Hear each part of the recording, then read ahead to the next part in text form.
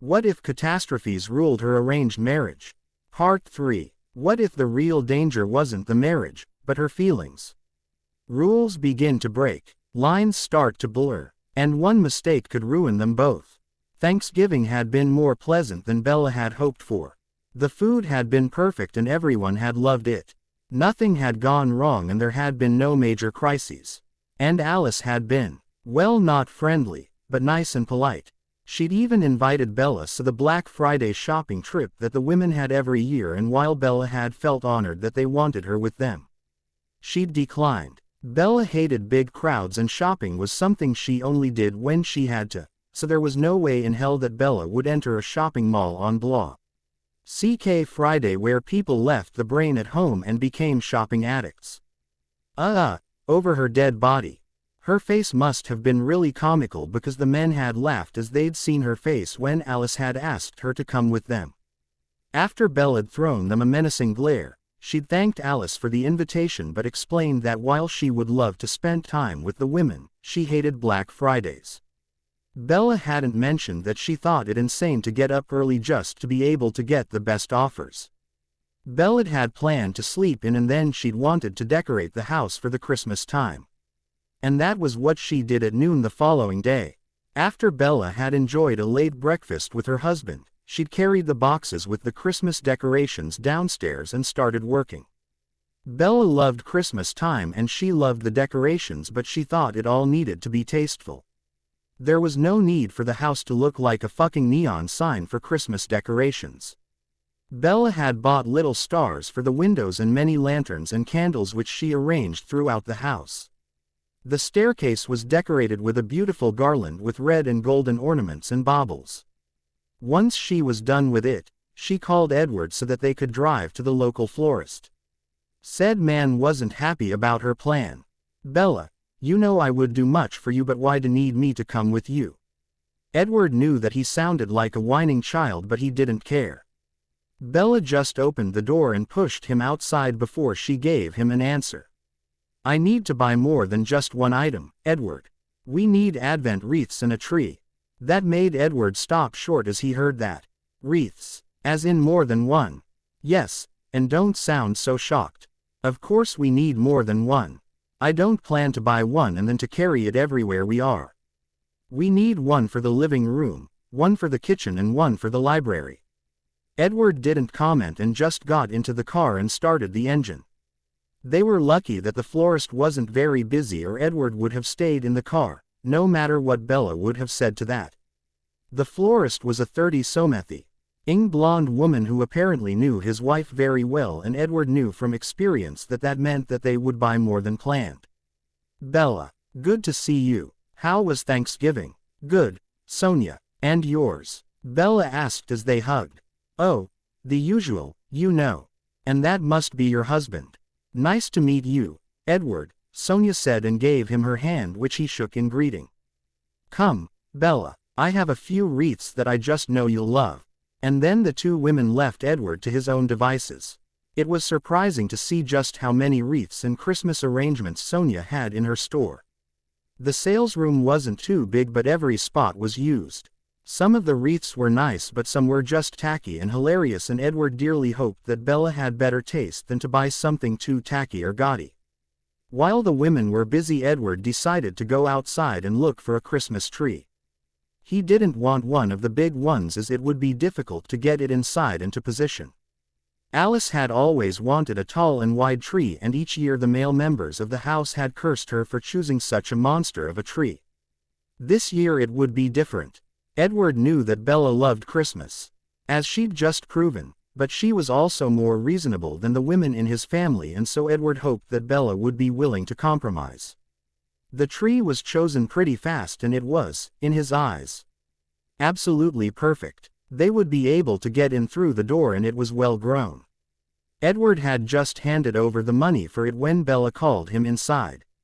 And what he saw made his jaw drop. On the counter weren't the 3 wreaths that Bella had wanted to buy. No, there were 5. 5. Edward, come here and look, Bella said with a happy smile as she looked at her selection. What do you think? Aren't they wonderful? Sonia and her girls are so talented. Thanks, Bella, Sonia said and looked very pleased. Of course, she does. She's about to earn quite a lot of money. Yes, they do look nice. But why do we need 5 of them? Bella glared at him as she heard his question. Because I like them. The 4th is for the dining room and the last one, well, I'm not sure yet, but I think it'll look good in the entrance hall. And just so you know, decorating falls into my range of duties, so shut up. Edward knew better than to object and just kissed Bella, and offered to help her carry to the car. That had obviously mollified her, and with a satisfied grin she handed Sonia her credit card.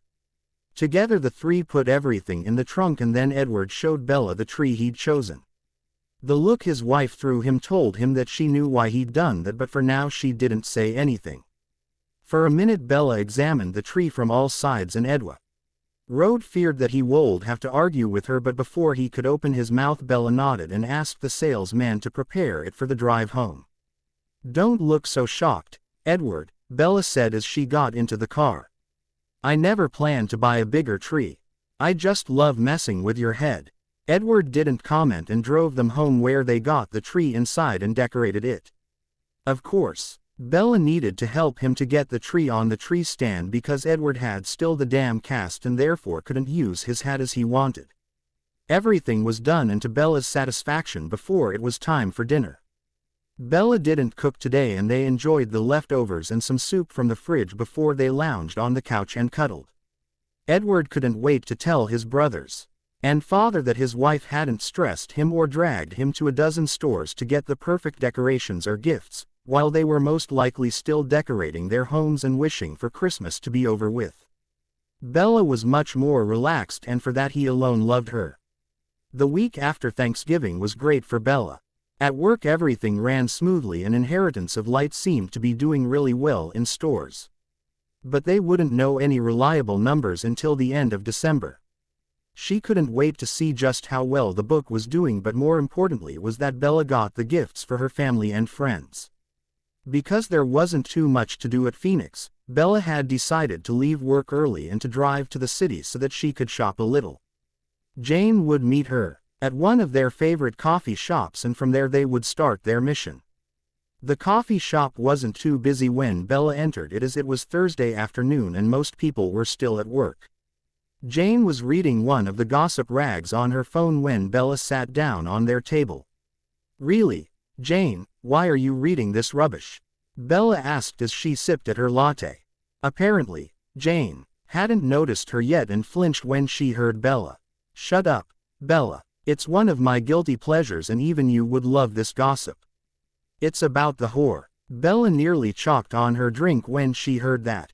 Really? Why? Jane snickered as she saw Bella's eager expression. Now, you want to know?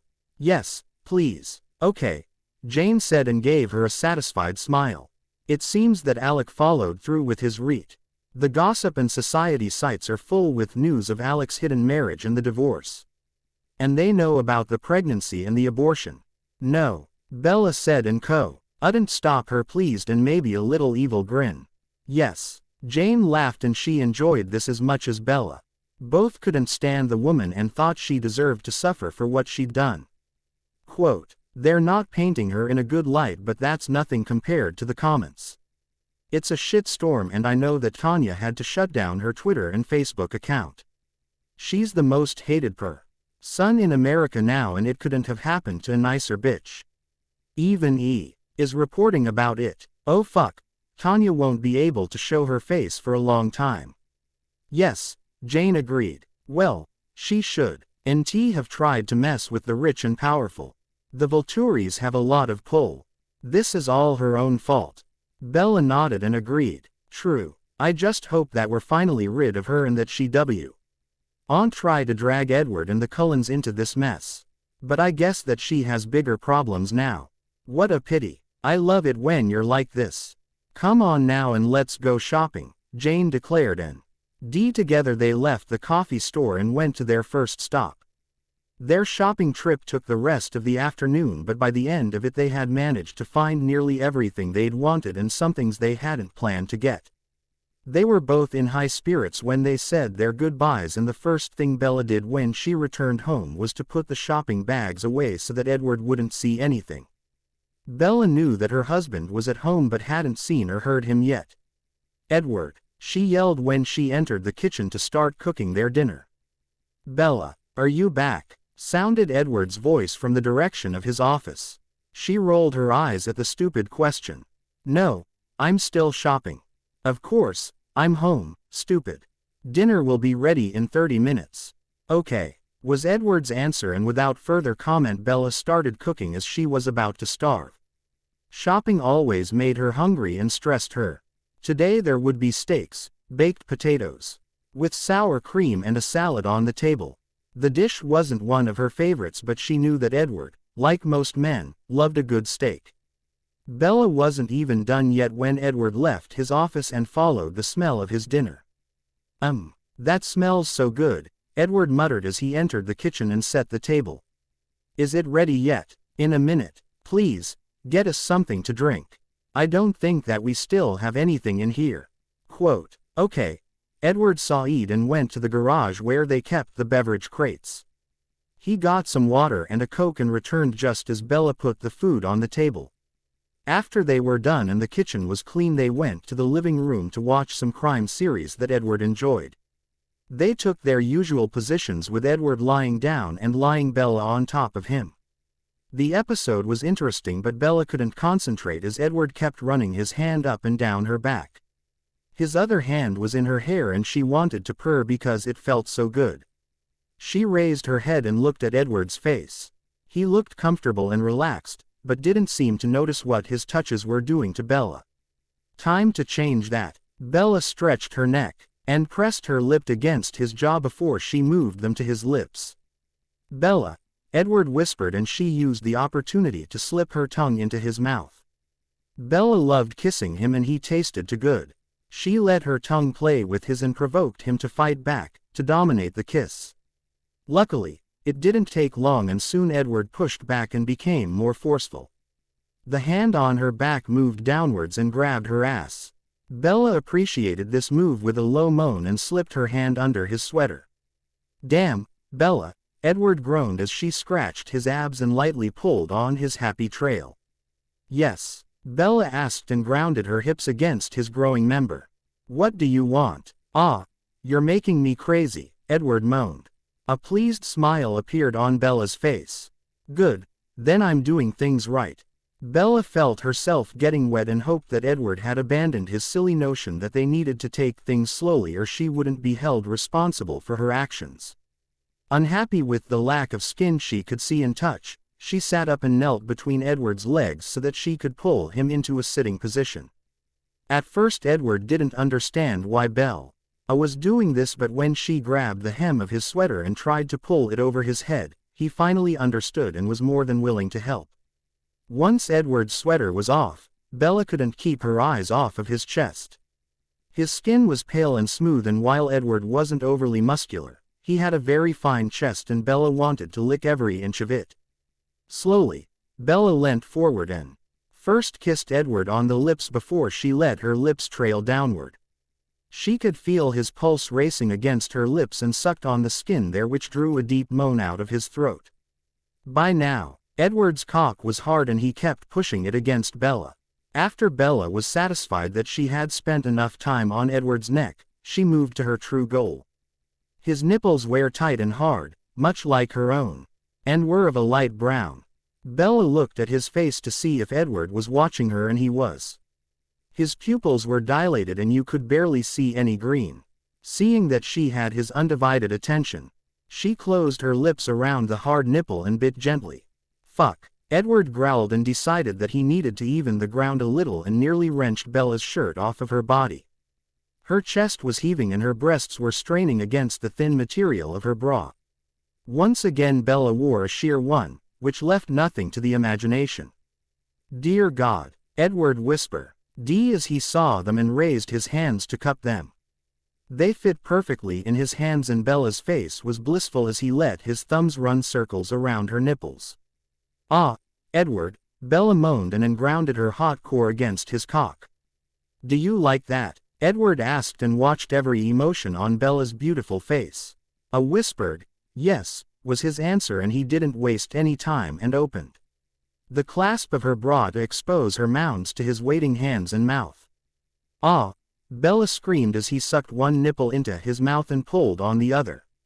"Yes, just like that. Please, please." "What?" Edward asked, pleased with her reaction. A verbal answer though wasn't necessary as Bella moved her hands to his jeans and tried to get to button through the opening. Suddenly, Edward's mind cleared, and what had sounded like a great idea didn't sound like such good one anymore. They couldn't have their first time on the couch in their living room. It shouldn't be a quick fuck, it should be slow and gentle. And it should mean something. Bella deserved better. Damn it, they deserved better. And so it was with a heavy heart that Edward grabbed Bella's hands to stop her. "Bella, wait a moment." "What? Why?" She couldn't believe that he was stopping her, and she hoped, for his sake, that it was for a good reason. "Bella," Edward began gently and tried to control his breathing and his raging hard-on. "I would like nothing more than to continue, but our first time together should be better than a hot number on the couch." "Are you kidding me?" Bella asked, incredibly and a little angry. Edward was just about to answer when Bella jumped off the couch and stalked upstairs. "I can't believe that he's doing this shit again. I've done everything in my power to signal him that I'm more and okay to take things further, but he won't listen to me. That's it. I'm taking things into my own hand and show him exactly what I want." Without listening to Edward's stammered words, she went into her room and pulled a dark red box from her closet and threw the lid to the side and searched for something specific that could help her now. "No, no, maybe another time, no. Yes." Triumphantly, she pulled the item out of the box and hurried out of the door, where she collided with Edward's still naked and very attractive chest. "Bella, please, try to understand," he began, but Bella was past the point where she was willing to listen to reason and simply grabbed his hand and pulled him to his own bedroom. Once the door was closed, she pushed Edward down onto the bed and straddled his chest. Edward was completely confused and didn't resist when Bella moved his arms. She quickly took his good arm and wrapped a silk ribbon around it and fastened it at one of the posts of his heavy wood bed before she repeated the action with his second arm, but she was more careful with it as the cast was still on. Bella knew though that the bone was healed and the cast to be removed early the following week. So there was no risk that she would hurt Edward. Finally, Edward's mind had caught up and he noticed that he was tied to his bed and at the mercy of his wife. "Bella, what are you doing? That should be obvious," Bella declared as she got up and moved to the foot of the bed, where she simply looked at him for a moment before a smile appeared on her full lips. And that smile scared Edward, even if he was still aroused and harder than was comfortable. "You know, Edward," Bella mused, "I know why you wanted to take things slow, I really do, but I'm not willing to wait any longer. You're afraid to fuck this up because you acted like an asshole when you were still with Tanya, but that is over and done with and we need to move forward. I tried to give you subtle hints but they didn't work and I was forced to be more transparent, and so I decided to give you a little show." Edward gasped as he heard that. "Are you telling me that?" "Yes, I left the door open for a purpose and I knew that you were watching." He couldn't believe what he was hearing. Bella had tried to seduce him and he had done nothing. God, I'm such a fool, but, damn, that's hot. Imagine my disappointment when it didn't work. Oh, it worked. Bella. Edward breathed and tried not to come untouched. That would have been embarrassing, but Bella was making him crazy. "But not enough," she contradicted. Today I thought that we would finally leave the fucking past behind us, but no, you had to ruin it and now I'm done waiting." Bella moved sinfully as she crawled up the bed and knelt over his while she opened his jeans and started to drag them and his underwear down his legs. Edward moaned when his cock finally sprang free and saw that Bella looked pretty pleased with herself once he was completely naked. "Mr. Cullen, I'm impressed," Bella purred and liked her lips while she let her eyes wander over the body before her. "But I thought you didn't want to move further." "It seems that so." Nothing big and hard as disagreeing with you. Edward knew Bella was enjoying herself greatly while he couldn't do anything. It was torture, but he loved it. It didn't say that I didn't want to bury myself in you and make you mine. Just that it wasn't a good idea, he growled and found that his internal filter had decided to stop working. His wife didn't seem to mind as she let her hands move over her breasts and down her stomach. Good, then you should enjoy the following, even if we don't agree on all points, Bella said in a breathy voice and opened her jeans. Slowly, she pushed them over her round hips and down her shapely legs. Edward couldn't tear his eyes off her hands and welcomed every new piece of skin that Bella revealed. Soon she stepped out of the jeans and put them over AC. Hair next to his bed, which gave Edward the opportunity to drink in her wonderfully sexy body. All that was left on her was a sheer panty, matching to her bra, that hid nothing. He could see that Bella was nearly completely bare and wanted to rip it from her, but he was tied and unable to touch anything. Please, Bella, Edward whispered as he followed her hands that were now back on her and moving up her thighs to the waistband of the panties. Bella, who never let Edward out of her sight, cocked her head to the side and teasingly stopped her hands. What do you want? Should I stop and just leave you here? No, Edward nearly yelled because he thought he would die if he didn't get any release, and soon. But, please, untie me. She seemed to consider it for about 3 seconds before she grinned and shook her head. No, I don't think I will. You had your choice and wasted it. Now, it's my turn, and I think that I need to show you just to what you're saying no. And with these words she pushed her flimsy underwear down and kicked it aside. Edward couldn't stop staring at her naked beauty. His wife was beautiful and sexy, and he wanted to worship every inch of her body and bring her leisure beyond her imagination, but he was forced to be a passive participant of her show. Never had Edward cursed his own stubbornness as much as he was now. If he had kept his mouth shut and stopped thinking of his past mistakes, then he wouldn't be in this situation. Not that his situation was all bad. Edward had to admit that he found it incredibly arousing to be dominated by Bella. It was like nothing he'd ever experienced. Slowly and carefully, Bella crawled once again onto the bed, and Edward groaned as he felt her skin brush against his. Bella moved forward until she was over his weeping cock that was begging for attention but had been ignored until now. Now, I know that you want it slow and gentle, and we'll get to that, but for now I want it fast. And, guess what, I'll get what I want, Bella said and showed him the condom she was holding between her fingers. He didn't know where she'd gotten it, and at this point he didn't give a fuck. Bella could see that Edward was slowly losing his mind, but she didn't care. She was horny and wanted sex, damn it. Not that she thought that Edward would try to stop her at this point, and she doubted she would listen even if he would. She was just too desperate to feel his hard cock inside her core. She could feel the wetness coating the inside of her thighs and knew that even though Edward was bigger than her plastic friend, she would avenue no trouble to accommodate to his size.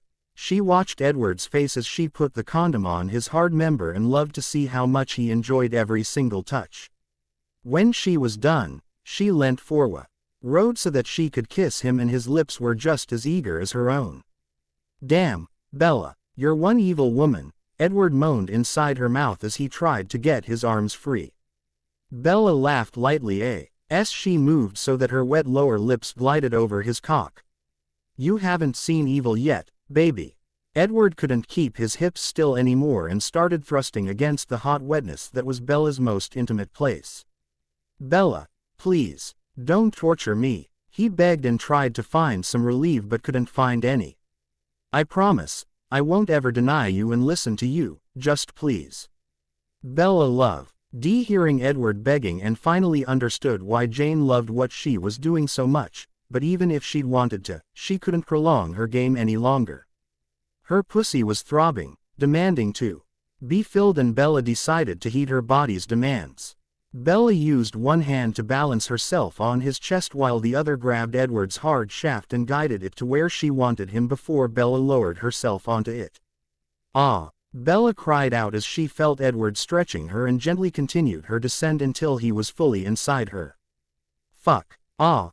Bella. Edward screamed as he felt him's LF entering Bella's body for the first time.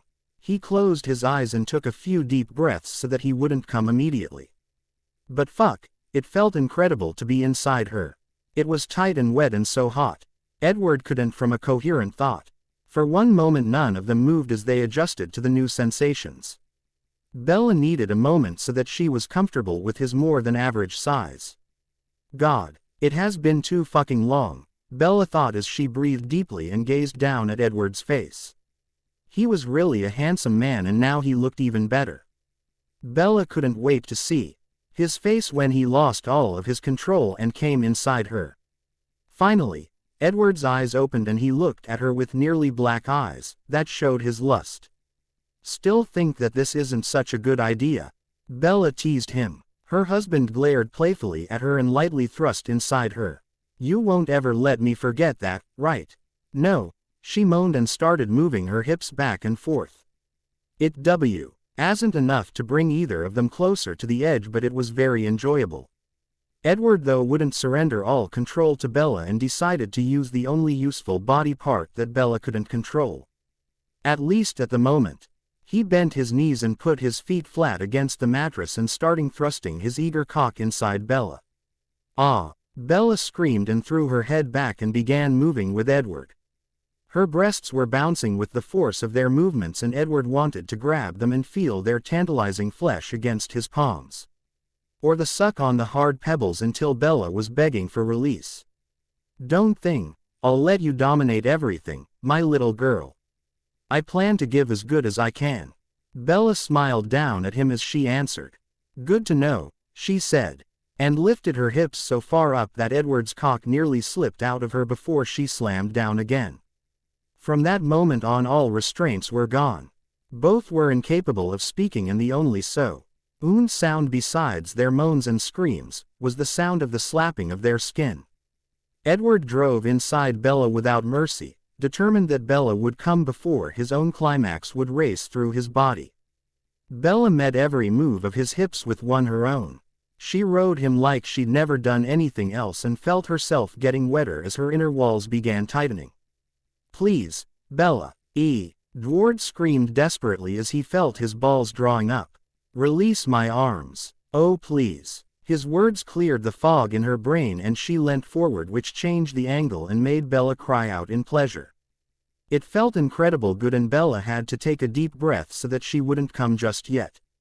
Once she's regained some control, she grabbed ends of ties and released Edward from his bindings with 2 strong pulls. Yes, Edward screamed in triumph and sat up. Both screamed at the change of position. That new angle made her somehow tighter and Bella's clit rub against Edward's pubic bone and the coarse hair, which sent sparks through her already overstimulated body. Edward wasted no time and thrust his bad hand into Bella's wonderful locks and grabbed with the other hand one of the nipples and twisted it. Fuck. Bella moaned loudly and started moving her hips faster and faster. Yes, Bella, come for me, now. Edward screamed and pulled sharply on the nipple between his fingers. It was as if an electric current ran from her nipple to her core and her climax hit her completely unprepared. Ah, Edward. The way Bella clamped around him pulled his own orgasm out of him, and with a loud growl he emptied himself into the condom. Once the tension was released and his cock was spent, he slumped back and Bella followed him. He wrapped his arms around her and both just laid there and basked in their afterglow. Bella felt pleasantly exhausted and enjoyed the light tingling of her core. Edward was still inside her and she loved that special closeness. She closed her eyes and savored the feeling of his fingers as they moved gently over her skin. Edward buried his nose in Bella's hair and inhaled her scent. She still smelled like her favorite strawberry shampoo and that something that was her unique scent, but there was also the smell of sex. It was a heady combination and he could easily become addicted to it. Remind me to never refuse you again, Edward muttered after about 10 minutes of silence. You have great ideas. Bella smiled at that and kissed his chest lightly. I'll remind you of that. The cooling cum became soon uncomfortable and reluctantly slipped out of Bella, who gave a little flinch at that action. Somehow Edward managed to move his tired arms and removed the condom to throw it into the bin between his bed and nightstand. Not that I'm complaining, Edward began and pressed a kiss against her forehead. But what brought this on? I didn't peg you for someone so dominant. Bella blushed lightly and knew that Edward could likely feel the heat against his skin. Well, you made me do it. I was horny and tired of waiting. I haven't had sex in over a year. Really? Edward asked and blinked unbelievingly. He couldn't wrap his head around the fact that his sexy and beautiful wife hadn't had a not self-made orgasm long in over 12 months. Yes, and I needed it badly. And you can blame Jane for my dominant behavior. Edward could hear a teasing smile in her voice. But that didn't stop him from asking why. Bella looked at him and something about her gaze made him a little uncomfortable. I'll tell you, but you have to promise not to tell anyone else. That didn't sound good, but Edward was too curious to let this go. I promise. Jane and Felix are part of a very special lifestyle. Have you ever heard of BDSM? Edward's jaw dropped and his eyes popped nearly out of his head. Bella couldn't stop her laughter and kissed his lips. Seriously. They do, I mean, yes, Edward, they enjoy a more extraordinary sex life. And Jane, who's the dome by the way, taught me a few things. For one moment he didn't react, but then he threw his head back and started roaring with laughter. When he finished laughing, he looked at her with bright and happy eyes. Fuck, now I understand your comment from before Thanksgiving. Well, I'm looking forward to see what else Jane showed you, but for now we should rest. And then we can talk about round 2. Sounds good, Bella mumbled, and a few minutes later they were both asleep. Bella had a wonderful dream. She felt lips all over her body. First, on her lips and and then they traveled down her throat and to her breasts. It was so fantastic and Bella couldn't get enough of it. She felt herself getting wet and her core started tingling, which made Bella want to rub her thighs together to create some friction, but something was stopping them. A frustrated whine left her and a deep chuckle answered it. Bella lifted her hips and searched for something so relief the need inside her, but she found nothing. Hush, baby, you'll get what you want soon, a voice whispered into her ear, and the hot breath made her shiver with want and longing. A sound penetrated her mind, but Bella couldn't make out what it was, and a second later she didn't care any longer as something gloriously hard and big entered her. Bella moaned in pleasure and started moving her hips with the member inside her. It felt so right and good. Bella didn't want to wake up and lose these magnificent sensations. With all her might she tried to stay inside her dream. Those wicked lips set around her tight nipple and sucked so hard that she thought she would bruise for sure. This pleasurable pain made her shout and finally open her eyes. For one moment Bella was disoriented and didn't make out what was in front of her, but then she saw the crooked smile of her husband and realized that it hadn't been a dream at all. Edward was lying between her legs and smiled at her as he noticed that Bella had joined him in the land of the living. Good morning, Bella. Did you sleep well? He asked and thrust gently inside her. Bella moaned and gave him a pleased smile. Very, my dear husband. And this morning seems to be just as good. Oh, just good? Edward asked and started moving faster. Well, I hope I can do better than just good. Yes, Bella whispered and didn't know if she was answering him or not. Their union wasn't as fast or forceful as their first one, but it was just as pleasurable. Edward's strokes were deep and slow, and Bella thought she would explode if he didn't move faster. Please, Edward, more, Bella begged, but Edward just shook his head and kept his pace. His arms were around Bella's body and they were so close that not even a piece of paper would have fit in between them. That, of course, made Bella's breasts rub against his chest, which sent little jolts to her throbbing core. Bella wove her fingers into his unruly locks and dragged his mouth down to hers. Their kisses were unhurried, just like the rhythm of Edward's thrusts. It didn't take long before Bella felt herself clenching around Edward's shaft, and a silent shout left her as she found her release.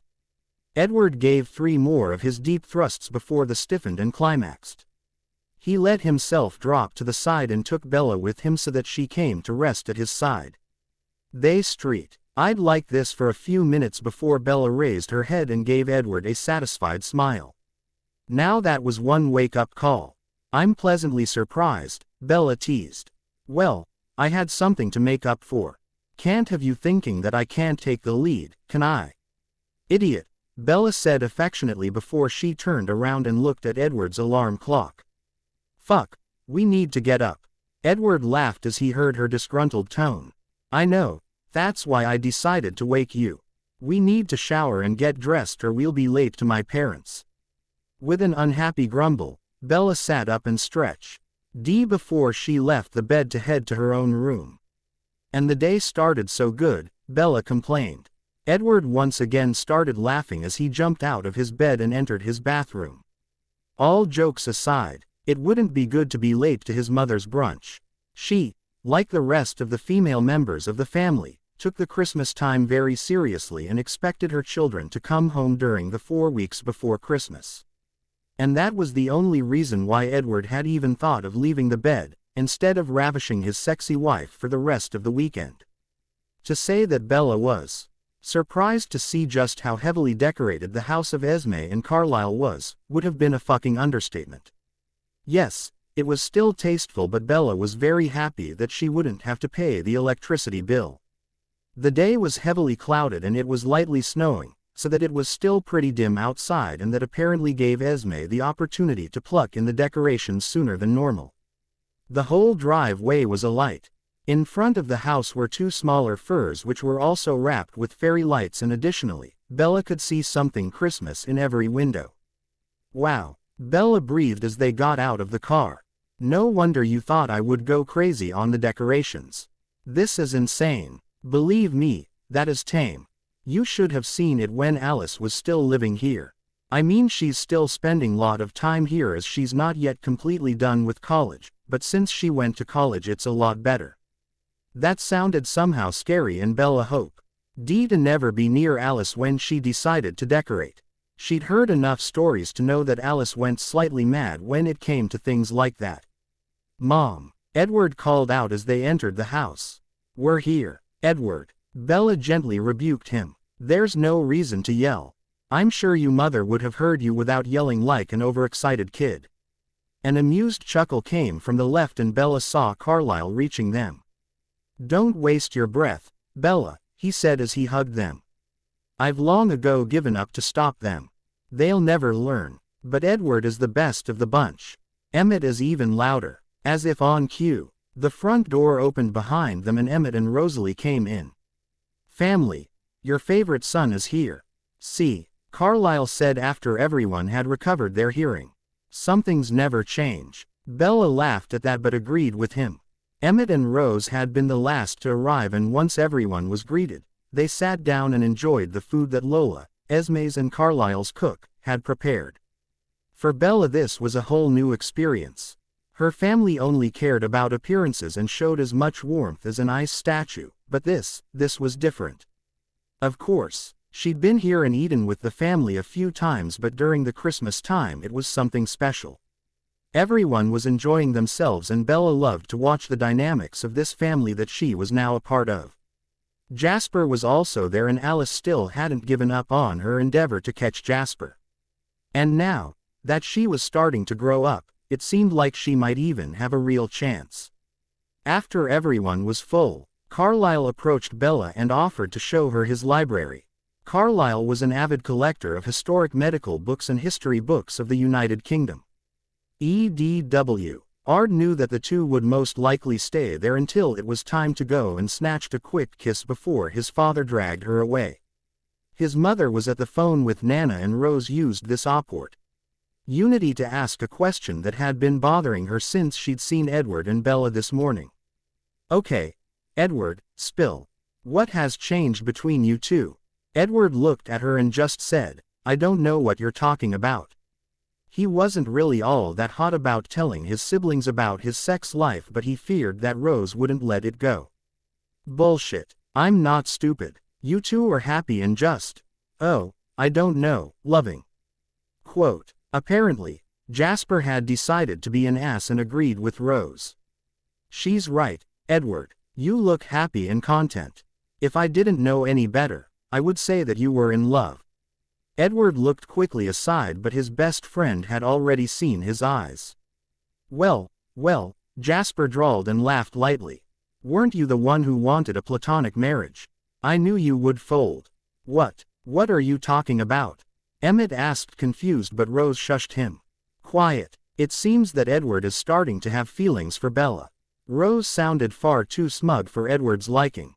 But there was nothing he could really say to that. Emmett though started laughing and his eyes were sparkling with glee. I knew Bella would break you. She's one hell of a woman. That she isn't very dominating when she needs to be, Edward added, and the next second he wished he could bang his head against a wall. Repeatedly. How could he have been so stupid to say something like that in the presence of his siblings? Now there was no chance in hell that Edward could keep last night's happenings secret. Well, fuck. Emmett and Rose were smiling at him, and that smile made grown man run and hide, but Edward knew they would come after him. And Jasper wasn't helping him as he just watched and continued to look very pleased. The only one who could have helped him was Alice, but even she looked too curious to be willing to stop Emmett and Rose. Knowing better than to delay the inevitable, he just began talking. Okay, so last night, like most nights, we were lying on the sofa. And suddenly we were kissing, and then things progressed, and next clothes were ripping each other's clothes off, and damn, Bella was so hot and sexy, but before we could go any further I stopped her.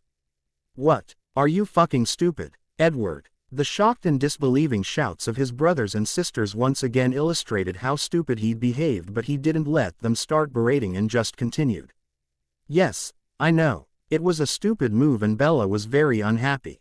What a surprise. As soon as she realized that I wouldn't just, well, fuck her there and then, she jumped up and stalked upstairs. I tried to talk to her but she ignored me, and so I was forced to follow her. I ran into her in the hallway and Bella just grabbed me and pulled into my room, where she pushed me onto my bed and tied me to the posts. Emmett, who's just taken a swallow of his Coke, immediately choked on it and started coughing. What? Are you serious? When Edward nodded, he nearly doubled over laughing, and the others weren't much better. Fuck, that's hilarious. Bro, keep talking. I want to know what Bella did next. Edward felt himself blush, and that made his audience even more eager for him to continue. Well, she told me off and stripped first me and then herself before she rode me like a pony. By now everyone was laughing, and even Edward could see why. If it had happened to anyone else, Ward would have been rolling on the floor. He saw Esme checking on them, but she didn't demand an explanation for why they were laughing so hard that tears were rolling down their faces. She just shook her head at their foolish behavior and thought it better not to ask. Ignorance was bliss, after all. When Edward's audience had finally calmed down, it was Emmett who spoke first. Edward, count yourself very lucky. You have an awesome wife. But where did she learn that? Here Edward blushed again but decided to answer anyway. Bella has a friend who is a dome and she taught Bella some things. Jasper and Emmett looked impressed and a little jealous. So unfair, Emmett murmured and shook his head. Pops chooses your wife and he gets you one that has a kinky streak. That is so unfair. Jasper just nodded, while Rose and Alice rolled their eyes at their childish comments. Maybe, if you're a really nice husband, I could talk to Bella and see if she would be willing to give me some pointers. Rose suggested with a saucy smile and was rewarded with a passionate kiss from Emmett, who looked as if Christmas had come early. Why are you making such a ruckus? Bella asked from behind them. She and Carlisle had just come downstairs and he had immediately gone to look to Esme so that he was far away from his children's craziness. Bella, Emmett shouted and jumped up to draw her into a nearly painful hug. Have I ever told you that I love you? No, Bella asked with a confused expression after he'd let her go. Emmett's naughty grin worried her a little and she slowly backed away from him and towards Edward, who pulled her onto his lap and wrapped his arms around her. Edward told us about your wild side and about that very helpful friend of yours. Edward. Bella rebuked him but he shook his head. I haven't told them who your friend is, just that you have one, Edward promised, and Bella seemed satisfied with that, although she was a little embarrassed that Edward had talked about their sex life. Good. But then again, Bella mused, she wouldn't care if they all knew about her passion as long as it stays between us. Really? Edward asked doubtfully. He wanted tea. O.C. Emmett's face when he realized that sweet little Jane was the one they were talking about, but he didn't want to say anything he wasn't supposed to. Yes, they're not ashamed of their lifestyle, and don't really care about what most people think about them, but because of his job they keep it silent, Bella said. She knew that Jane would get a kick out of it if she could tease Emmett and Jasper with it. And that's what decided it for Bella. Well, do you want to know who is my dominant friend? Everyone was nodding eagerly and Bella watched them carefully as she gave them the name. Jane. She is the dome and her husband Felix her sub. Silence. No one said a word for one long moment. Their expressions varied from shock to disbelief and amusement. Emmett was the first who recovered and his shouted, "Fuck!" released the others from their shock. Rose was once again laughing while Jasper was murmuring to himself and Alice was just blushing. Bella felt Edward's suppressed amusement as he pressed his face against her back and she couldn't fault him for that. It was very funny to watch. They didn't get to talk about this any further because Esme called them to coffee. They spent the rest of the afternoon at the house of Edward's parents and Bella silently thanked Edward Sr. for giving her such a great if a little crazy family. Edward was sitting in his office waiting for Garrett and Eric Yorkie while he went over the paperwork for some investment Emmett thought would be very lucrative. It was now mid-December and Edward's arm was finally out of the cast. Everything had healed as it should and the physical therapy was going well. In fact, most things were. Alice seemed to have pulled her head out of her ass and was concentrating on her final exams, and his relationship with Bella was better than ever. Every day Edward was looking forward to spending time with his wife. Bella was the best that had ever happened to him and he still couldn't believe that he had been such an ass at the beginning. But Bella didn't bear grudges and often reminded him to let the past go. The only dark spot in his life was work, or rather the damn rat that was stealing money from him and which still hadn't been caught. Whoever it was, knew what he was doing and had most likely help. This problem was the reason why Edward had called Garrett and Mr. Yorkie to a meeting. He'd read through T.R. reports and something was bothering him. A short knock announced the arrival of his most trusted employee. Enter. Edward Said, and immediately the door opened and Garrett together with Mr. Yorkie entered the room. Mr. Cullen. Both men greeted him and Edward asked them to sit down at the sitting area in front of the huge window. Gentlemen, I've asked you to meet with me today because of a few questions about your last report, Edward Said, and noticed that his two guests shared a look. It seemed that they had an idea about why Edward wanted to talk to them. What is unclear, Mr. Cullen? Garrett asked as Mr. Yorkie pulled a folder out of his messenger bag. I've noticed that you've made some progress and it seems that no more money has been stolen, but what puzzles me is the list of people you're observing. Garrett nodded and didn't attempt not to know who Edward was speaking about. You're talking about James Hunter? Yes, Edward Said, and looked at them closely. Why have you checked him?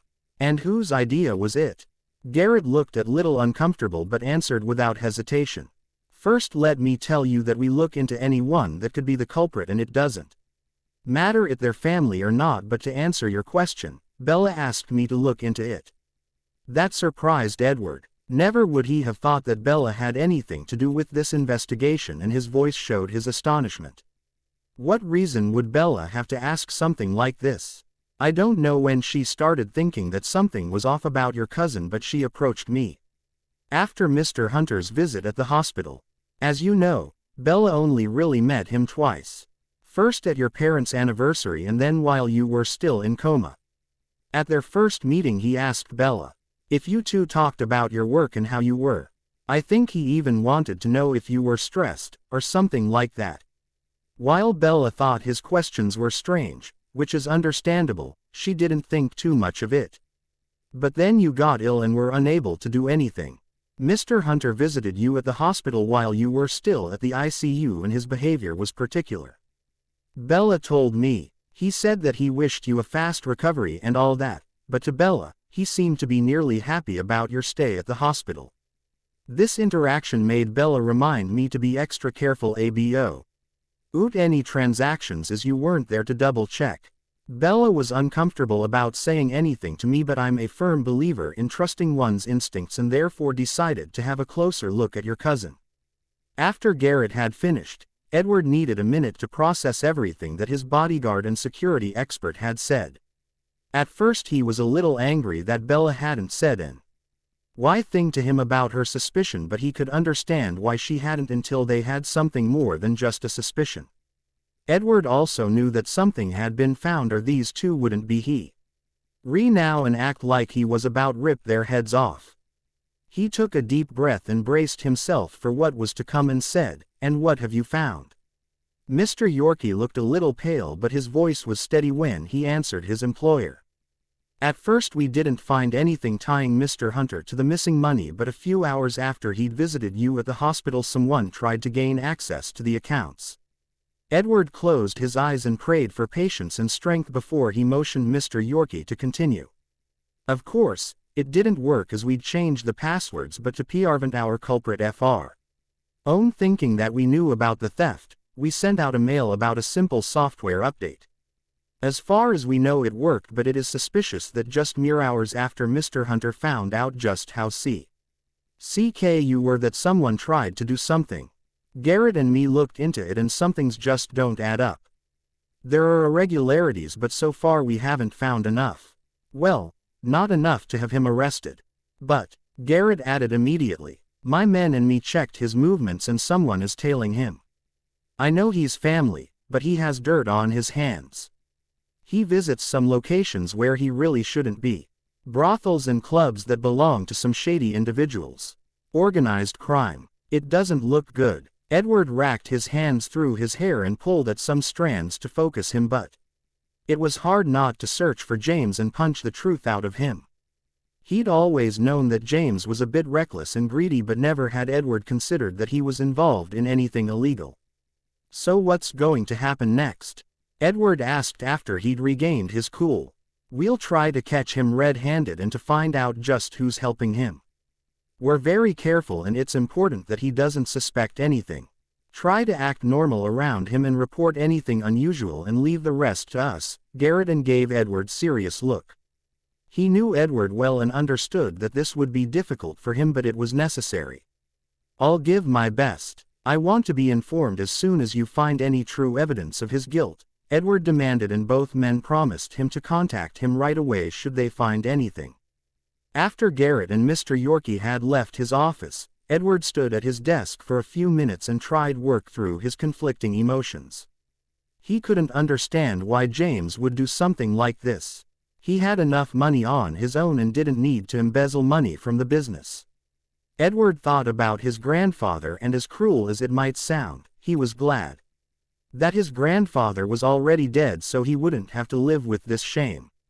He looked around his office and decided to call it a day. Edward wanted to see his wife and feel her calming touch. With a depressed sigh, he called his PA and told her about his plans. Bella was sitting at home reading through some manuscripts when she heard the front door opening. Confused, she looked at her watch and saw that it was much too early for Edward to be home, but it could only be him as Garrett was with Edward at the office and Kate only entered the house through the back door. She quickly stood up and went to the entrance hall where she saw Edward hanging his coat into the closet. Edward, why are you home? Bella asked and let her eyes roam over his face. Something had happened. Something that had upset her husband. What happened? Edward's eyes were tired when they met hers, but he managed a small smile. Nothing too bad, but I talked to Garrett and Mr. Yorkie about our little problem. They also told me about your worries concerning James. Oh, what a stupid response that was, but Bella didn't know what else to say to that. She'd meant to talk to Edward about his cousin, but because of the problems with Alice and Tanya and the stress because of the deadline for the book, she'd simply forgotten it. "Edward, I didn't mean to keep this from you," Bella tried to explain. She didn't want this to put a strain on their relationship. "I simply forgot it, and Garrett hasn't said anything to me about it, so I didn't worry about it any further." Edward, hearing the distress in her voice, walked to Bella and wrapped his arms around her before he kissed her lips. "I'm not angry at you. Yes, at first I was a little peeved, but I know that things were quite busy these last few months and you trusted Garrett to look into it. I'm just shocked and angry with James. Garrett and his men haven't found anything concrete yet, but James has some dirt on his hands." "I'm sorry," Bella murmured against his chest. This couldn't be easy for him, and Bella could understand why he was acting so out of character. "No need to be sorry. You haven't done anything wrong, Bella." Edward sighed and led him to the living room, where he sat down on a comfortable love seat and pulled Bella into his lap. Bella, understanding that Edward needed her, pulled his head against her chest and ran her fingers through Edward's hair. They stayed like his for several minutes before Edward started to relax. Soon Bella could hear content noises leaving him. It nearly sounded as if he was purring, and Bella found had incredible cute and continued to pet him. After about 20 minutes, Bella heard Edward's stomach making its presence known and started laughing. "Someone seems to be hungry," Bella said, and looked at Edward's face that was a little red. "Well, yes, I haven't eaten anything since breakfast and now I'm starving." Unwilling, Bella got up and pulled Edward with her and gave him a little shove towards the stairs. "Go shower. I'll see what I can conjure." Edward gave her another loving kiss before he went upstairs and let Bella do the cooking. He knew she hated it when someone was in the kitchen while she was cooking.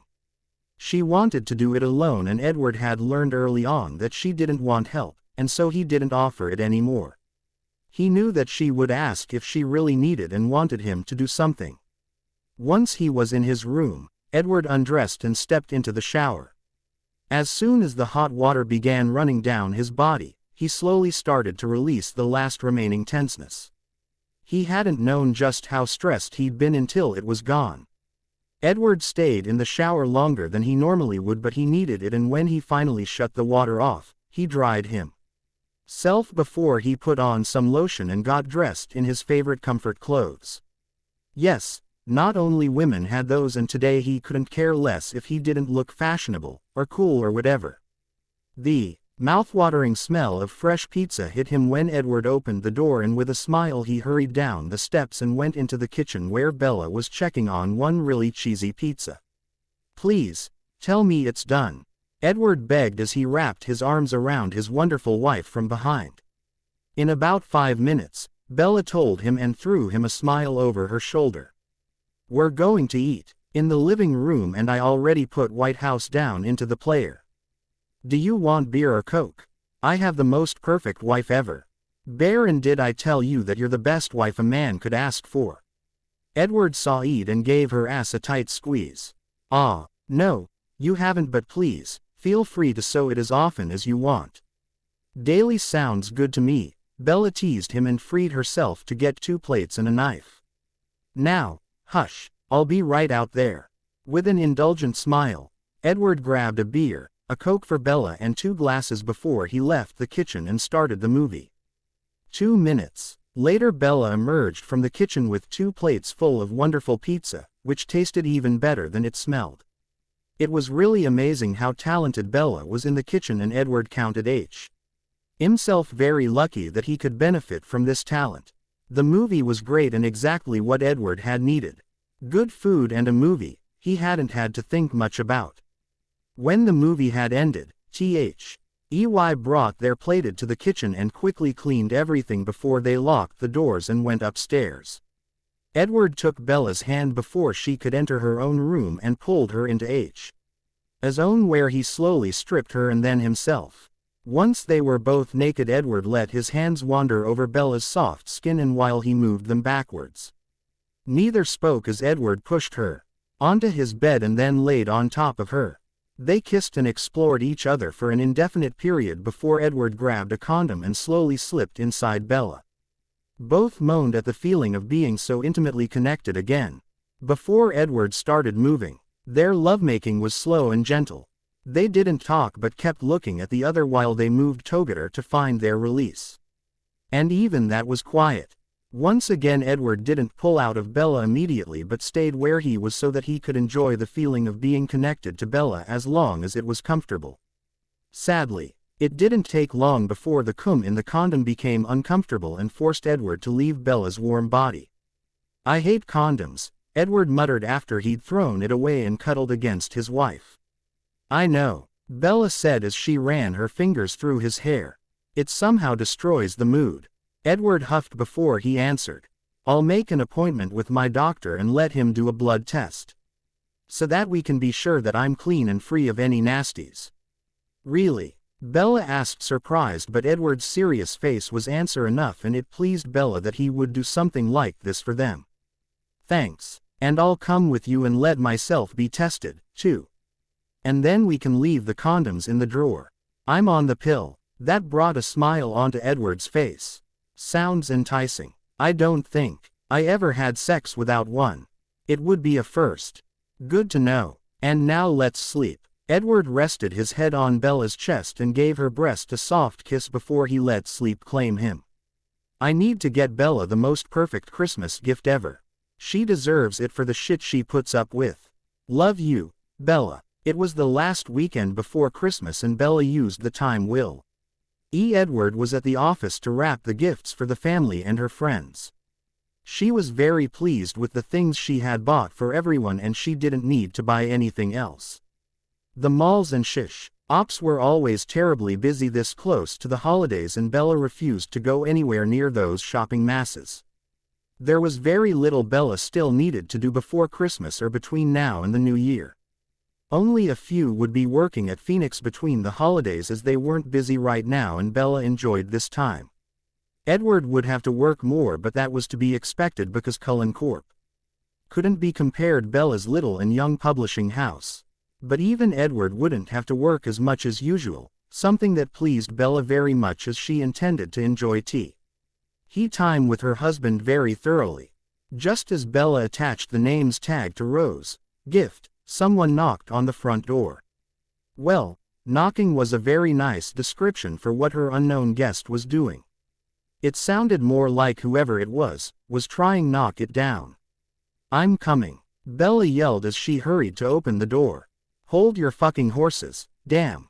What is the meaning of Bella said as she opened the door but didn't get to finish because Jacob pushed past her and one look at him stopped Bella's angry exclamation. Jacob looked distressed and seemed to be in a complete tizzy. His eyes were huge and didn't seem to really focus on anything and he couldn't stop fidgeting.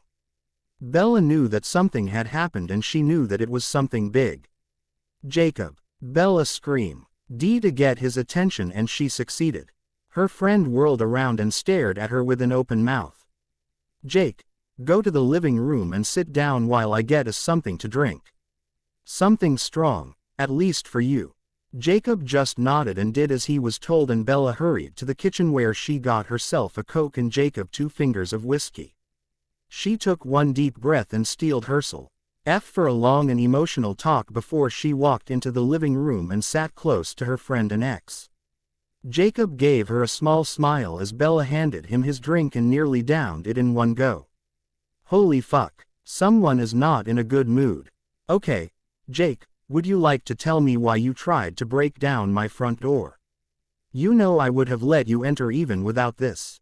Now, her friend looked a little sheepish but the stressed look didn't leave his face. "Sorry, I know I'm acting very out of character but I feel like my life is spinning out of control." That much was obvious to Bella, who knew Jacob very well and knew that while he liked to live in denial, he wasn't one for dramatics. "What happened to make you feel this way? Does it have something to do with your father?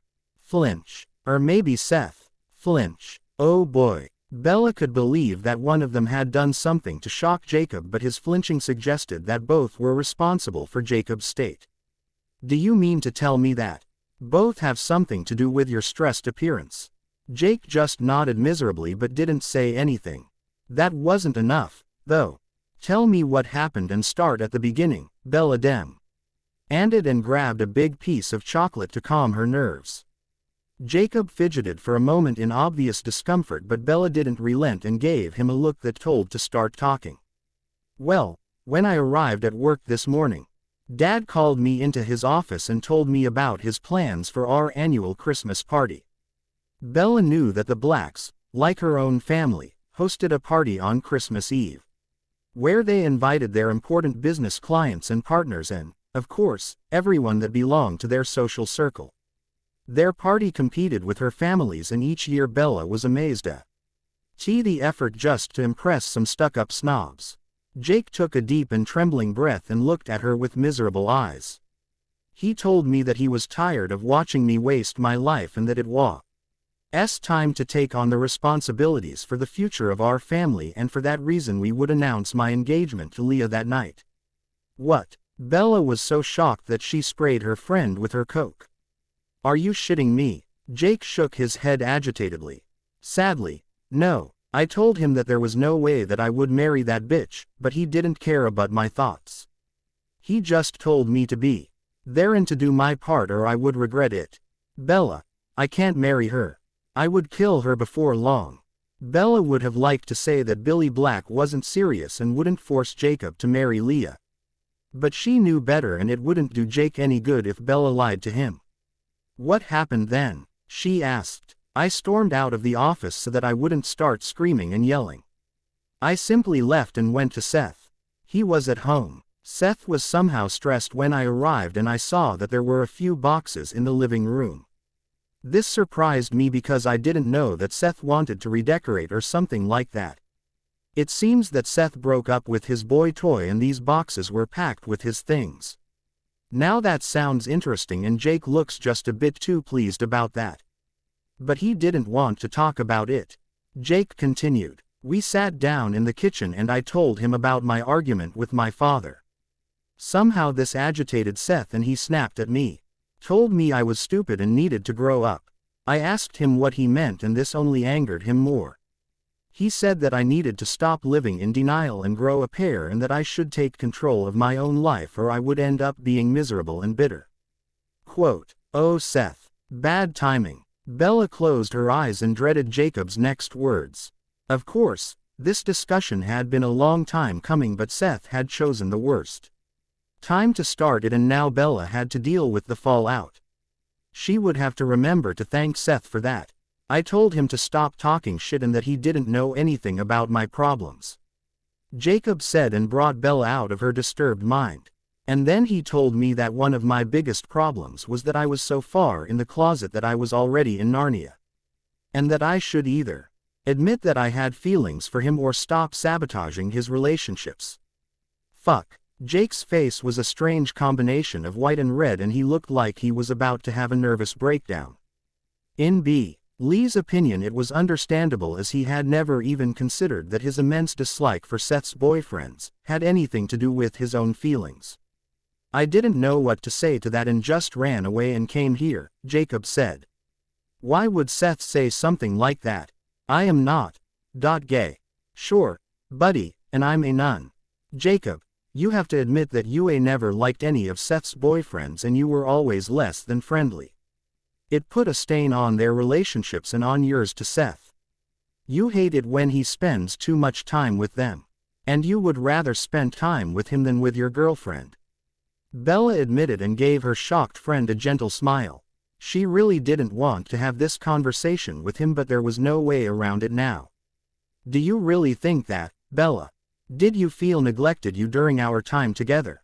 Her friend asked her in an unbelieving voice. I didn't feel neglected per se, but sometimes it felt as if there was a third person. Whenever Seth needed you, you dropped everything and went to him. I never felt as if I were your first priority. Jacob shook his head in denial. That's not true. I was a good boyfriend and we had our fun and the sex was good. Bella hated that he had brought it up, but it was time that Jake was confronted with some unpleasant truths. Yes, You were a good boyfriend, but our sex life was never really passionate. It always seemed to me as if sex wasn't something that you really enjoyed and you never had a problem with not getting any. And you liked to do it in the dark and from behind. I'm not stupid, Jacob. The signs were pretty telling. Quote, okay, maybe that had been a little too honest, but her dear friend was just too thick-headed. Even now Jacob was shaking his head and murmuring that that wasn't true. Jacob, Bella yelled and stood up. She was getting frustrated, and that was never a good thing as she tended to overreact. There is nothing wrong with being attracted to men. Okay, so your father won't be too happy. But who cares what he thinks? I think it would be good for you if you cut some ties with him and started working somewhere else. You're good at what you're doing and wouldn't have any problems getting a new job. Stop trying to please your father. He will never be happy, and it's no use wasting your time trying to change yourself for his benefit. Your friends won't care as Mo. Saint already suspect that you're attracted to Seth. No, Jake screamed and jumped up. I'm attracted to women and you're all wrong. That is not true. That's it. I've had enough. It's time for some drastic measures. Bella ripped her shirt over her head and threw it onto the love seat, and then she removed her bra. Jake hadn't moved 1 inch and was staring speechlessly at her, and not in a way a heterosexual man would have looked at her naked breasts. At last she took his huge hands and put them on her tits. He flinched lightly, but that was all he did, besides staring at her with confused and shocked eyes. How does that feel, Jacob Black? Bella demanded as she pressed his hands against her flesh. Does that feel good? Does it make you hard? Do you love my soft curves, or would you rather feel a hard and muscular chest underneath your palms? Because if you do, then you're definitely attracted to men. Admit it and do something before the man you love gets snagged away by someone who isn't afraid to be himself and willing to fight for Seth. What the fuck is happening here? The loud yell startled Bella, and she dropped Jacob's hand as she whirled around and looked at her dumbfounded husband. Double fuck. Edward seemed to be unsure if he should glare at Jacob or stare at her exposed tits. Meanwhile Jacob seemed to have found his ability to move again, and with a strangled groan he nearly ran out of the house. Both Edward and Bella looked at each other, and only the sound of spinning wheels ended their state of shock. Care to tell me why your friend had his hands on my tits? EDW. Ard asked Bella as he managed to tear his eyes from her chest. Your tits, Bella said, entertained, but her husband just rolled his eyes. Don't worry, Jake isn't interested in my female assets. And he never really was. Edward raised one brow in confusion. I thought he was your ex, so why wouldn't he have been interested in your really beautiful body? Somehow this comment made Bella smile, and she felt the tension leave her body. Yes, he was, and we had sex while we were together, but it wasn't anything to tell your girls about, and he was always obsessed with his best friend, who is a really sexy piece of man. But this isn't important right now. Jacob had a bad day, and Seth had decided that today was the perfect day to confront Jacob about his unwillingness to face the truth and to man up. This, Bella said and pointed to her bare breasts, was just a desperate try to make him see that he really isn't interested in women. I just hope it worked, or there will be hell to pay. Bella Why hoped that she had gotten through to her friend and prayed that he would confess to Seth. A cool finger ran down her sternum and startled Bella. Edward had used her distraction to close the distance between them and was now looking at her with a predatory smile. So, Jacob wasn't able to satisfy you? His voice had lowered, and that low timbre made her blood rush through her body. Bella wasn't able to answer and just nodded. We both know what happens when you're sexually frustrated, and I think it would be best if I prevented you from taking such drastic measures again. Don't you agree? Oh yes, she did agree and couldn't wait to see just what her man would do to keep her satisfied. An evil smile was her only warning before Edward grabbed her and threw her onto the love seat. He didn't give Bella a chance to catch her breath before his lips were on hers and his hands getting rid of her remaining clothes. Soon she was naked and painfully aroused. Her position wasn't the most comfortable one, especially if they were to have spectacular sex, and Bella hoped they were. She lied across the seat and her ass was on top of the armrest. This position also gave Edward a great view of her puss. Sigh, and he was staring at it with lust-filled eyes. Bella couldn't believe how quickly he could get her hot and wet. She was sure that he could see her leaking. My, someone seems to be very horny. Do you taste as good as you smell? What do you think, Bella? Edward asked her, but Bella's only answer was a breathy moan that begged him to stop teasing her. Apparently, he understood her perfectly. Edward dropped to his knees and lowered his mouth over her wet core. Most men would have maybe kissed the inside of her thighs or caressed her skin, but Edward didn't waste his time with such things and went immediately for the kill. Bella shouted when she felt Edward's lips close over her clit. His eyes were trained on hers as he sucked on the bud of nerves, and somehow she doubted it would take her very long to climax. Her hands grabbed the fabric of the love seat as she tried to find something to hold onto while her legs had effectively trapped Edward between them. Edward, Bella moaned and moved her hips to give her more of these delicious feelings that Edward's lips were creating. Once again Edward understood her wordless wish and he pushed two of his fingers inside her. He moved the M in tandem with his lips and Bella thought she would die from pleasure. She was staring blindly at the ceiling and nearly rode Edward's face and fingers. It felt so incredibly good and Bella couldn't remember the least time a man had pleasured her with his mouth. Jacob, for obvious reasons, had never even attempted it, and her boyfriend before him hadn't been talented in that department. But now, she was with someone who obviously knew what he was doing and also enjoyed it. Edward's eyes were barely visible to her, but she could see that they were darkened with arousal. Her husband's fingers were still thrusting into her, but Edward had loosened his lips and was now lapping at her clit with his strong tongue. Bella was moaning and could feel her insides beginning to tighten because of her approaching orgasm. Edward must have noticed a change in her because he suddenly bit down on the sensible bud of nerves. The pain was so delicious that it pushed her over the edge, and with a high keening scream, she shattered. Edward loved watching Bella as she came undone under his ministrations and drank every last drop of her release while he continued to stimulate her. Soon Bella was whining lightly and Edward, knowing that she must be sensible now, took his mouth away and got up so that he could gaze at his spent wife. He himself was rock hard and desperately needed to come, but this had been for Bella, and so he would have to do with his own hand. Seeing as his wife was momentarily out of it, he brought her into a more comfortable position and covered her with a soft comforter so she wouldn't get cold. He gave her a gentle kiss before he went upstairs to shower and to take care of his problem. Today was the 24th and Bella couldn't wait to get to the Cullen mansion. Edward had promised her that his family's home looked like a Christmas wonderland. And it was snowing. It couldn't get any better in Bella's opinion. Her friends had already gotten their gifts, although they wouldn't open them till the next day. And she knew that Jacob hadn't done anything stupid. Bella had talked to him shortly, and while he had accepted that he didn't like women, he hadn't approached Seth yet, but Bella had faith. Bella, are you sure that we need to take all these bags with us? Edward called from the entrance hall where Bella had left their bags and the presents for the family. Yes, Edward, or they wouldn't be there. She answered and went to help him. Edward looked rather unhappy that he would have to somehow get everything inside his car. It was a good thing that he wasn't taking his Vanquisher. He would have needed to drive 2 times. We're only staying for 3 days, he complained. What did you all pack? Bella rolled her eyes and grabbed one of the bags with the presents and carried it to the car.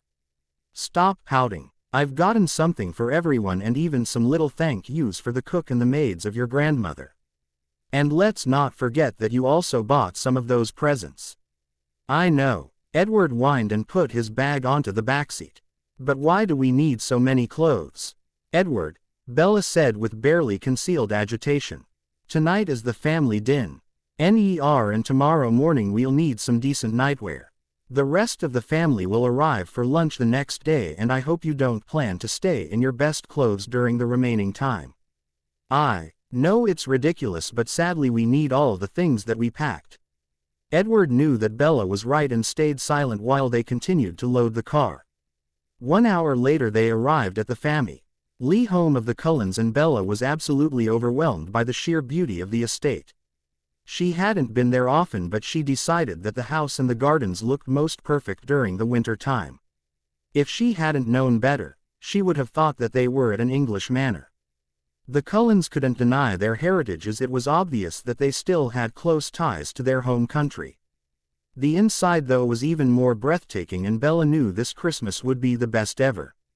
She didn't waste any time and started taking pictures immediately. "What are you doing there, Bella?" Edward asked as one of the staff members helped them with their bags. "Edward, this is our first Christmas as a family and I want to document it. And everything is so beautiful here, and Angela won't believe me if I don't have proof."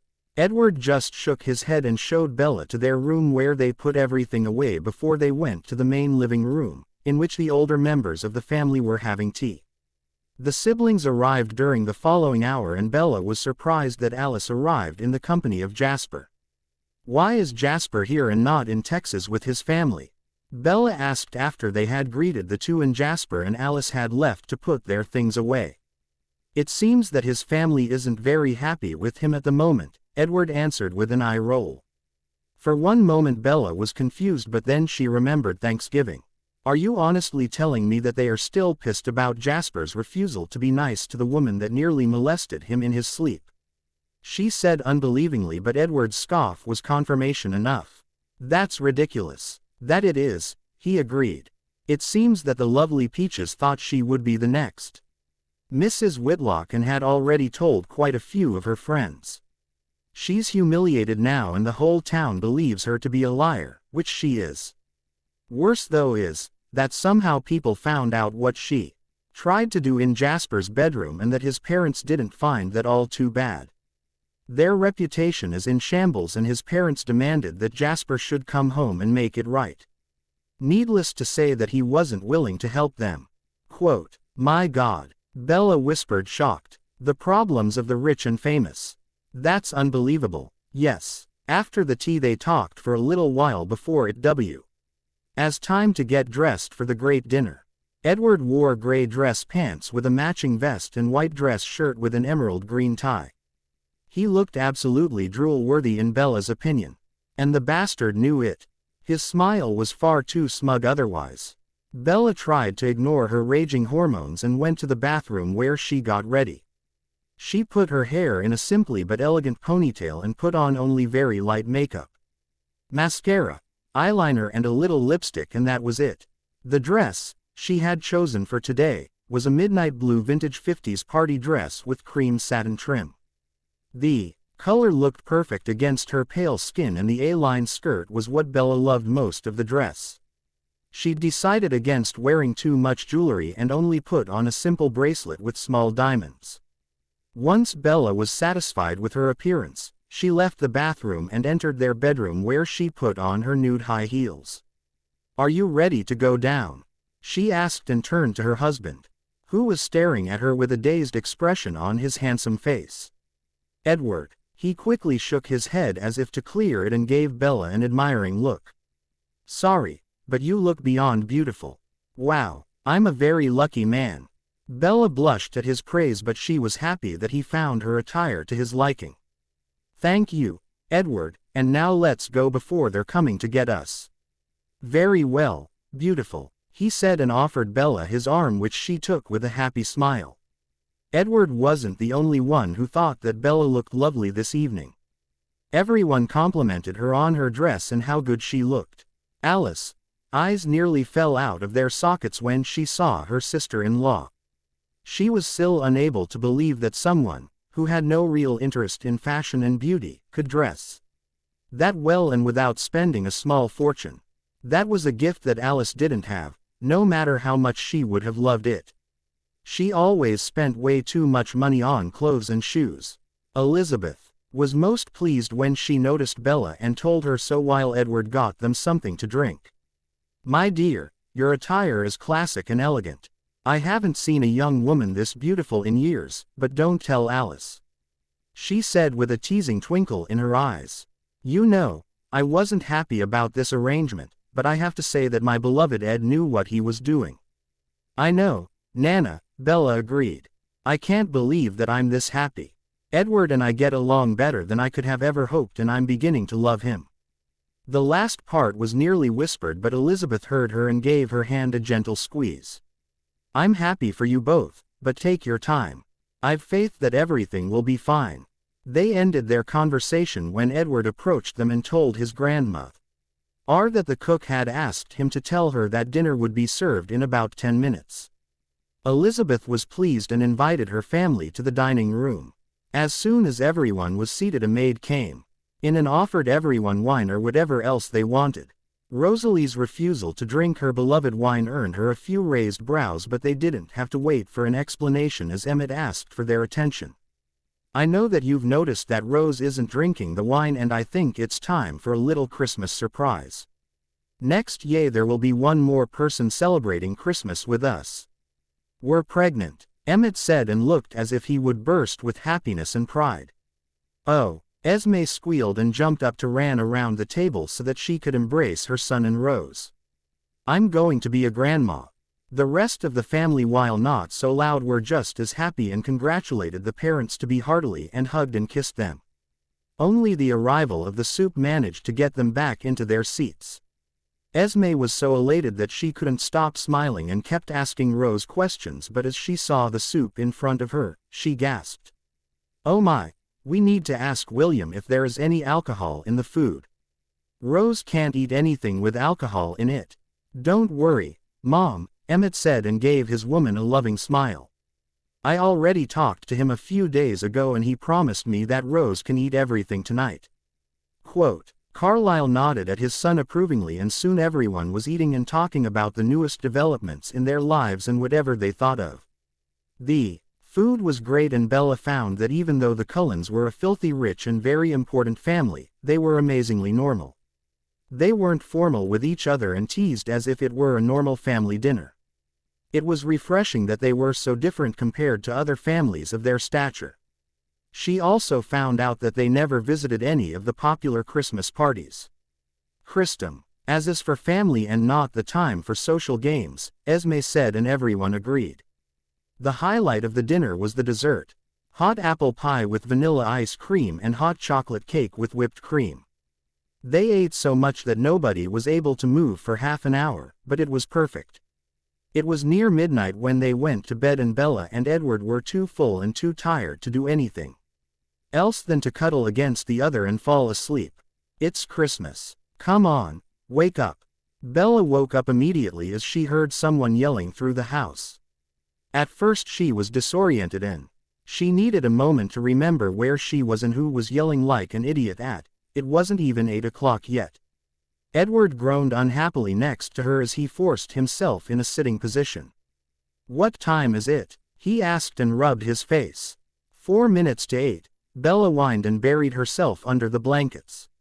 I wanted to sleep at least for 1 more hour. Edward chuckled as he heard her complaining and reluctantly left the very warm and comfortable bed. Be happy that Emmett and Alice haven't woken us before 7. As children they wouldn't let anyone sleep past 7:30, so that they would be able to get their presents at 7. Fucking idiots, Bella growled and rolled out of bed. When we'll have children, we will make it clear that Santa will take their presents back. Should they wake Mommy and Daddy too early? Okay. Edward saw Ed and went into the bathroom. They needed 20 minutes to get down, and more than once they had heard Emmett complaining, but they simply ignored his childish behavior. The living room was only illuminated by the fairy lights and the various candles. The presents were already under the tree, and the staff had brought coffee and hot chocolate for the still tired Cullens.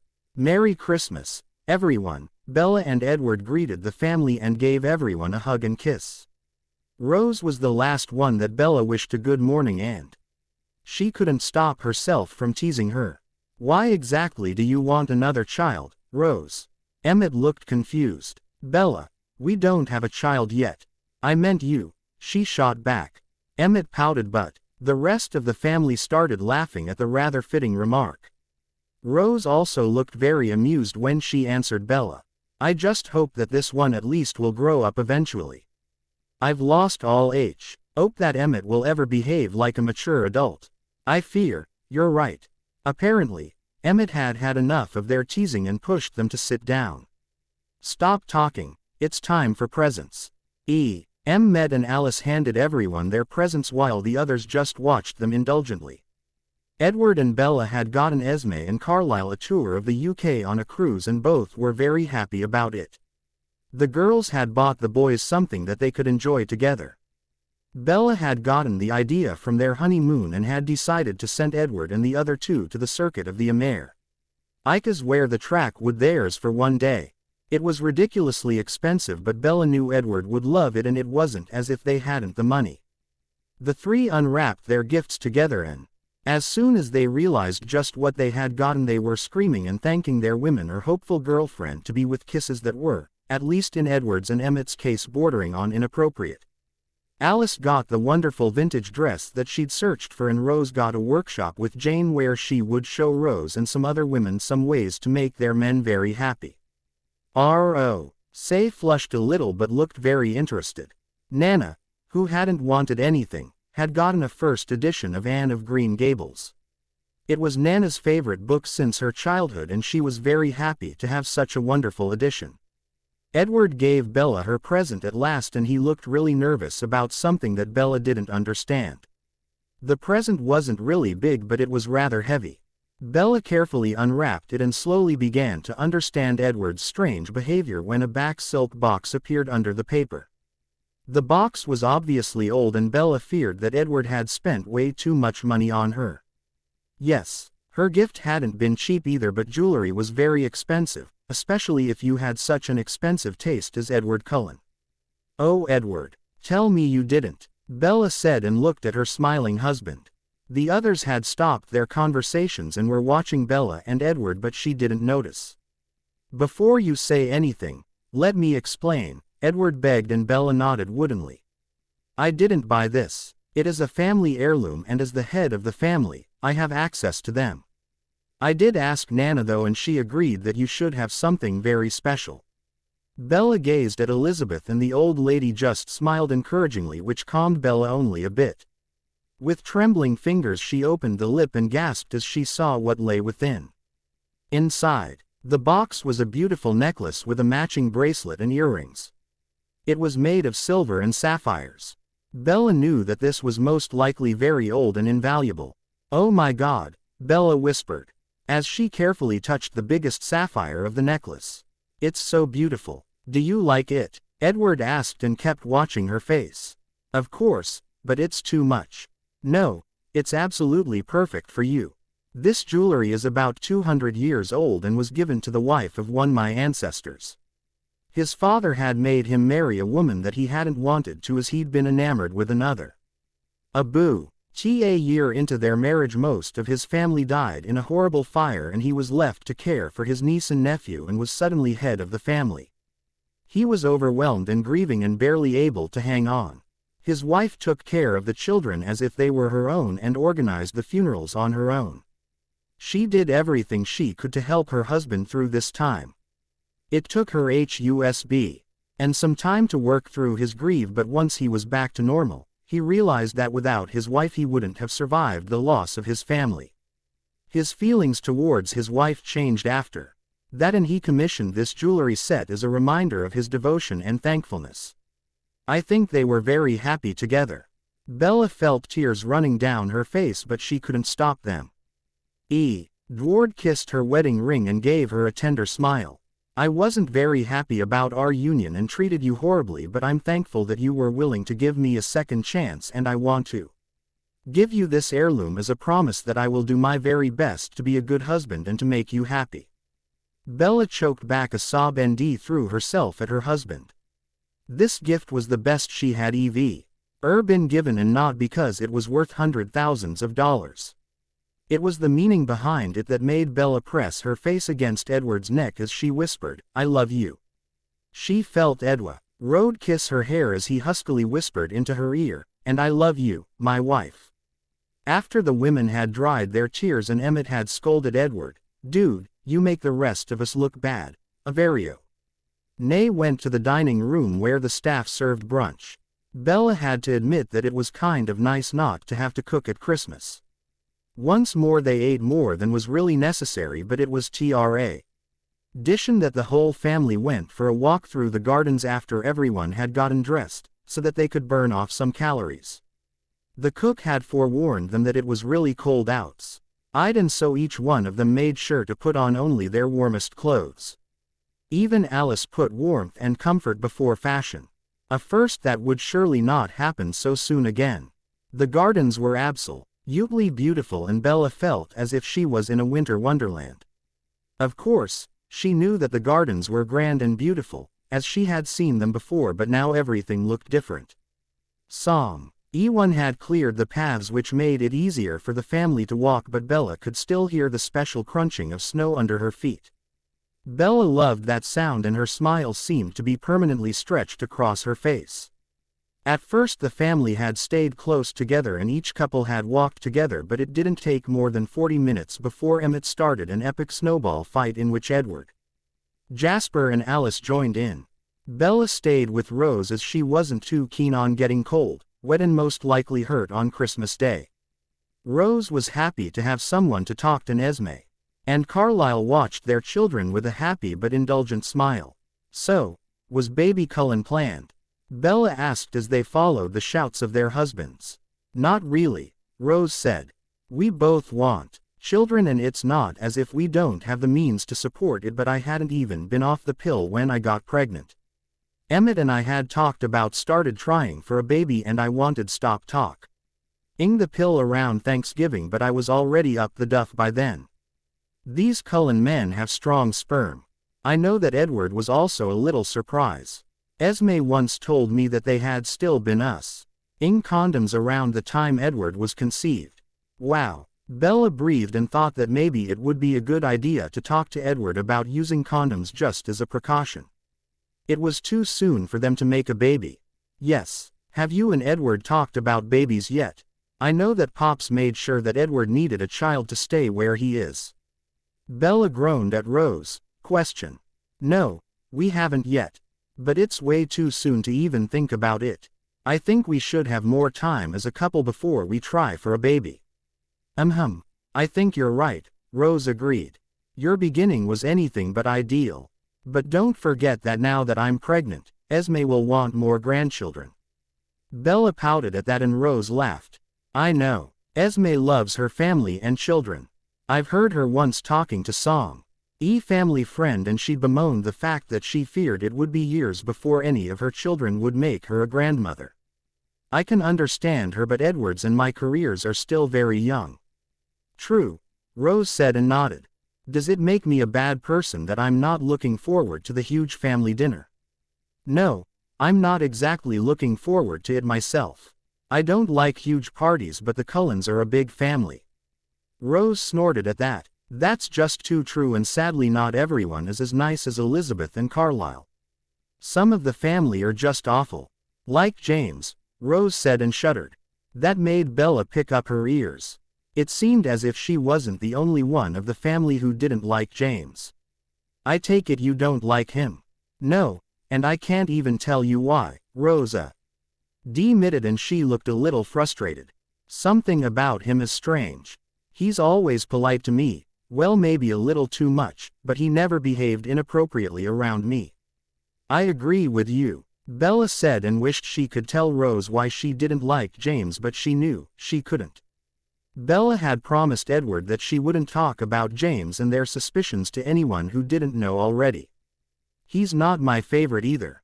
He was a little too friendly and touchy-feely with me. I mean, he's married, for God's sake. Well, Victoria is a trophy wife. She wanted the Cullen name and money, and James wanted a wife that would fit his standards. Victoria was raised to be the woman of a wealthy and important man. Her family is all about upgrading their social status. Bella grimaced as she heard Rose's words. So you mean they're just like my family? Sorry, Rose said as she realized how her words could have hurt Bella. I didn't mean to imply that you were like her. Don't worry. Bella appeased her and waved her hand disparagingly. I know best what my family is and how some people look at me. I don't care. Everyone who meets me knows how little I care for all this. But back to the subject. Is James and Victoria's marriage a good one? Oh please. Rose snorted. They don't even care about each other. They're just together for society's sake. I'm pretty sure that James has lovers on the side. But Victoria knows what is expected of her, and as long as she can live the high life, she doesn't care. Not everyone thinks so, but I know a cheating husband when I see one. The marriage of my own parents was just like that. Ah, the life of the rich and famous. Thank God that I don't care about all that shit. Amen, sister. Rose laughed and suddenly pointed ahead. Look, it seems as if our husbands are finally done and we can head back. Bella looked at where Rose was pointing and saw that the kids had stooped throwing snowballs and were walking back towards the rest of the family. And about damn time, Rose added. I'm about to freeze my ass off.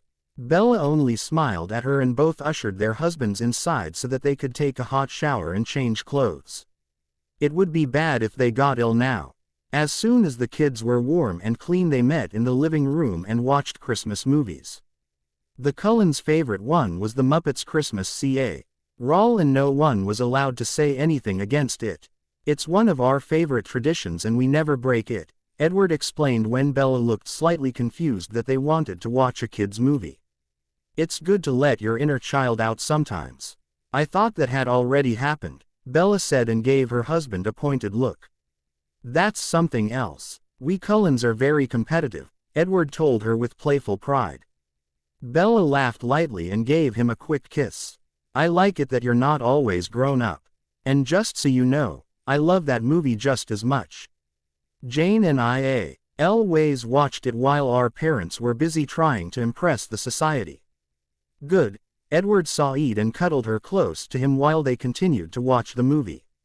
They spent the rest of the evening watching movies or reading, but soon it was time to get dressed for the family dinner. Edward decided to wear the suit from last night again and just selected a different dress shirt. This one matched his hair, which was quite a feat. Bella, to Edward's immense pleasure, chose a simple black dress so that she could wear her new jewelry. Edward looked very happy as he fastened the necklace. It looks perfect on you, he whispered and kissed her neck gently. Bella's hair was in bun tonight, which gave Edward free access to the soft skin there. Edward, Bella moaned as he bit her. Stop that or we won't make it downstairs anytime soon. Am I making you hot? Edward asked in a teasing voice and squeezed her ass. Yes, Bella screamed and stepped away from him. It was really unbelievable how strong her body reacted to his presence and his every touch. Bella tried to ignore the light tingling of her core and put our shoes on before she felt calm enough to face her man again. Said man looked mighty pleased with himself. Don't look so smug or you won't be getting any sex the next month, Bella threatened and silently wondered if she would be able to get through it. Edward, seeing that, Saint smiled and quickly left the room before Bella could throw anything at him. Once in the hallway, he was pretty sure that Bella wouldn't try anything, as she would hate it if his family would notice it. She didn't feel very comfortable around most of them yet, especially the second cousins once removed and the like. Bella didn't even try to remember how everyone was related to another. All she needed to know was that they were part of the family and that they didn't belong to Bella's immediate one. Edward escorted Bella down the stairs and they saw that most of the guests had already arrived. Night they wouldn't eat in the dining room because it was just too small. No, tonight they would be dining in the ballroom. Yes, Cullen Mansion had a ballroom. The house had been built at a time air balls had still been part of the normal social life, and today it was only used for huge events like the Cullen Christmas dinner. Bella's breath got stuck in her throat as she saw the huge ballroom and the elaborate decorations. The staff must have worked on this room for days to make it look so perfect. She giggled silently before she turned to Edward. I feel like a character out of one of Jane Austen's books. Everything is so wow. Yes, I can see why you would think that. The staff loves decorating the ballroom, and I think that they will soon persuade Nana to hold a ball here again. Every once in a while the family hosts a historic ball.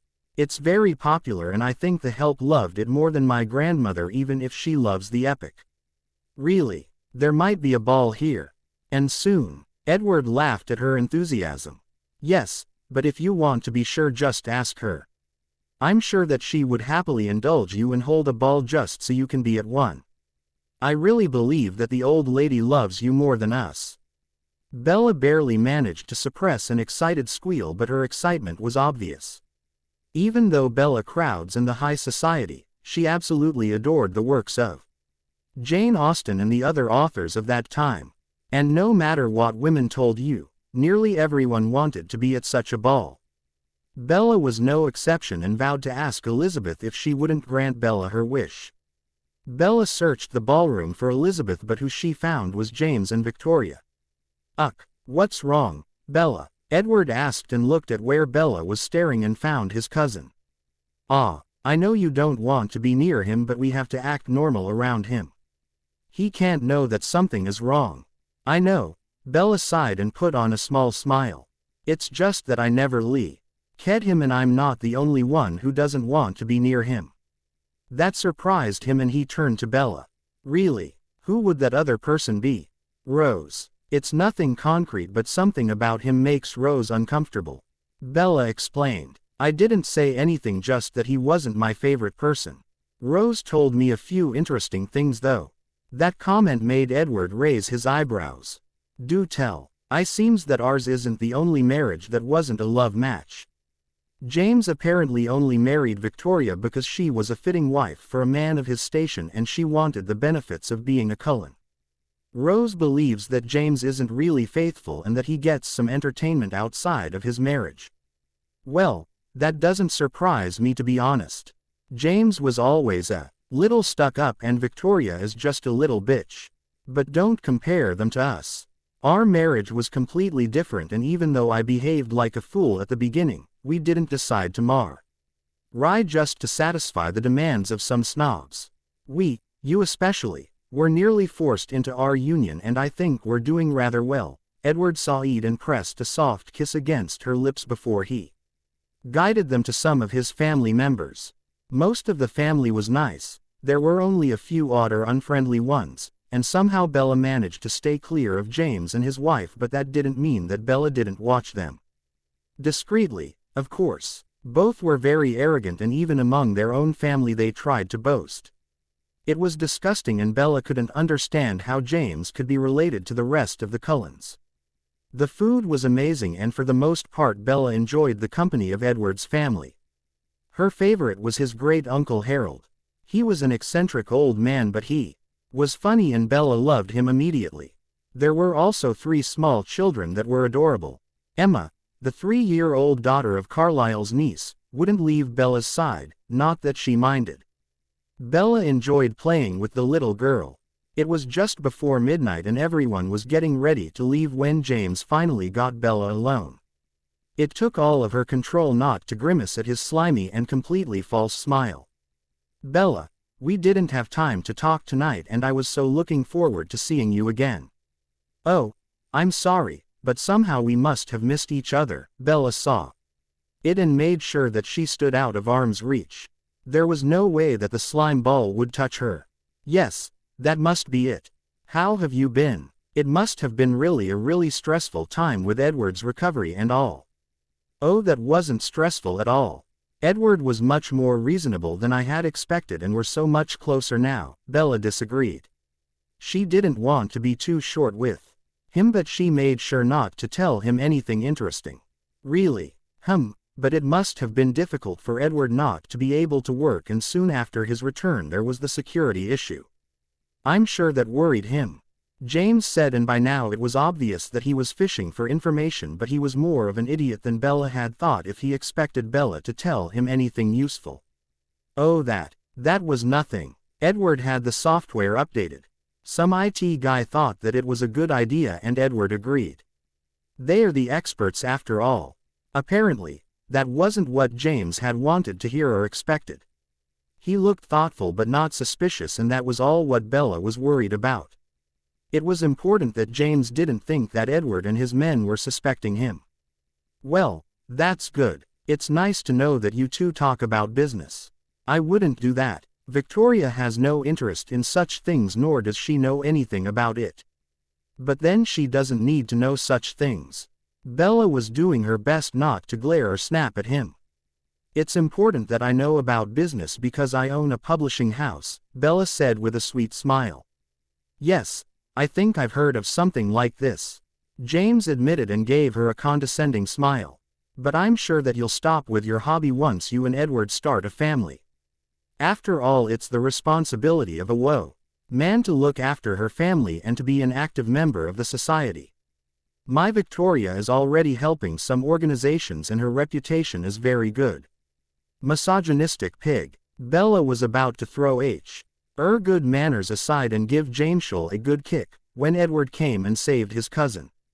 Bella, Nana wanted to talk to you for a moment before she retires. Edward sighed and gently maneuvered his wife away from James. He'd noticed that Bella was pissed and about to blow up. Said wife threw him a grateful look and quickly fled the room.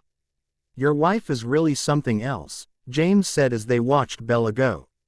I know, Edward agreed with a proud and loving smile before he quickly said his goodbyes and left his cousin to stare after him. The rest of the holidays passed quickly and soon it was time for Edward to return to work. If only for a few hours.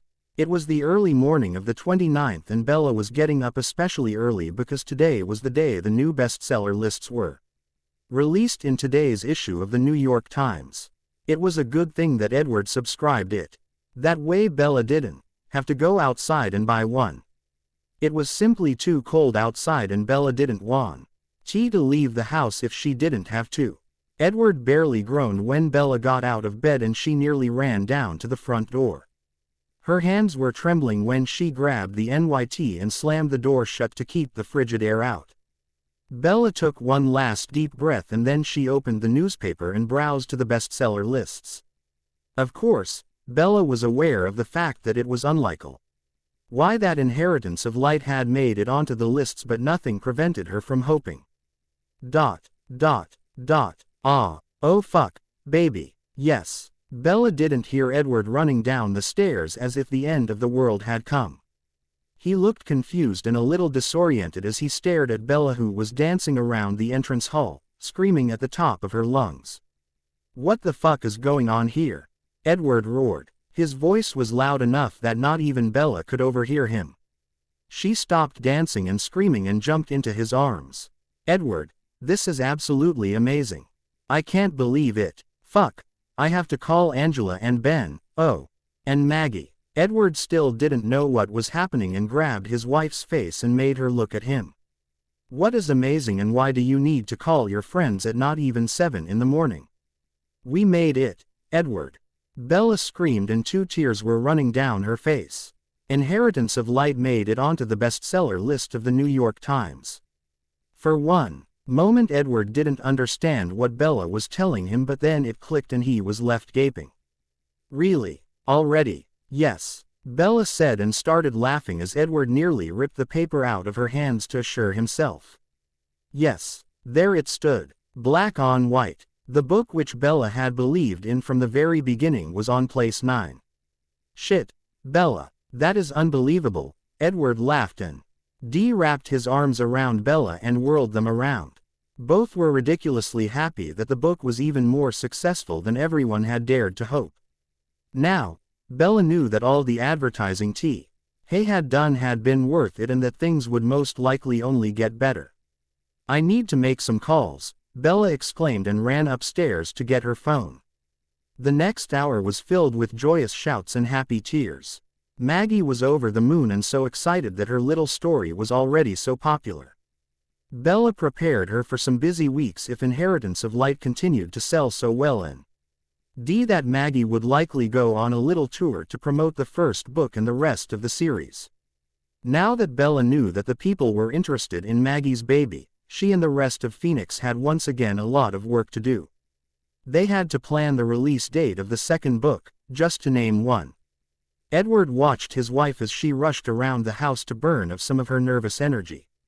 He could understand why Bella was so happy. The first own success was something very special and he could still remember his own. The feeling was like nothing else and you felt nearly drunk on it. Ed Ward decided that today called for a little celebration. He left Bella a short note, and after he'd gotten dressed, he drove to a little cafe that made fantastic cakes and cupcakes. His selection was bigger than they could both eat, but that didn't matter. He also bought something for breakfast before drove home again, where Bella welcomed him with hot coffee.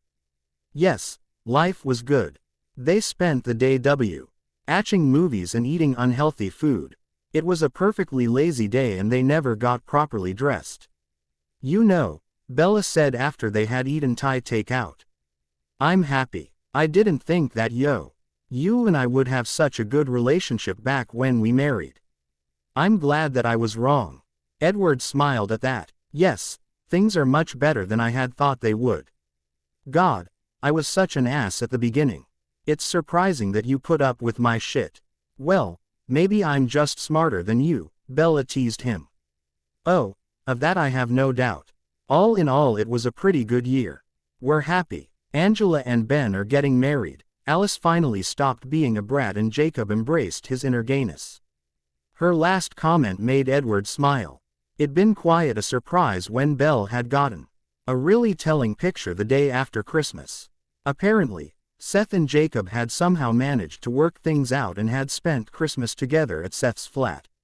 There hadn't been any contact from either man until Seth had sent the picture of the both of them lying in bed, naked. Bella had been so happy about this picture that she'd printed it out, which Edward found a little disturbing but had refrained from commenting on it. Bella's hand, that was slowly making its way under his shirt, pulled Edward out of his thoughts. Mrs. Cullen, may I ask what you're doing there? The hand didn't straight up its movements and nimble fingers started playing with his happy trail. I'm trying to get you interested in some sexual activities, Bella told him.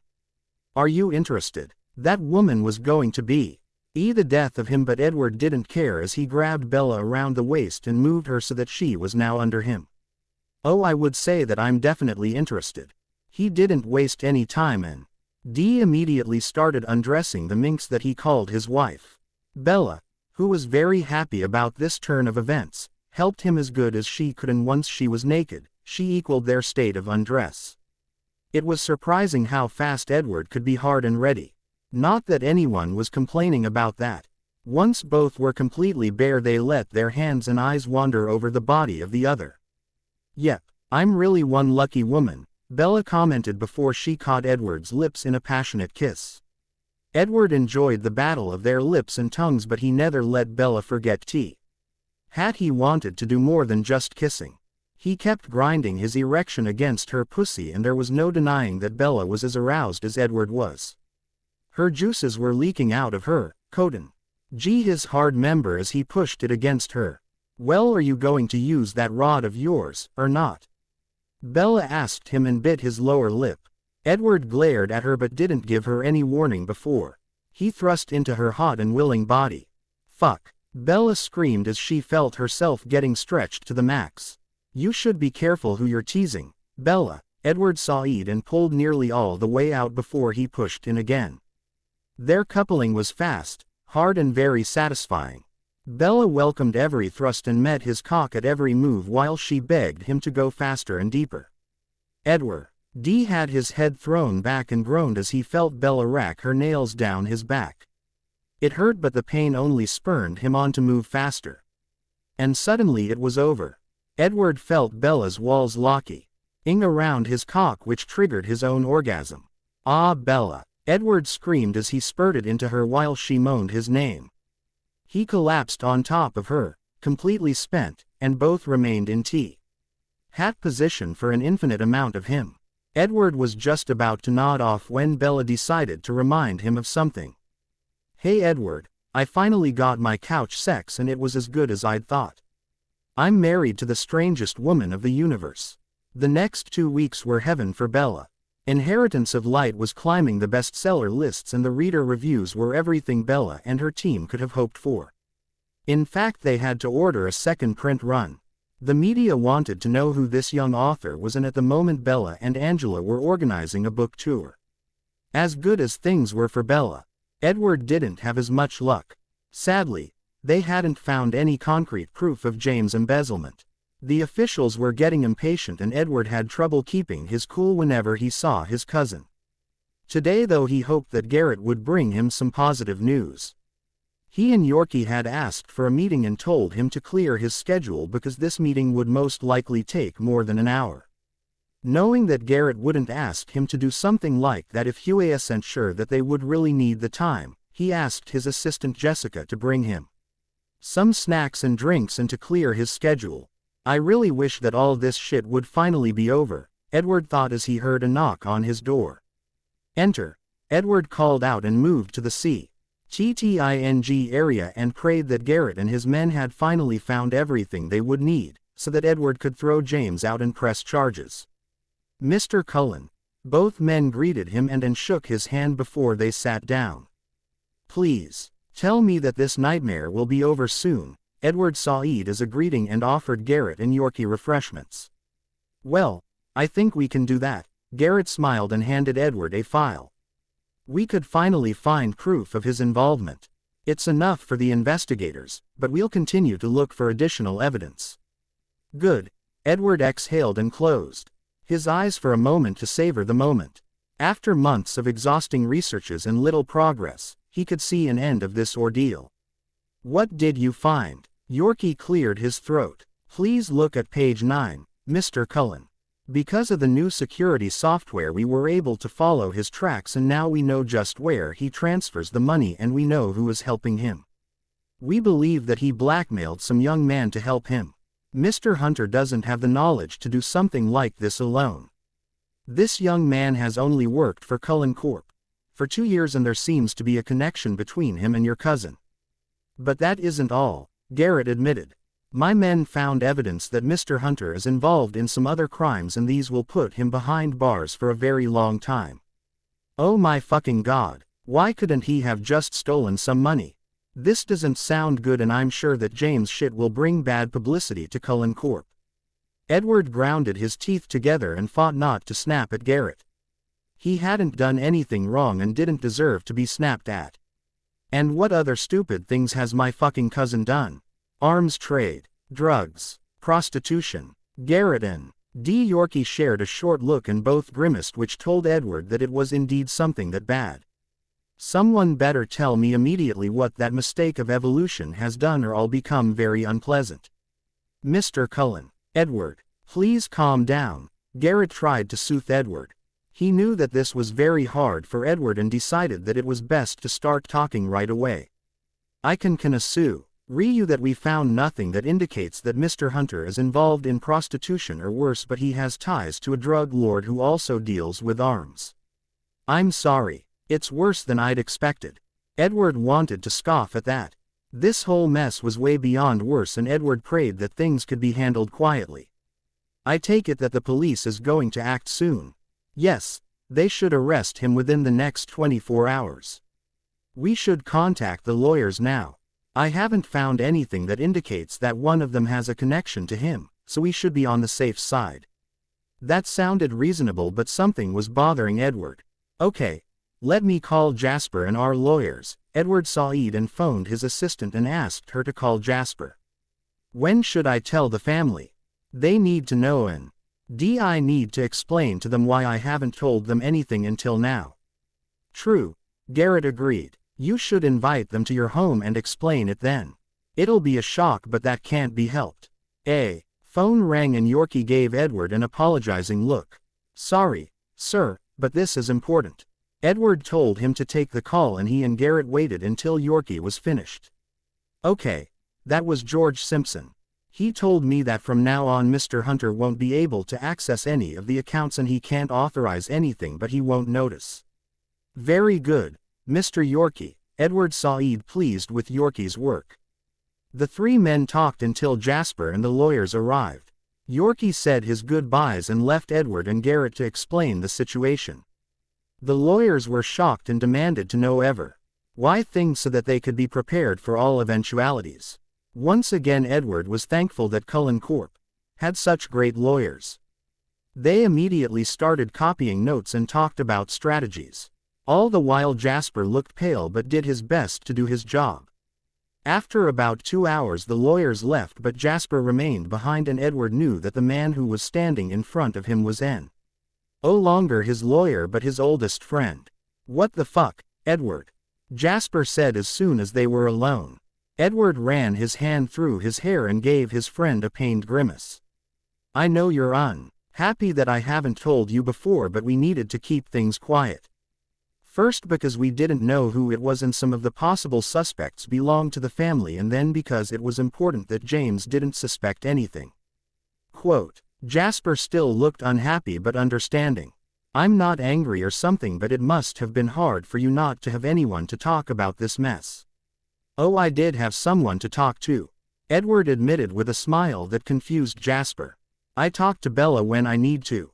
She was one of the first to think that there was something fishy about James, and he tried to gain information from her, but my lovely wife is smarter than that." Jasper had to grin at his friend's besotted face. "Yes, Bella is something special, but it's nearly insulting that she would notice that something was off about James while we were blind. I know, and I know that the family will take this betrayal very hard. Pops would have been crushed if he were still alive," Edward murmured as he glanced at a family portrait. "Especially his grandfather's kind face." His friend gripped Edward's shoulder in support. Jasper knew that he was right. Edward Sr. was a man of honor and integrity, and he would have thought that James' behavior was partly his fault, which was ridiculous, of course. "When will you tell the family?" "Tonight," Edward answered. "We'll meet at my house around 6. You'll be there, too, right?" "Of course," Jasper answered immediately. He considered the Cullens his true family, and he knew that they thought the same. "When will cops arrest him?" "Within the next 24 hours. "Good," Jasper said, and promised his oldest friend that he would see Edward at 6. Bella had left work an hour early so that she could prepare some snacks and alcoholic drinks for the family. There was no question that they would need them before the night was over. Of course, she could have left the preparations to Kate, but that wasn't who Bella was. She liked to do things on her own. "Bella, you didn't need to come home early," Kate berated her as she saw Bella entering the kitchen where she was cutting some tomatoes. "Hi Kate," Bella greeted her, smiling. "I thought you knew T. Had I wasn't one of those women who couldn't be arsed to help in the household and kitchen." "Well, yes, I do know that," Kate said and handed her some cucumbers. "But sometimes I feel like I don't do enough for the money you're paying me." Quote. "Oh please," Bella scoffed. "You do the garden, clean the windows, which I absolutely hate, and you do many other things. Believe me when I say that you're earning your paycheck. And now let's make sure that the family has something to eat once the shock wears off." Kate just shook her head at Bella's stubbornness but did as she was told. The two worked in companionably silence, each one hanging after her own thoughts. It was just after 5 p.m. when Edward came home, and Bella knew that the day hadn't been good. She had been surprised when Edward had called her this morning. Of course she was shocked when he had told that Garrett and his men had found evidence of James' involvement with arms trafficking and drug dealing, but she was relieved that they had finally enough to arrest him. The whole thing was making her edgy, and she would be very happy once the bastard was behind bars. The only downside was that some of the Cullens would be really hurt when they heard the news, but that couldn't be prevented. "Edward, how bad was your day?" Bella asked him as she threw her arms around his neck and kissed him. Edward relaxed into her embrace and buried his face into her hair once his lips were free. "Well, it could have been better, but I'm happy that the police is finally able to arrest him. I hate all this secrecy, but it was a necessary evil." "I know. Now go upstairs and put on some comfortable clothes. This evening will be tense and uncomfortable enough, and there's no need to be in a suit. I'm incredibly grateful for being married to you and for your support." Edward whispered and squeezed his wife. "Of course, I'm supporting you, you silly man. I love you," Bella told him with an open expression and gentle smile. Edward had trouble swallowing as he realized just how lucky he was that his grandfather had chosen this magnificent woman as his wife. "And I love you, my beautiful wife. And don't you ever forget it." "And no, off you go," Bella said and shooed with off. While Edward was upstairs getting ready, Kate and Bella made sure that everything was perfect for the visit of the family, and once they were done, Bella told Kate to go home. Despite her outer calmness, Bella was really nervous about the talk, and she was sure that once the media found out it would be hell. She wouldn't be surprised if James's wife Victoria would demand a divorce, and to be honest, Bella would understand that. "You and Kate did a good job," Edward said, and startled Bella. She hadn't heard him coming down and nearly dropped a bottle Coke. "Edward," Bella yelled and whirled around to slap him over the head. "Don't do that. I nearly had a heart attack." "Sorry, Bella," Edward apologized, laughing. He didn't get to say anything else because the ring of the bell announced the arrival of the first members of the family. Well, let's face the music. During the next 15 minutes everyone Edward had invited arrived, and it was obvious that Lee Jasper knew why he was here, as the rest looked confused but not worried. "Well, that's about to change soon. Edward, not that we're not happy to be here," Carlyle said after they'd made small talk for a few minutes. "But it's rather unusual for you to invite us on such short notice and during the week. I know you, son, and can see it in your face that something is wrong." Edward and Bella share a quick look, and Bella grabbed his hand and smiled encouragingly at him. "Yes, something is wrong. I ask you to stay quiet and to listen until I'm done. The things that you'll hear will be hard, but it's important that you know them." Elizabeth was frowning, and Rose stared at Bella as if she had an idea about why they had invited the family. Alice, Esme and Emmett didn't seem to be too worried though. Edward took a calming breath and began to explain. "A few months ago we noticed that some money was missing from the accounts of Cullen Corp, and it seemed that someone was stealing. I didn't telephone anyone about it because some of those who had enough power for something like this were family.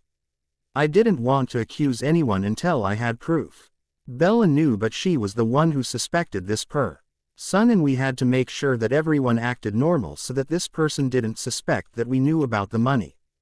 As of today we have enough proof to have this person arrested, and I've already talked to the lawyers and they're prepared to deal with everything that might be thrown at us. I'm sorry that the next few weeks will be very uncomfortable, not only for Cullen Corp, but also for our family." "Why should the family suffer if someone stole money?"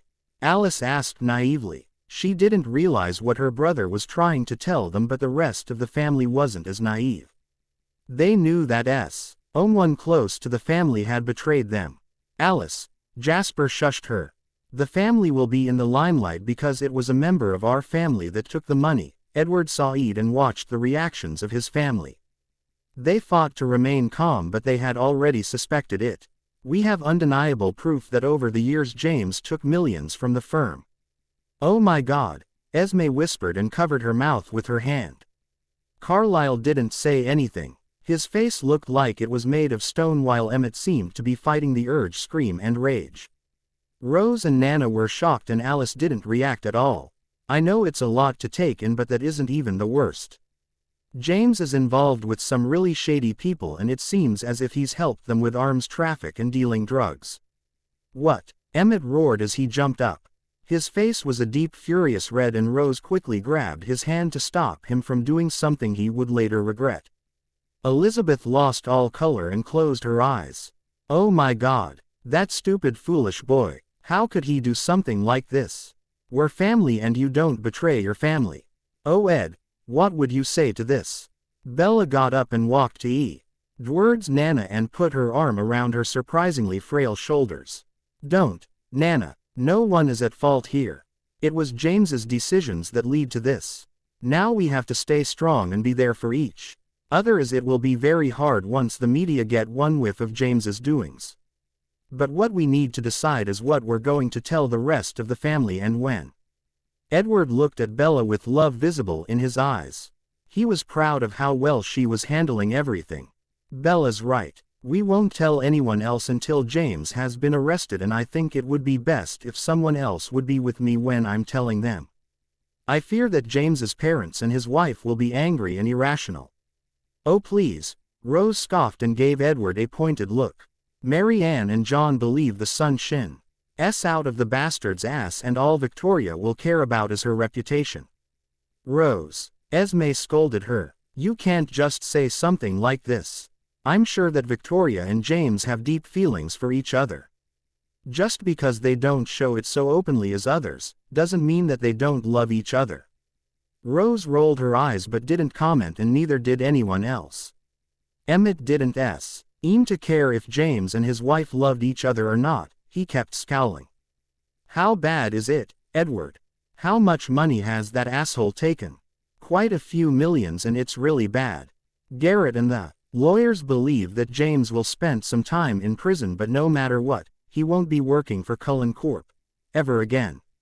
I can't trust him anymore. I really don't want to be in your shoes, Edward. Things will get really ugly, and I don't believe that James will go down quietly or with dignity, Emmett said, and Edward had to agree with him. James had never been his favorite cousin, but now Edward knew what kind of man James was, and he was scrupulous. The family stayed together for 2 more hours, and by the time Edward and Bella were alone in their house, Edward felt a little better about telling the rest of the family, but somehow he feared that James would cause some more trouble for him and everyone else involved before everything was over. Edward didn't want to get up the next morning, and not even his wife's naughty promises could persuade him that today wouldn't be a horrible day. He needed to talk to the rest of the family, and he had to tell the employees that things would be difficult for a few weeks. Of course, Edward didn't want to talk more about James than he absolutely had to, but the employees needed to know the basics about the mess. It was a moody Edward that sat in his office 90 minutes later and tried to get some work done before Garrett would inform him of James's arrest. Edward would only relax when he was sure that his idiot of a cousin was in custody. Ard was having a phone conference with a partner in Tokyo, talking about an order for a newly renovated hotel, when Garrett entered the office. His face was completely blank, and that was enough for Edward to know that something had gone wrong. Luckily, the conference with Tokyo was nearly done so that Edward could end the call after 2 minutes. Okay, give it to me, Edward saw Ed as soon as he focus his attention on his bodyguard and security expert. I'm sorry for interrupting you, Mr. Cullen, Garrett began, but Edward told him not to worry about it. He knew Garrett wouldn't have come if it wasn't important. The police just contacted me. They weren't able to arrest James. Why the fuck not? Edward growled. It wasn't all that hard to find James, as he was most likely on his way here or already at work. They went to Mr. Hunter's house to arrest him there. His wife was already gone, but as soon as he saw the detectives he tried to run. The detectives followed him, but just as one of them had Mr. Hunter cornered, he shot him and got away. Edward stared at Garrett. He was sure that he looked ridiculous, but he couldn't help it. That was worse than he had thought. Edward couldn't believe that James had shot a police detective. Now every cop in the state, the whole country, would hunt him. James, you fucking idiot. What have you done? Please tell me that this is all that you wanted to tell me, Edward begged. He couldn't take much more, but Garrett's face told him that he wasn't done yet. Sorry, sir, Garrett said with a grimace, but told him what Edward needed to know. The police immediately searched the house for information, and they found a hidden room. There were guns and some drugs, but what worries me and the police the most is that there were some pictures of you and Bella. Used for target practice. What? Edward's voice was a hollow whisper. Yes, he'd known that James was a criminal, but never had he entertained the thought that he would pose a danger to himself, or worse, Bella. You heard me, sir. I've already sent Noah over to Phoenix, and it would be good if you called Bella now before he arrives. She needs to be protected, Garrett advised, and Edward was on his phone before Garrett had finished. The phone rang 3 times before Bella answered it. Edward, why are you calling? Bella, please listen to me. In a few minutes one of our bodyguards will arrive. His name is Noah Johnson, and he will stay close to you until further notice, Edward explained. What? Bella shouted and sounded unbelieving. Why should I need a damn bodyguard? Did something happen? Once again Edward was surprised by Bella's perception. Yes, Bella. As you know, the police wanted to arrest James today, but he wasn't willing to go with them, and when he tried to get away from them, he shot one of the detectives. Edward heard Bella's shocked gasp and he could imagine how she'd paled upon hearing the news. Please don't worry too much. You'll be safe. Noah will take care of you, but you need to know that James is on the run now and that he seems to hold some grudge against you and me. They found some pictures of us which were used as targets. Fuck, she whispered. I know that he wasn't the most honorable man, but this is fucked up. From what you've told me it seems as if he would want to hurt us. That's what Garrett and I are worried about, and Beck. Odds of that we and the family will have to life with additional security measures. James is clearly more dangerous than we'd expected, but I'll do my best to keep you safe. I know, Edward, Bella said. I promise that I'll be careful and let Noah follow me, who has arrived just this moment. I'll call you before I'll drive home. Try not to worry too much. Edward had to laugh at her attempt to calm his nerves. His wife was truly selfless and very warm. I'm making no promises. Do me a favor and explain the situation to Ben and Angela. I know that they'll be worried by Noah's appearance. Will do. See you soon, Bella whispered. Bye. Now that Edward had talked to Bella, he felt a little better, but he was still no way near calm, and he wouldn't until his cousin was caught and behind bars. Edward looked up and saw Garrett watching him discreetly. We have to help the police and make sure that James will be caught as soon as possible. I want my family to be safe. Of course, Mr. Cullen. My men and I will do our best to find him, and the police won't stop until he's in prison. They don't take it lightly when some of their own gets hurt. Oh, the detective won't have any lasting damage. Good, Edward sighed. I'll visit him and make sure that he won't have any further problems. I think that is a good idea, Garrett said, and promised to be back at the end of the day. Edward closed his eyes and reclined in his seat. He prayed that this whole mess would be over soon, but somehow he doubted it. He just hoped James would be smart enough not to do anything to hurt the family or Bella. If the bastard did anything to harm his beautiful wife, Edward would kill him with his own hands. The next morning Bella could feel Edward's tension. His hair was untidier than ever before and he kept biting his pen. Bella wanted nothing more than to soothe her husband's worries, but she knew she couldn't. When will you talk to Victoria and his parents? Bella asked as she handed him a strong coffee. Around noon, Edward answered. Nana and Carlisle will be with me, as well as Garrett, but I fear they won't be able to help much. Uncle John was always jealous of my position and thought it'd hold have been his sons, and my aunt isn't much better. In her eyes James can't do any wrong. This will be a very unpleasant talk. I'm sorry. I wish I could be with you, but I have to talk to Ben and Angela, and I think I should inform Jane. You're right, Edward sighed. Jane managed to give us some good leads, and it could be fatal if we didn't tell her. And I know that you can't be with me, but promise that Noah won't leave for side. Quote. Edward's green eyes bore into her own, and Bella knew that he was terrified that something could happen to her. Of course, Edward. I'll also make sure that someone else will be going with Maggie to her signing tour. The smile Edward threw her was relieved and thankful. He knew how hard it must be for Bella to let someone else go with Maggie. It was her project after all. Thank you. The opening of the back door made both turn their heads, and they saw Garrett and Noah enter the kitchen. Good morning, Mr. Cullen, ma'am, both men said and nodded in greeting. Morning, gentlemen. Edward sighed and spoke with them about today's plans while Bella prepared some snacks that they could take with them. Noah was a tall man with chocolate brown skin and no hair. He was fit, but he didn't look like a bodyguard, which was something Garrett was very conscious about. In Garrett's opinion, a bodyguard should be able to become invisible, and that was the reason why. Every single one of Garrett's men were inconspicuous but deadly. Bella liked Noah. He was friendly and didn't hover. As much as she didn't want to have a person following her every step, if she couldn't have Garrett, she would be more than fine with Noah. Okay, gentlemen, it's time for me to go, Bella announced and walked over to Edward to give him a kiss. Call me after your talk with the hunters. Will do, Edward promised and reluctantly let his wife leave the house.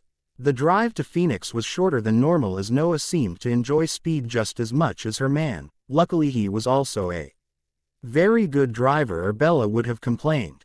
As she got out of the car, she noticed that Jane's car was also in front of the building. Well, that will spare me effort to call her. The employees were still throwing cautious glances at Noah, although Bella had explained why he would be with her for the next time. But Bella thought it was to be expected that they were curious about him. Many often forgot that Bella was married to one of the most influential men of the USA, even Bella sometimes forgot it. Ma'am, I will make my rounds and come back here in 30 minutes. Should you need me, just call me, Noah said once they had reached Bella's office and her bodyguard had checked it. Okay, I'll be here in the meeting room, but I'll notify should I go anywhere else, Bella answered and watched as Noah moved down the hall. It only took her friends 2 minutes before they charged into her office, and in Jane's case, demanded answers. Okay, girl, what the fuck is going on? Jane said as soon as she'd made herself comfortable on top of Bella's desk while Ben and Angela took the chairs. Bella used the next 15 minutes to tell her friends everything they needed to know, and by the time she was done, Ben and Angela were pale, but Jane looked calm and collected, but also concerned. I agree with your husband and the security team, Jane commented.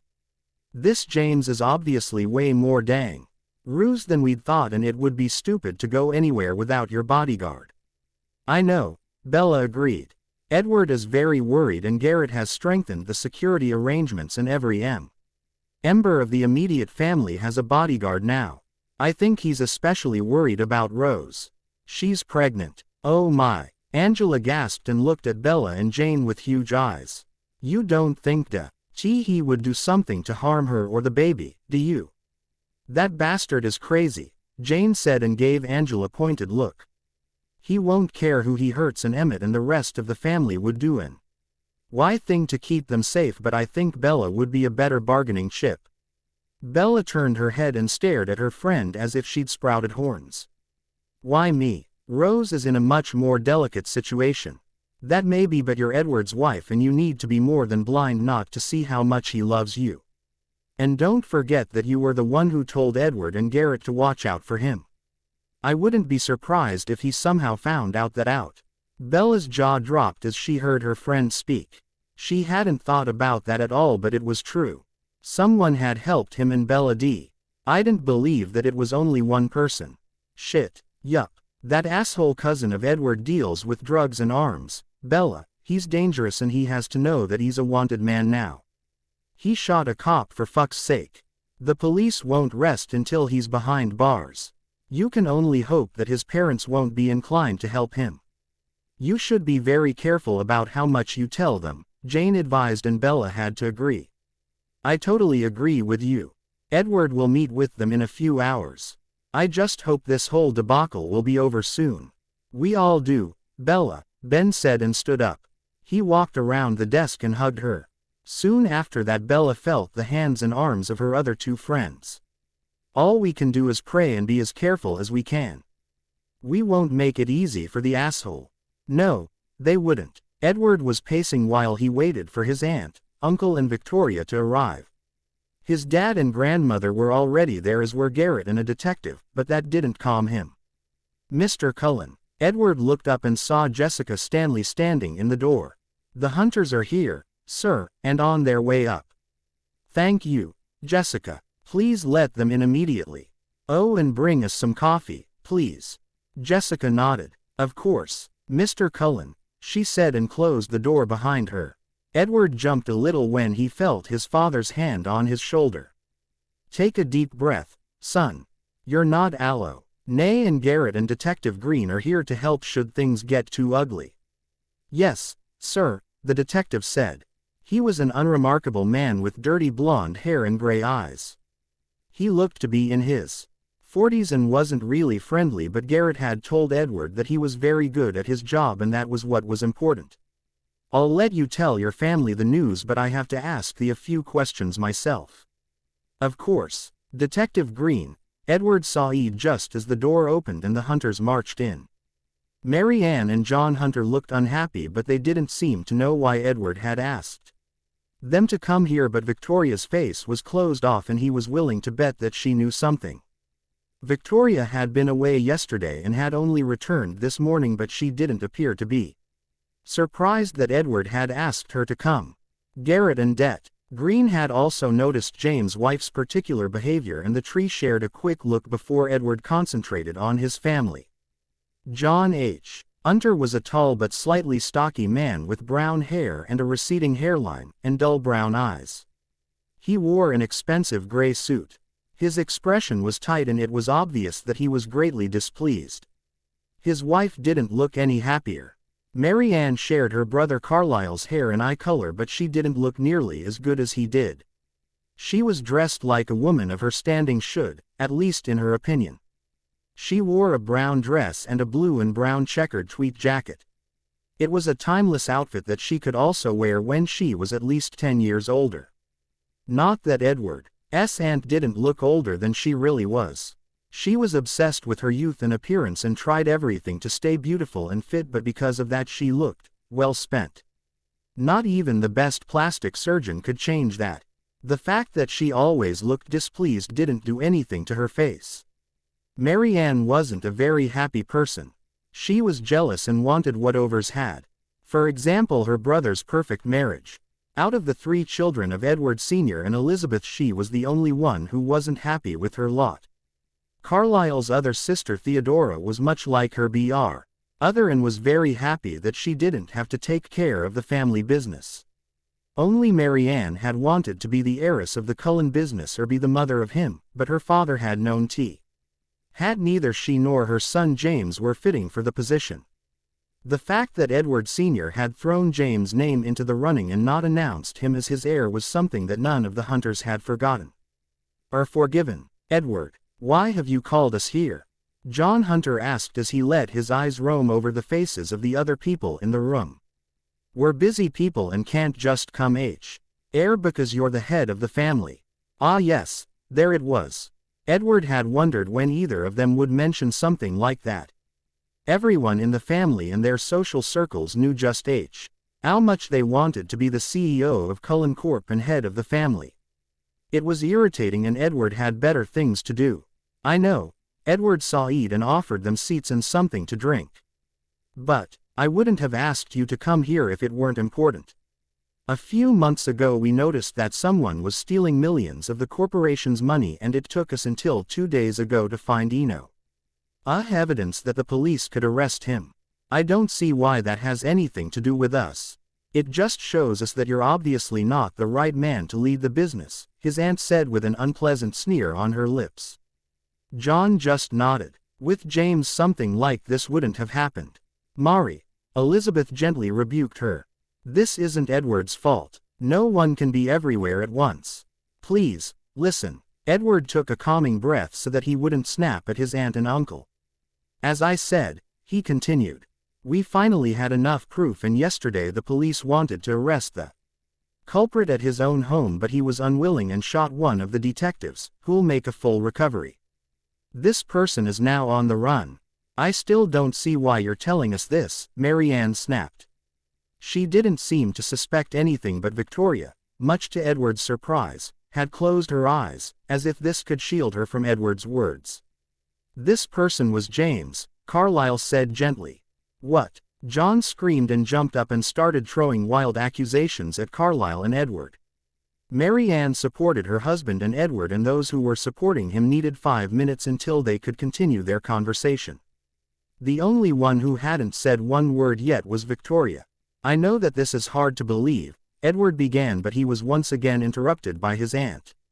"Of course, it's hard to believe because it's not true. You're lying. Our son would never do something like this.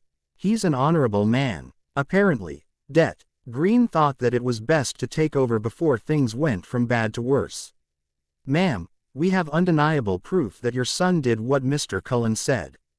We also know that your son has connections to some very shady people that deal with drugs and arms.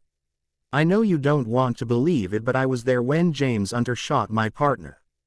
That was too much for Mary Ann, and she started sobbing. John sat next to her as if he were made of stone. Quote, "My son was always a good man and a perfect husband. I can't believe that he would so something criminal. A soft snort cut Marianne off and everyone looked at Victoria, who tried to become invisible. But now that she'd caught her mother-in-law's attention, there was no escaping it. Why haven't you said anything to defend your husband? What kind of wife doesn't at least try to protect the man she loves? I don't love him and haven't for months, Victoria said and stared defiantly at Edward's face. I'm sorry that James caused you so many problems, but I'm not surprised that he did something stupid. He was always jealous of your success and your accomplishments. I know that he really believed that your grandfather would choose him and not you, but that was stupid. I may not be the most loving person, and I married James not only because of my feelings, but I did love him, but James only saw me as part of the game. After you took over the business, he became increasingly moody and secretive. He stayed away for hours and did God knows what. He received strange phone calls. I swear I didn't know that he was stealing money or dealing with anything. James made sure that I knew nothing about his income or investments. How dare you say something like that? Marianne suddenly screamed and tried to slap her daughter-in-law, but Garrett and Edward were faster and managed to drag her away from Victoria before she could harm her. Shut up, Victoria screamed to everyone's surprise. You don't really know your son. You only believe what you want to, but James isn't a saint. She closed her eyes for a moment before she looked at Det Green. I know I said I didn't know anything about the money, but I do know more than James knows or would be comfortable with. From the very beginning he wasn't faithful. He didn't have only one woman, though, like some in our circles, but many.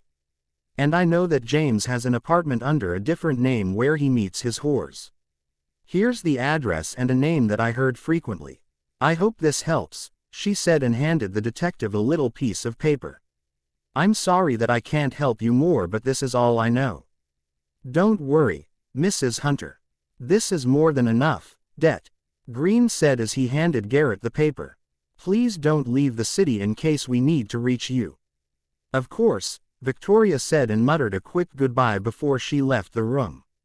Edward excused himself and hurried after her. Victoria, wait. Reluctantly, she turned around and waited for Edward to speak. Thanks for helping. I know that couldn't be easy for you. She gave Edward a small smile. It was easier than one might think. I had my own suspicions for a while now and even tried to talk to him, but James wasn't interested in my opinion. He dug his own grave and I don't intend to follow him. I was stupid to marry him, but I intend to remedy that. You want to divorce him? Edward asked, shocked. Never had he expected that she would do something like that. It just wasn't done very often in their circles. Not that Edward cared about that, but he thought Victoria did. Yes, I know it must be surprising, but my marriage was a huge mistake. I was young and stupid, and my parents were so happy about James's proposal, but now I know that money and status doesn't make you happy. I know that your own marriage wasn't a love match either, but every time I see you two together I long for this special connection. Treat her well, Edward. Bella seems to be a nice woman. That she is, Edward whispered as he stared at his cousin's wife. She was much smarter and stronger than he'd expected. Call me if you need help. You're still part of the family and I'll make sure that you're safe. Do you know where you'll be staying? Yes, she answered and gave Edward the name and the address of her friend before they hugged and she left. Edward stood alone in the hallway for 1 minute before he reluctantly returned to his office and his problems. The next 2 days were hell. Edward had to do a complete security check and every single access code had to be changed. The employees were first confused and, after they'd gotten an edited explanation, worried. Worst thing though was that Edward had to contact business partners and customers that James had worked with. They'd not been happy, but they understood that it wasn't Edward's fault or that of Cullen Corp. After Edward had promised them that every transaction and contract had been checked and that everything was as it should be, they calmed down. He knew that it would take time for them to trust Cullen Corp like they had before, but the partners and customers were satisfied that Edward was open about the problems. It was just lucky that the media hadn't gotten wind of the James problem, but police had told Edward that it would only complicate things if the media would report something. Edward tried to keep everything as normal as possible, but that was nearly impossible, and he was getting tired of all the drama. The best part of the day was getting home and spending time with his beautiful wife, which was something he would be doing right about now. He wished Garrett a good night. Nd opened the front door and was greeted by the mouth-watering smell of homemade lasagna. "Bella, I'm home," Edward called and took off his jacket and shoes. Bella nearly ran to him and threw herself into his arms. "Welcome home." They stood in the entrance hall for a few moments and just enjoyed each other's presence before Bella stepped back. "Dinner will be ready in a few minutes. Do you want to change now or later?" "I'm going to change now." "Okay, but hurry," Bella said and walked back to the kitchen where she put the finishing touches to the salad before she carried it to the kitchen table and switched the oven off. Knowing that Edward would need a few more minutes, she quickly started cleaning the kitchen. Bella hated sitting in a dirty kitchen. It was uncomfortable and she wasn't able to relax. Edward entered the room just as Bella had finished wiping the working top. "MHH, it smells fantastic," Edward sighed as he grabbed the bottle red wine off the table and poured them both a generous glass. "Thanks," Bella said with a smile and carried the lasagna to the table. Edward didn't wait for Bella to sit down before he put a huge piece of lasagna onto his plate. He saw Bella's raw, eyebrow and gave her a sheepish as he hurried to put something onto her plate, too. "Sorry, I'm just so hungry and your lasagna is to die for." "Peeth, you're a man. It's to be expected," Bella teased him and took a sip of the wine. "How was your day? Any news from James?" "Sadly no," Edward sighed. "The police is doing everything they can, but so far they hadn't had any luck. They promised to notify us should they find him." I hope it'll be soon.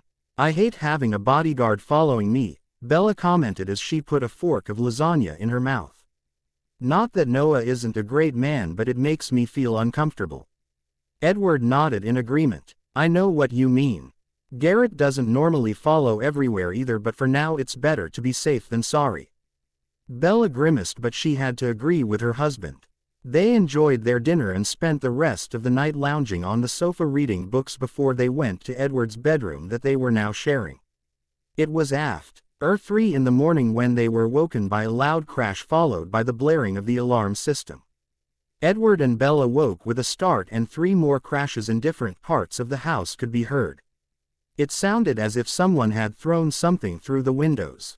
"Edward, what was that?" Bella whispered and wrapped her arms tightly around Edward.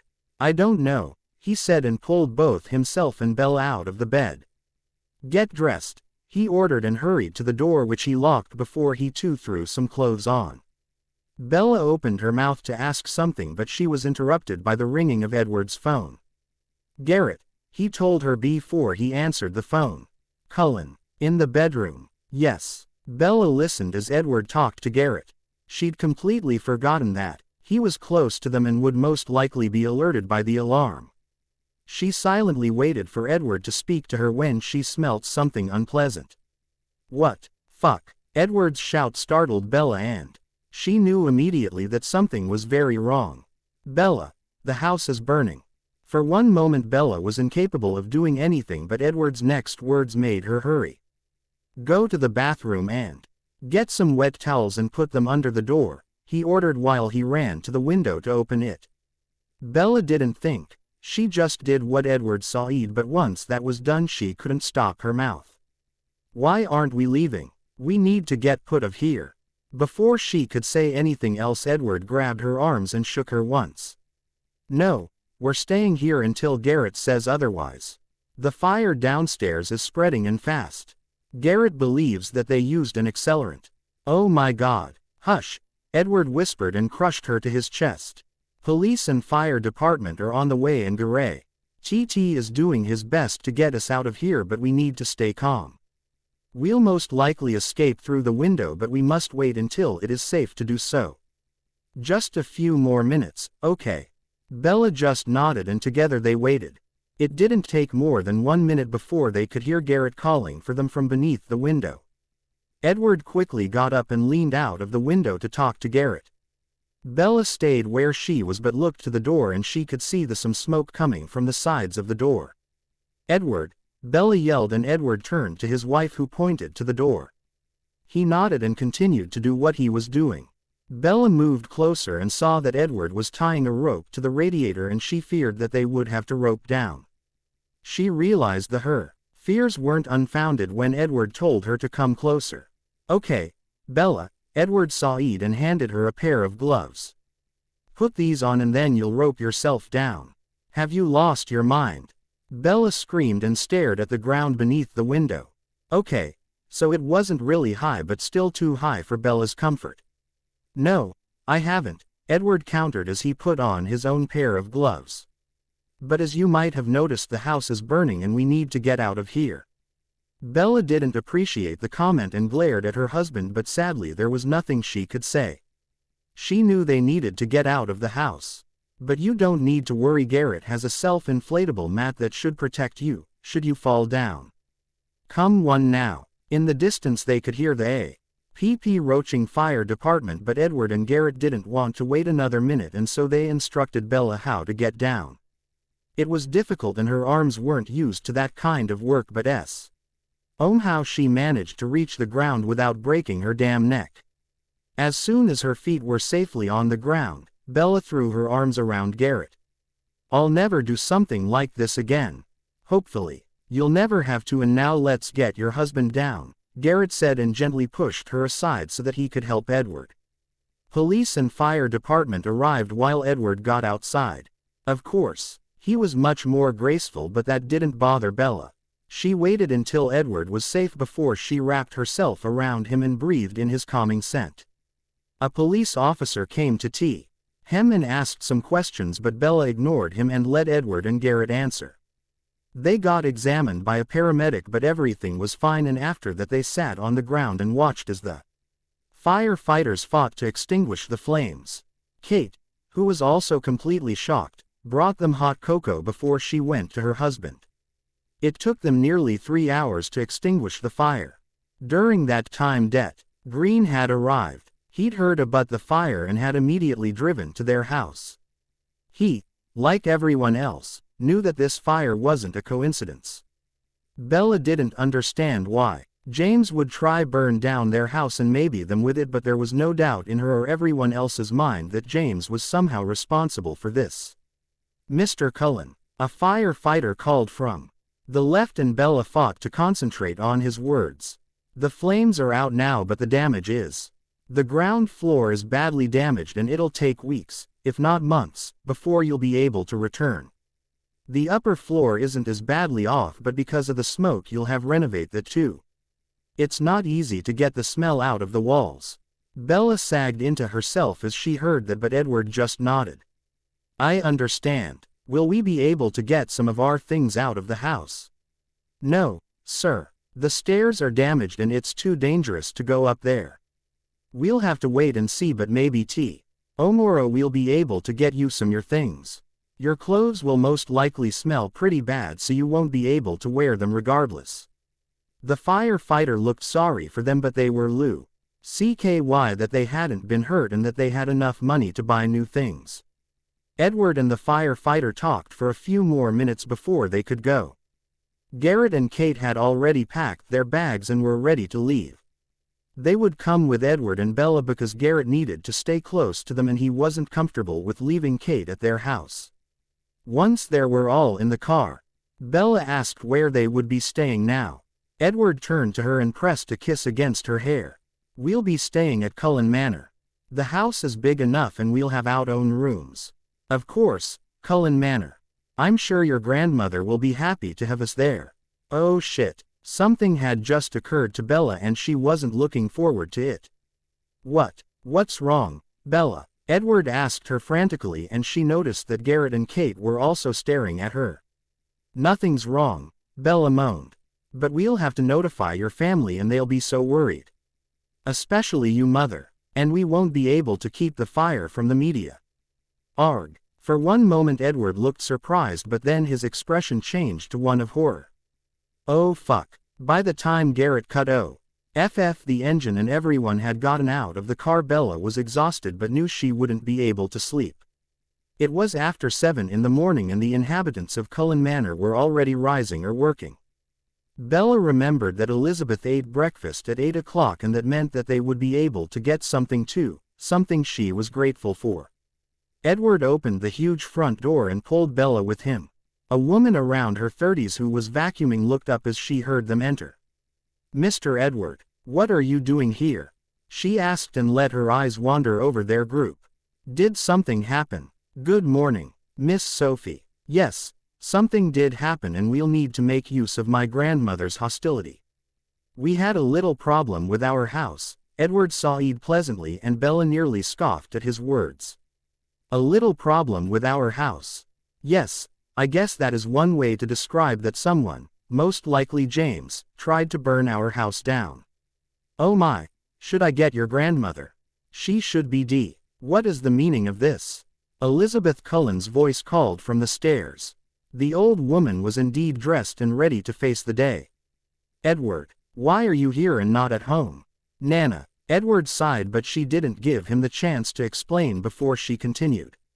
"Why do you look so dirty and sniff? Is that smoke that I'm smelling?"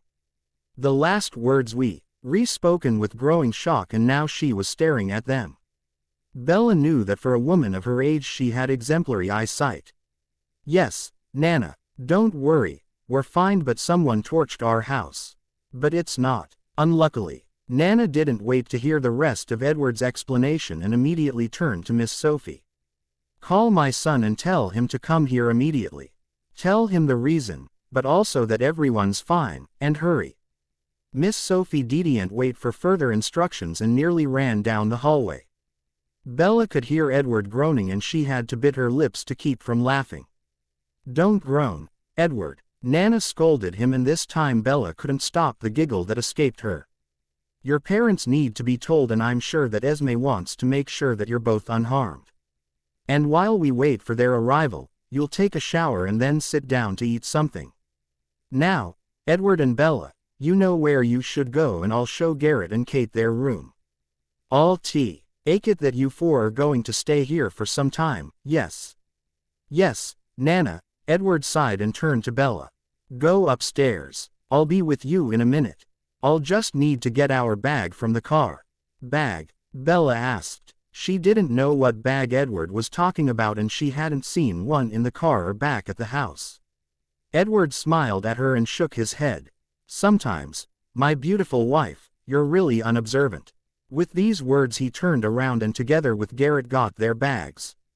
After a quick shower they got dressed. Bella was surprised just how much Edward had managed to put into the bag before he'd left the house, and then they went downstairs to eat breakfast with the Elizabeth, Garrett and Kate. Bella nearly moaned when she took the first sip of her milk coffee. That was exactly what she needed to make it through the day, and baby, it would be one hell of a day. As soon as breakfast was over she would need to call Angela and Ben to tell them about the night's happenings and that she wouldn't make it to work that day. And she needed to call Jane or her friend would rip her a new one.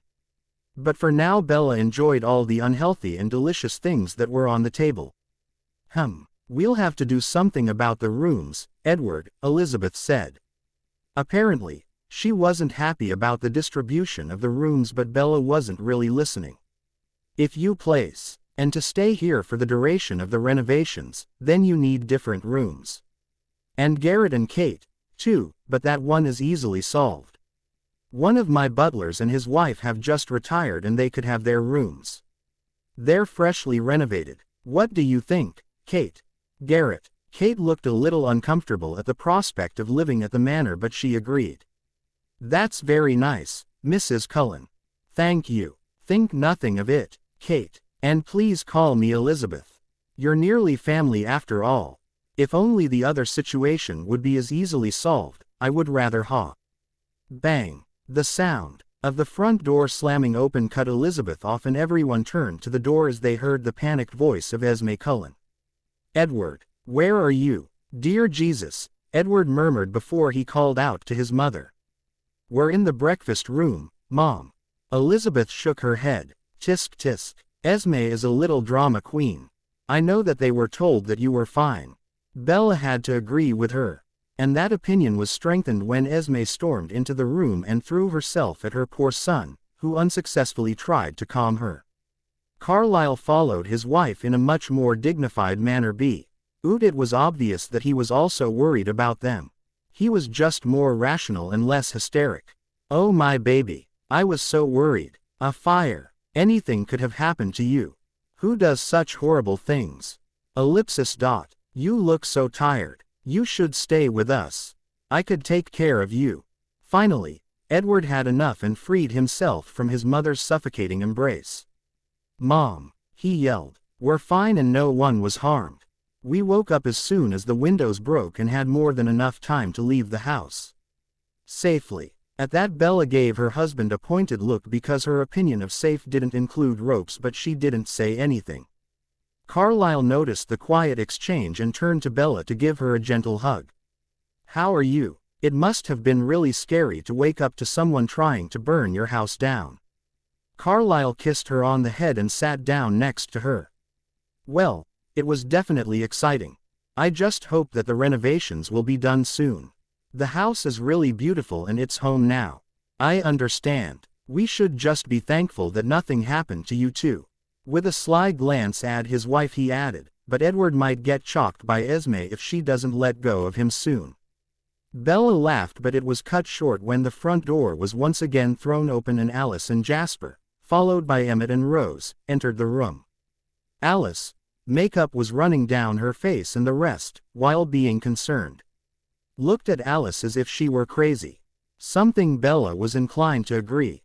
With a loud wail she pushed her mother aside and wrapped herself around her brother's neck, whose face was slowly changing colors. Esme appeared confused for one moment, but then she realized what had happened and managed to regain some of her calm. "Honestly," came from Rose as she greeted Bella. "She acts like a lunatic. If someone should be allowed to act out, it should be me, seeing that I'm the pregnant one." "Oh, bacon." Emmett rolled his eyes and handed his wife a plate of bacon, before he pushed her into a chair and then looked at Bella. "My wife is going gaga." Soon everyone was done with breakfast, and after Emmett and Jasper were certain that Edward and Bella were safe and sound, they left to get to work. Garrett left a few minutes afterwards to meet with his team and to check the security tapes of the estate. He hoped that the culprits were on tape. Edward and Bella CKLY made a few calls before they decided to talk with Esme and Alice about the renovations. That conversation was frustrating, and more than once they had to rein the two women in, so that they didn't do more than what Edward and Bella wanted. Esme promised to take care of everything, as she had some people at hand who would be able to do the necessary work quickly and well. It was well into the afternoon when Garrett and Det Green arrived at the house. Elizabeth told them to go to a nice sitting room to talk and promised that no one would interrupt them. "Well, the tapes proved to be very helpful," Garrett said after he'd powered up his laptop. "We were able to identify all three attackers. None of them were James, but we already managed to arrest one of them." "Really?" Edward was very happy about the news and eagerly motioned them to continue. "We arrested Trey Hansen, a young college dropout. He has an unhealthy love for fire and chemistry which cost him his place at the university. He isn't unknown to the police because of some smaller offenses. Hansen isn't a bad kid and didn't want to hurt anyone. Apparently he thought that the house was empty." "That doesn't excuse anything," Edward snapped, his face unforgiving. "Agreed, Mr. Cullen," Det Green said and continued. "But after he was caught and realized just in how much trouble he was, he started singing. Hunter met him after the college threw him out and offered him money and a new college place if he was willing to help him," Garrett added. In his opinion, they were lucky to have caught Hansen so quickly. It made his job easier. The other two men aren't unknown either. Both have a long history of offenses and apparently they work with Hunter. Bella could only stare as she listened. It seemed to her as if James had lost his mind. It would have been much better for him if he'd just went into hiding or left the country, but he seemed to be hell-bent on making things worse. While that is helpful, we weren't able to find a lead to Hunter, and worse, the media caught wind of the fire, and I fear that it'll be only a matter of time until they find out about the rest." Garrett didn't seem happy about that, but that was nothing compared to Edward. The look in his eyes was furious and promised his cousin pain.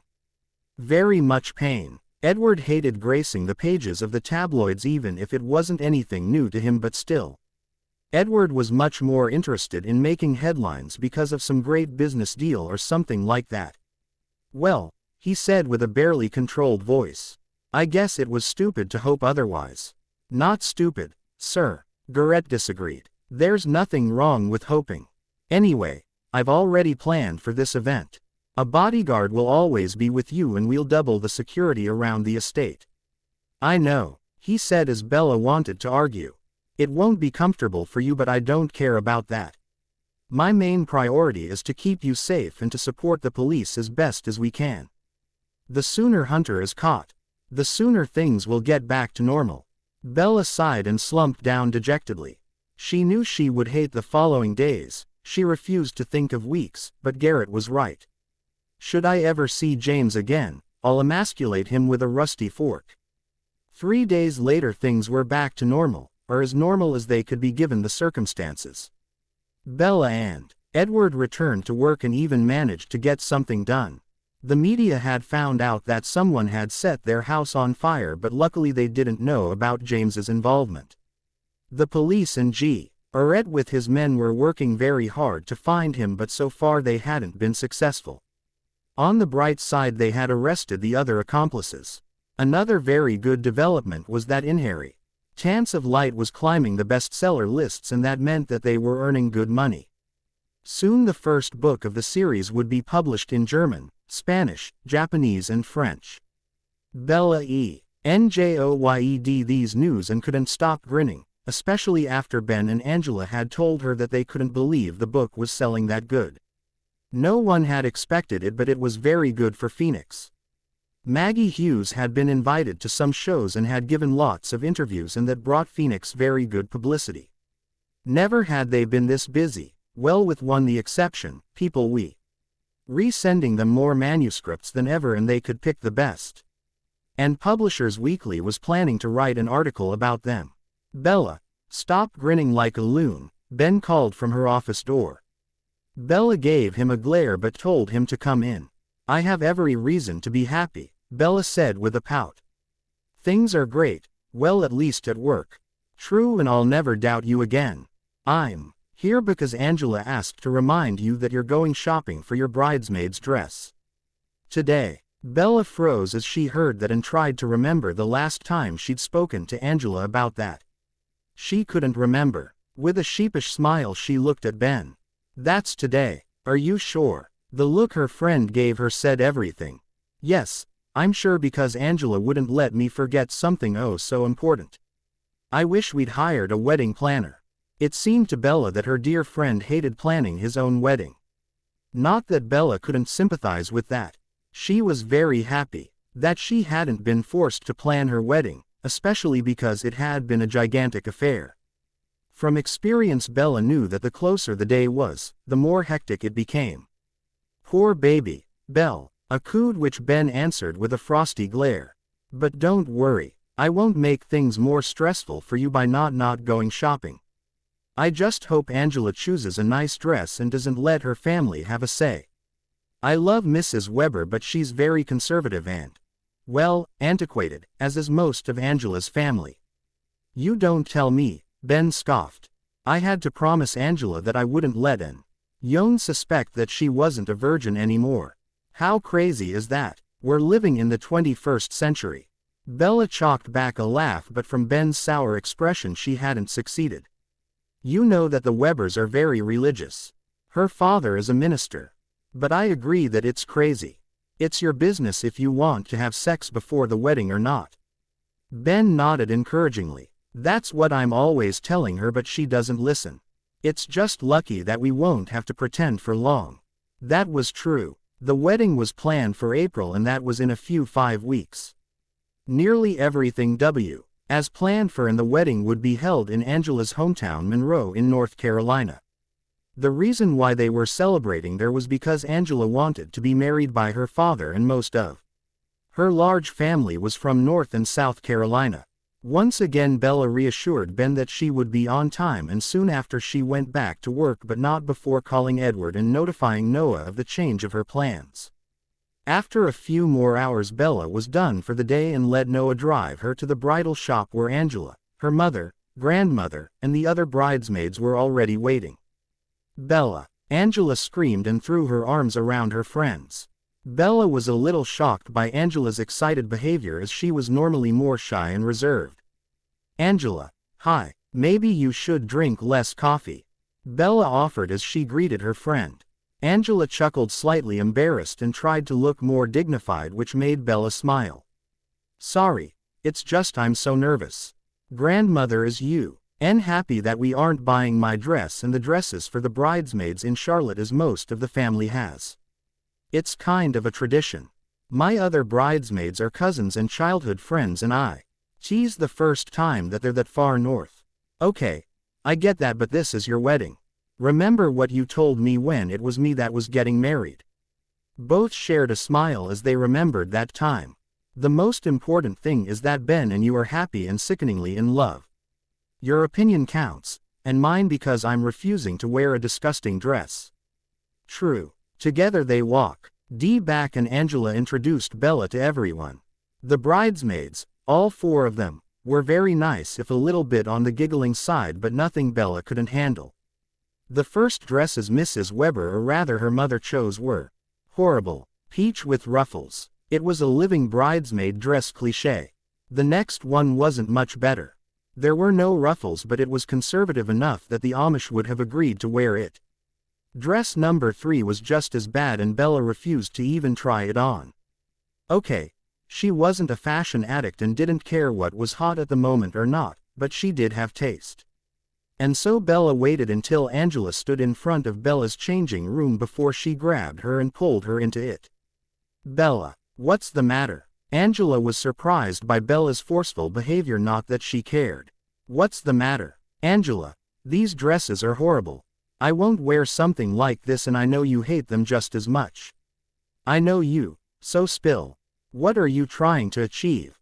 Bella knew her friend, and even if Angela was shy, she wasn't a pushover. Something was going on here. Angela exhaled forcefully and gave her best friend a tortured smile. "You know me too well." Bella didn't answer and waited for her to continue. "Okay, I want to keep Mom and my grandmother happy and busy, because if they start harping at me again, I'll be forced to kill them." Bella knew that her expression must have been comical, with her open mouth and huge eyes, but she was shocked. Angela was sweet and nice, and she didn't curse. To hear her say something like this meant that something was very wrong. "Fuck, Angela, what are you talking about? This isn't like you." "I know." Her wail was a little too loud, but her cousin's loud laughter drowned her out. "You know that my family is rather traditional. Well, my grandparents more than my own, but they still live by the same rules. Everyone was really happy when they heard about my engagement, but soon enough they started talking about starting my own family and taking care of it. I'm not ready yet to have my own child, or to stop working, and why should you?" It seemed that Angela's family wasn't that much different from Bella's. At least when it came to certain points. "You're a modern and smart woman. You can work even if you have a baby. Ben would be the last one to tell you to stop working, and don't forget that we're our own boss.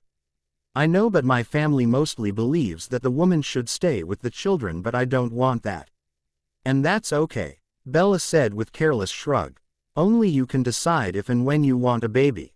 And I know that I sound slightly hypocritical, but my situation is a little unusual." Angela laughed at that but nodded. "True, and I know all that, but I want my family to be happy and not, you know." Bella knew what Angela was feeling.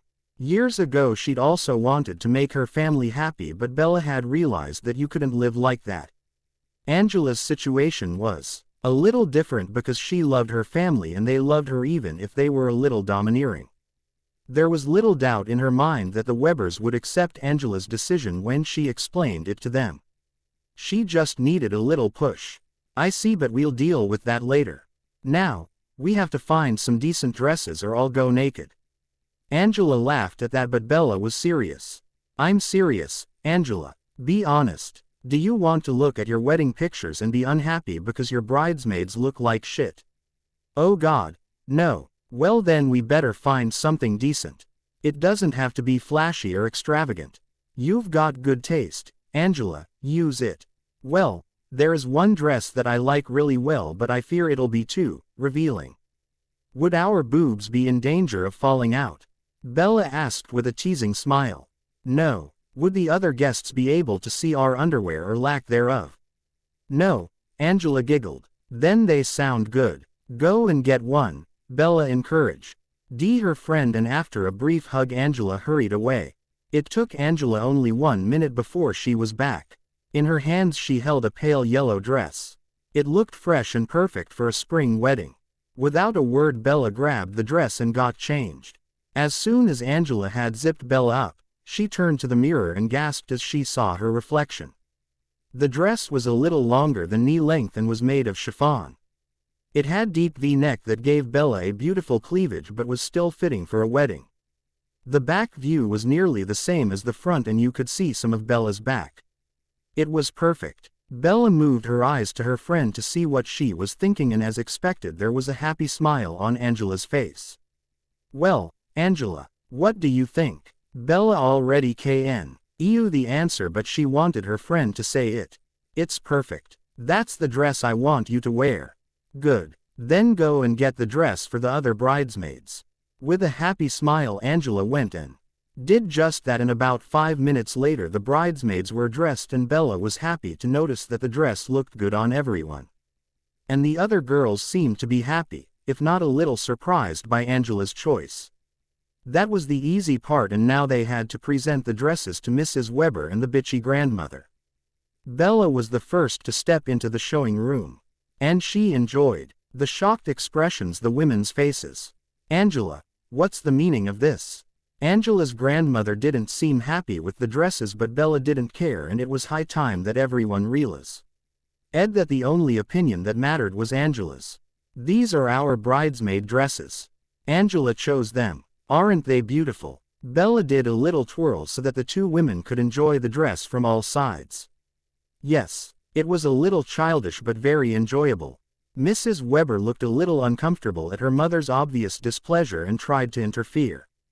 Angela, baby, do you really want your bridesmaids to wear these dresses? Quote. For one moment Angela seemed to consider giving in, but then she straightened her back and spoke with confidence. Yes, Mom. I love the color and the cut, and the girls like them, too. We'll take them. Bella had to turn away so that no one would see her pleased smile.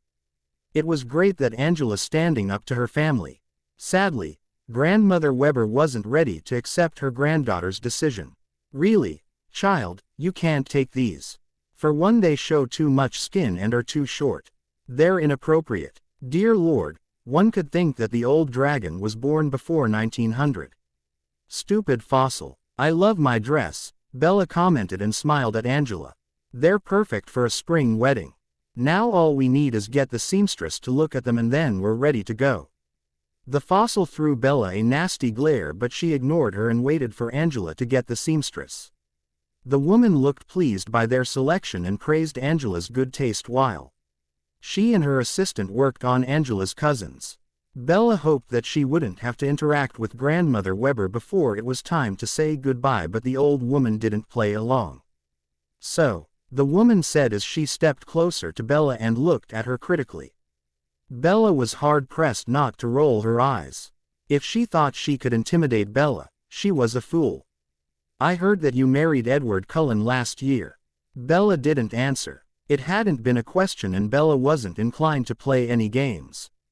But that didn't stop the old woman from continuing. The Cullens are a traditional from what I've heard. Are you planning to give your husband an heir soon, or are you, like Angela, planning to continue working?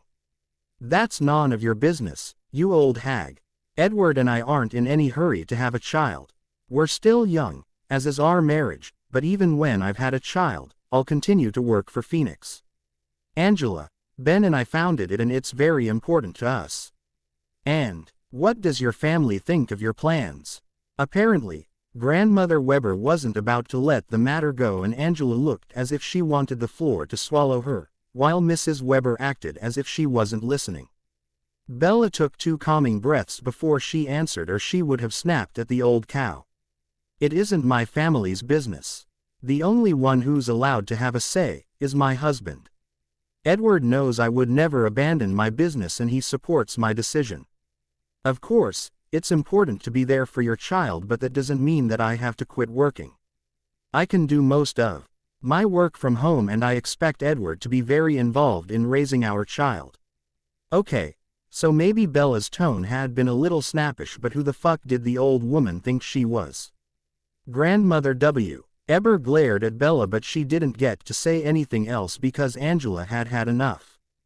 Gran, stop. You're being very impolite to Bella.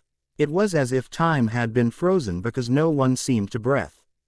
Angela's cousins and friends looked horrified and Mrs. Weber shocked, but that was nothing compared to the old hag's face. Her face was turning purple and her glower was enough to turn Somio. Nay to stone, but Angela didn't care and Bella silently cheered on her friend. It's none of your business when or if Bella wants to have children. I know what you're trying to do, but it won't get you anywhere. I'll continue to work for Phoenix and I don't know if I even want to have children, but that is Ben's and my decision. And now I would thank you to stop harassing my friend. Apparently, Grandmother Weber didn't know what to say and gave everyone the silent treatment, much to everyone's pleasure. Bella winked at Angela and both women silently laughed as they waited for the seamstress to finish. The rest of the afternoon had gone by much faster than Bella had expected. The dresses would be ready in 8 days and Grandmother Weber hadn't said more than a handful of words until it was time to leave. Still, Bella was happy to be back at the manor and even more happy that Edward was already there. Edward was terribly busy these days, which meant that they couldn't spend much time together. Bella had just closed the door to their rooms when Edward came out of nowhere and swept her into his arms and gave her a kiss that got her blood boiling. After several minutes Edward let her go and Bella desperately tried to get bearing together. My, someone seems to be very happy, Bella laughed breathlessly. Yes, my beautiful wife, I'm quite happy this evening. Edward looked very pleased with himself and couldn't keep his hands from her. And what made you this happy? The police found some of James's hidden accounts. And they found out that the money belonged to Cullen Corp. Now that wasn't what Bella had expected, but she was nonetheless very pleased. Edward, that's great. When will you be able to get it back? Now, it's a little too early to talk about that, but more important is that James won't have access to them any longer. And his other accounts are also frozen.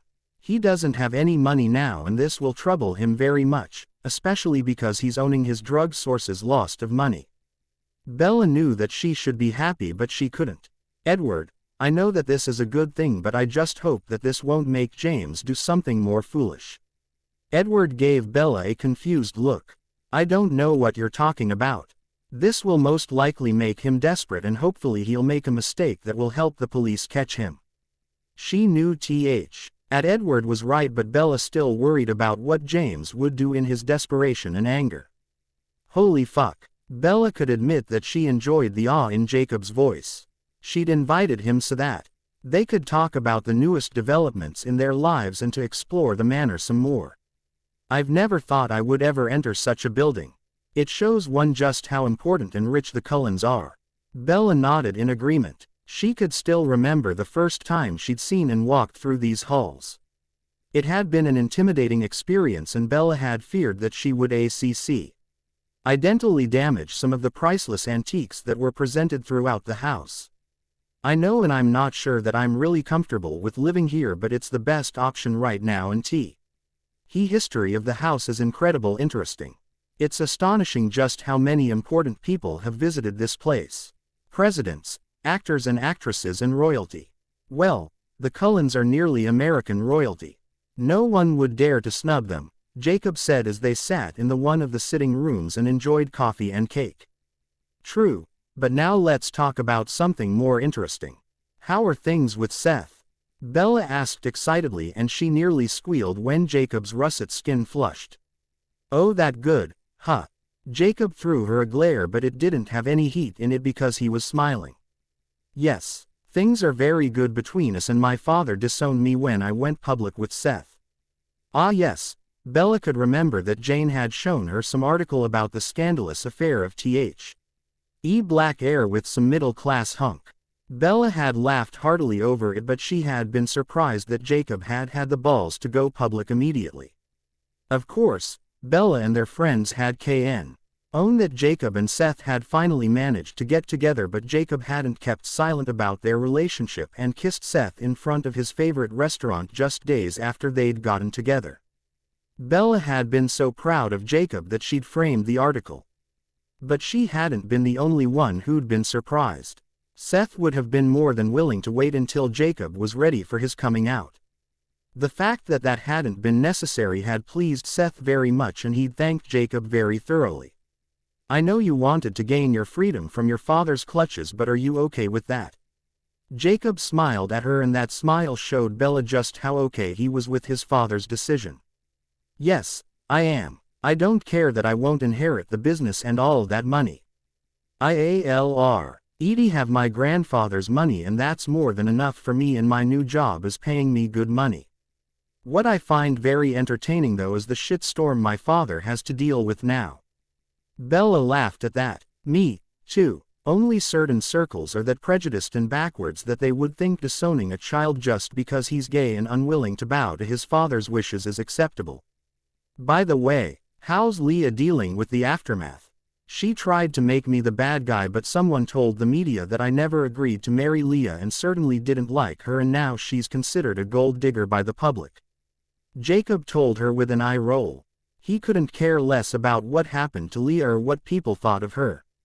He's wasted enough time worrying about other Lee's opinions and now wanted to live his own life. Well, if the shoe fits, Bella commented with an evil smile and went back to enjoying Kate's wonderful chocolate cake. Apropos gold digger, Jacob said and looked at Bella meaningfully. It seems that your family is still trying to use you to further their social standing. What? How are they trying to manage that? Bella couldn't believe that. Her ex-family was still using their old tricks, especially after what had happened at the Cullen summer party last year. I haven't spoke to them for 8 months or so. Come on, Bella, you should know them better than that. Okay, maybe that was correct, but Bella still couldn't believe their audacity. On the other hand, yes, she could. I know that, and I know that you also haven't spoken of them to anyone outside you family, and you don't visit these silly parties, and that's exactly the point. No one knows that you don't speak to the Swans anymore, and Jeffrey somehow managed to pay off the media so that no one wrote anything about your disagreement last summer. That was the only drawback when one didn't bother to read the tabloids. You didn't know what they wrote about, or in this case, didn't wrote about. Bella would have to change that, and that angered her immensely. And what are they talking about? Bella asked through gritted teeth. Well, nothing too bad, but the Cullens have been really quiet these last few months with Edward's hospitalization and all that, and that leaves the Swans as the only close source to you all, and they're using it. As far as I know, they're careful not to tell too obvious lies, but because of their connection to you they've been invited to more parties than usual and from people who normally don't socialize with them. Jacob knew Bella wouldn't be happy about that, and he smiled at her next words. Then I guess Edward and I will have to appear at one of the many gatherings we're invited to and make sure that people know the truth. Because I hate lies and not because I want to punish the assholes. Of course not, Jacob said, and they both shared a foreboding smile. And now I want the grand tour. Okay, Bella agreed and guided Jacob out of the room. Let's start at the entrance hall. Bella showed Jacob every room on the first floor but kept the best for last, and she knew it had been the right decision when she opened He doubled door to the ballroom and Jacob's jaw hit the floor. She wouldn't admit that she'd had the same reaction when Edward had showed her the room. The ballroom was huge and had very high ceilings, from which beautiful crystal chandeliers hung. The right side of the room consisted of floor-deep windows with dark wooden frames that opened to a spacious terrace. The windows were framed by pillars, which also stood on the left side of the room, but between them were paintings and mirrors. The parquet shone and the whole room looked very bright and majestic. Wow, Jacob breathed as they walked into the room. This reminds me of the ballrooms in Europe. It looks absolutely fantastic. But when are the Cullens using it? From what Edward told me, only a few times a year. They use it on Christmas and mostly at weddings. Well, not at ours as we had it in the gardens, but they also host balls. Nana promised me to hold a Regency ball soon, Bella said, and realized that she sounded like a little girl. Jacob laughed at that because he knew Bella's love for Austen and the like. Well, good for you. I know you'll be enjoying it and I expect an invitation to that event. Bella's laughter rang through the room. Of course. As soon as Nana starts planning I'll tell you. Good, and now tell what is up these stairs. They had reached the far end of the room and now stood in front of some stairs that were half hidden behind some curtains. Oh, these lead to the gallery. You can't see it from here, but this ballroom has a second floor where the guests can retreat. Now it's hidden behind the sliding panels. Can we go up there? Jacob asked, and it was visible just how much he wanted to explore. Sure, come on. The gallery was just as beautiful as the ground floor, but here were more paintings and some historic pictures. There were paintings of the Cullen ancestors and recent balls. There was also something else hidden here, but Bella didn't tell Jacob that. Edward had asked her not tell her friends and others about the manor's hidden secrets. But she remembered when it had been her that Edward had showed everything. Edward, I feel like I'm Elizabeth Bennet visiting Pemberley for the first time. Edward laughed at his wife's obvious delight. He knew it had been a great idea to show Bella the manor and to tell her the history behind it. I'm pleased that you're enjoying yourself, but the best is yet to come. Really? Bella asked and turned to Edward. Her face was alight with happiness, and Edward was grateful that, at least for some time, Bella wasn't worrying about James and what he might have planned for them. Yes, and now come here. Edward held his hand out, which Bella took immediately. He walked them to the stairs that lead to the gallery of the ballroom, but he didn't ascend them. He pulled the curtains aside and put their fingers beneath the panels where a small lever was hidden. Bella's eyes widened when they pulled on it and a small door opened.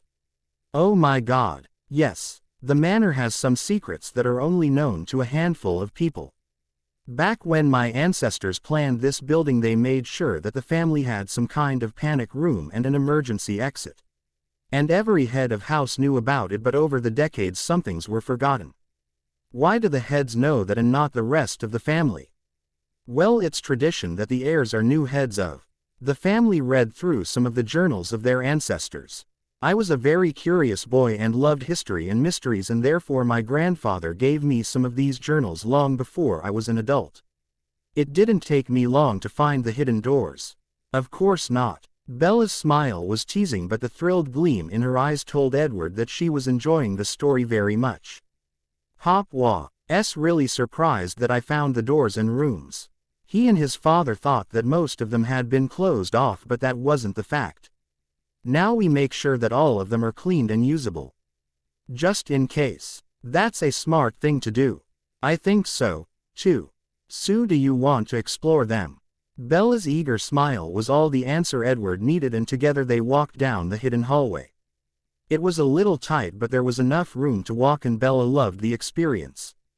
Look here, Edward saw it after a minute and pointed the flashlight that had been stored at the entrance at a little window. Bella stepped closer and gasped as she saw the entrance hall on the other side. This is a one-way mirror, and you can find them throughout the hidden passages. That way you know what is happening in the house. In an emergency it's very useful. Yes, that I believe, but wouldn't it be better if you had a way to get out of the house? Unseen, I mean. Bella frowned as she said that. If someone broke in, the family could flee that way, and given the Cullens' current problems, that could be important. Edward looked at Bella somberly and tightened the grip of his hand. He couldn't deny that he didn't understand what Bella was talking about, and it was something he'd also thought about, and that was one of the reasons why he was showing Bella this. There is a way out of the house. But, let me show you the rest of the passages first. During their time in the hidden passages, Edward had told her that only a few members of the family knew of the secret doors, and James wasn't one of them. which had been a relief to Bella. Beside the few family members, only a maid and some of the security team knew of them. Bella fiercely hoped that she would never have to use them, but it was better for them to be prepared. Edward glanced at his wife while they got ready to visit the golden anniversary of Mr. and Mrs. Myers. They were old friends of the family and no big event happened without the others being there. The reason why Edward was watching Bella as if she was explosive was because of the strange gleam in her eyes.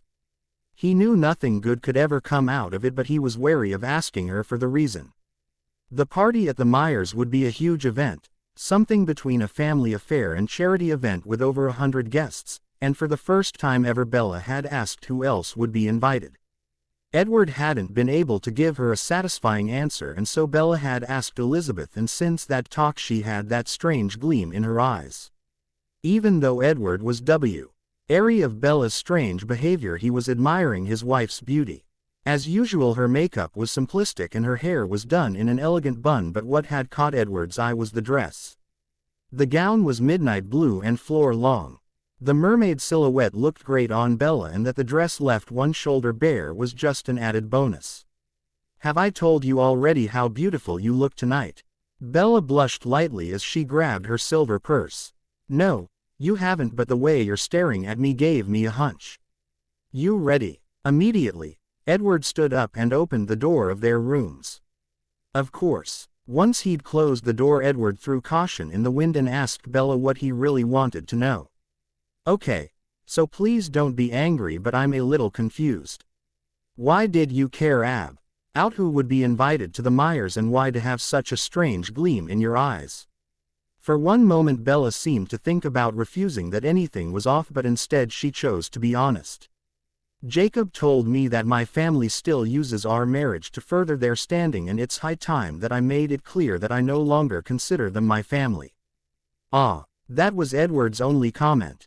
He knew better than to argue with his wife when it came to her family.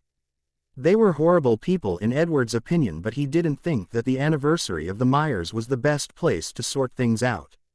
Bella must have seen his reservations because she quickly tried to calm him. "Don't worry though, Edward, I know better than to cause a scene. Sometimes it's more about the things you don't do." That only calmed him partially, but he trusted Bella to know what she was doing. Garrett drove Edward, Bella and Elizabeth to the Myers where they would meet Carlisle and Esme. The rest of the family wouldn't come. Rose felt bloated these last few weeks and refused to attend anything formal. Bella was once again overwhelmed by the money rich people threw out of the window just to celebrate an anniversary, but she kept her mouth shut. The only thing that made it better was that Mr. and Mrs. Meyer had asked their guests to donate money to certain foundations instead of buying useless and overpriced gifts. After they'd left their coats with one of the hired helps, they made their way to the hosts. Like always, Bella could feel people watching them and most likely gossiping. It's a good thing that Bella didn't really care about their opinions, because otherwise she wouldn't have been able to smile when she congratulated the happy couple. Mr. and Mrs. Myers were very nice and more down to earth than many others, and that endeared them to Bella when she'd met them at their wedding for the first time. After some small talk, Edward and Bella left the hosts so that they could welcome their new guests. Exactly 36 minutes after they'd arrived, Bella felt her family enter the party. She was always able to feel the presence of a family member, and that had served her very well as a teenager. Her mother would have had a stroke seeing what Bella had read at the tender age of 14. Edward noticed the Swan's entrance as well and looked at Bella to see her school her features so that she wasn't openly glaring at them.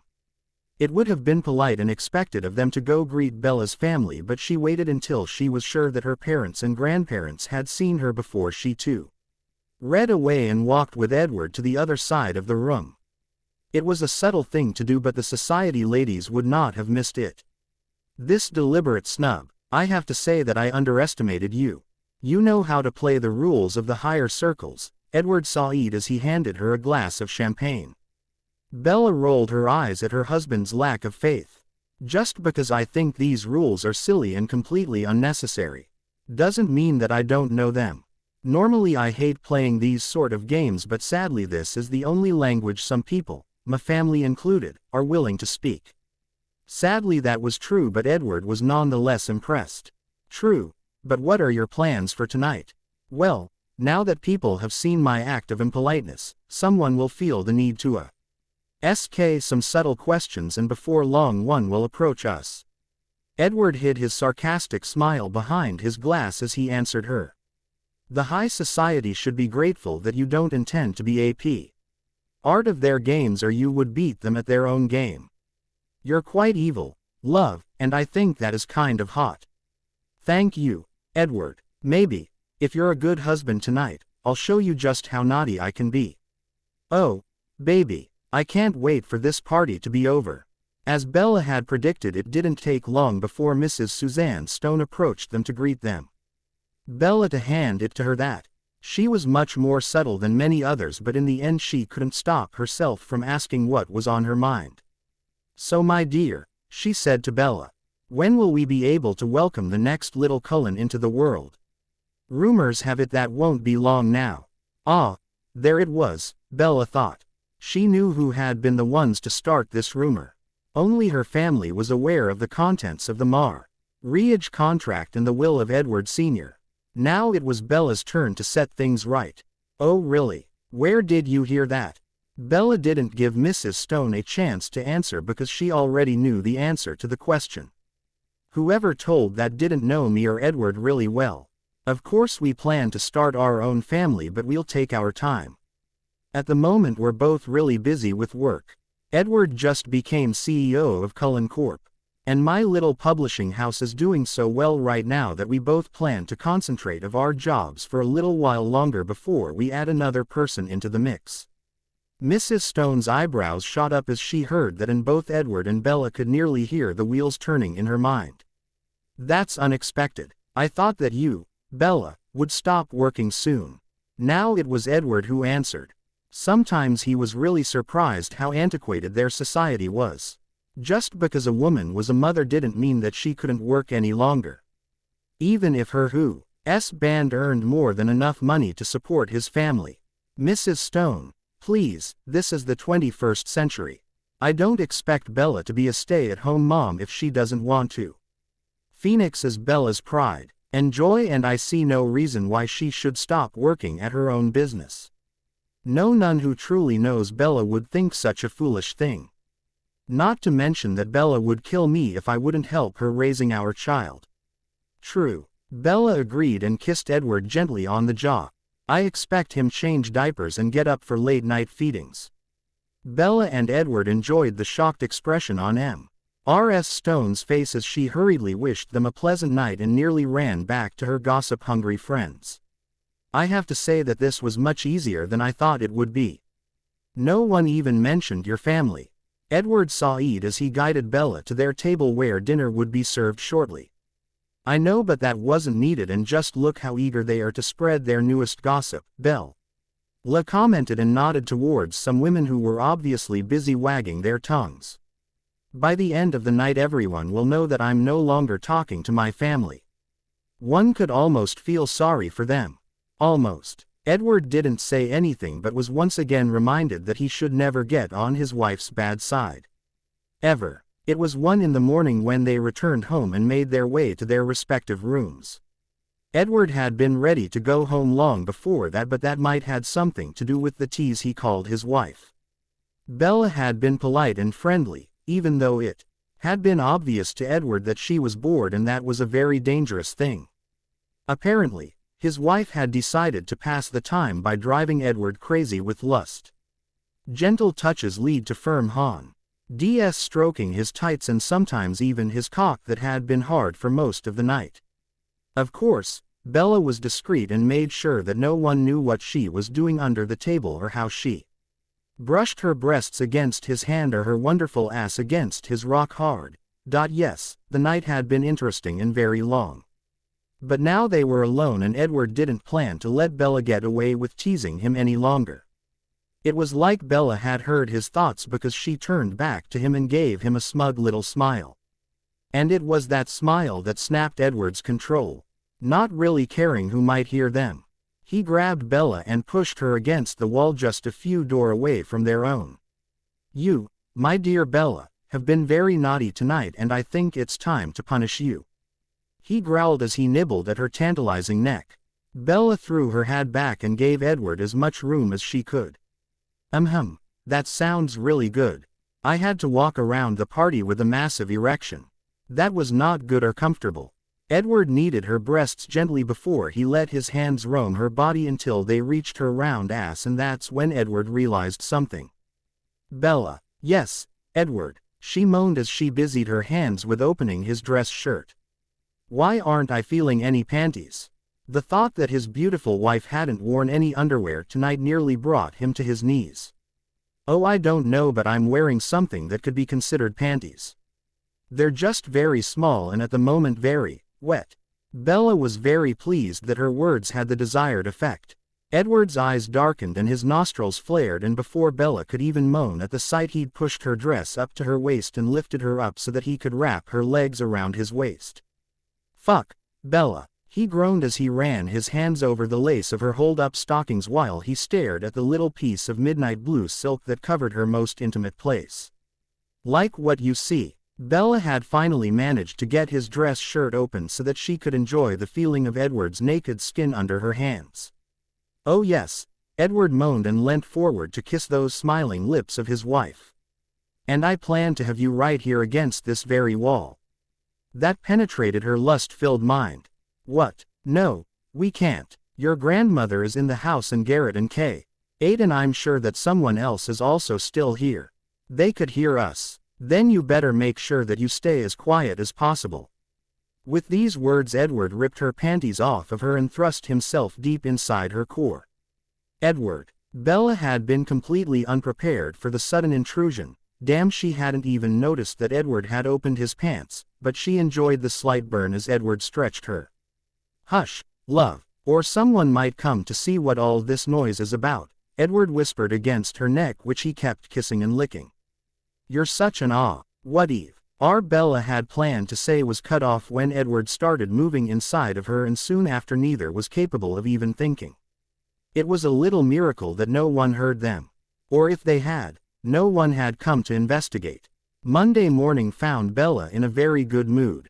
Edward and her spent most of their weekend following the anniversary of the Myers in bed, satisfying each other in very way imaginable, and that had left Bella aching in all the right places and the right way. Maybe she wouldn't have been so happy about the after effects of their love-making if Bella would have had to go to work, but today was one of the days where she worked from home. Edward would leave any moment now. His day was packed with meetings and whatnot. But that was a good thing, or Bella wouldn't be able to get anything done. Okay, Bella, I'll be off now. As usual, Edward wore a suit, and as usual Bella admired her handsome husband. Damn, I'm a lucky girl. Have a good day and don't forget to eat something just because you're busy. Bella reminded him as she gave him his goodbye kiss. I promise I won't, and I'll be back around 6. Bella watched Edward leave the breakfast room before Nana demanded her attention. Bella, I'll be leaving soon, too. Oh. She couldn't remember that Elizabeth had said something regarding an appointment or something else. Yes, first I have an appointment with my cardiologist, and after that I'm meeting my girls for lunch and gossip. Bella chuckled at that. Well, have fun. Is there something else I should know? Yes, Elizabeth said after a moment of thinking. Kate, Marcus and Libby will also be away for most of the day. Today they're going grocery shopping and doing other things. Only the bodyguards and Sophie will be here with you. That was somehow surprising for Bella. It was very rare that nearly everyone was out of the house. Okay, that's fine. I'll be going to the library now to get some work done. Bella kissed Elizabeth on the cheek and left the room. Ever since Edward and Bella had moved into the manor, Bella had worked in the library. She loved the room and felt very comfortable there, and no one bothered her when she was in there, which was an added plus. She worked for a few hours before she decided to have a little break and get herself an apple and a glass of water. On the way back from the kitchen, she thought about the weekend and how perfect it had been. During their marriage there had been only a few days where they'd spent their time in bed, doing whatever they'd wanted without thinking of others. Bella planned to make sure that there would be more such lazy days. Only one thing had disturbed their perfect weekend. It seemed that Bella's plan had worked a little too well, and Sunday afternoon her mother had called.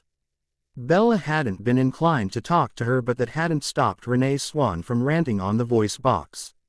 A sneer formed unconsciously on her lips as she thought of her mother's words. "Isabella, do you know what you've done to our reputation? Your grandfather is most displeased. It's bad enough that you haven't invited us to any holidays or celebrations and haven't come to visit us, but to openly proclaim that we don't know anything about you and Edward is absolutely unacceptable.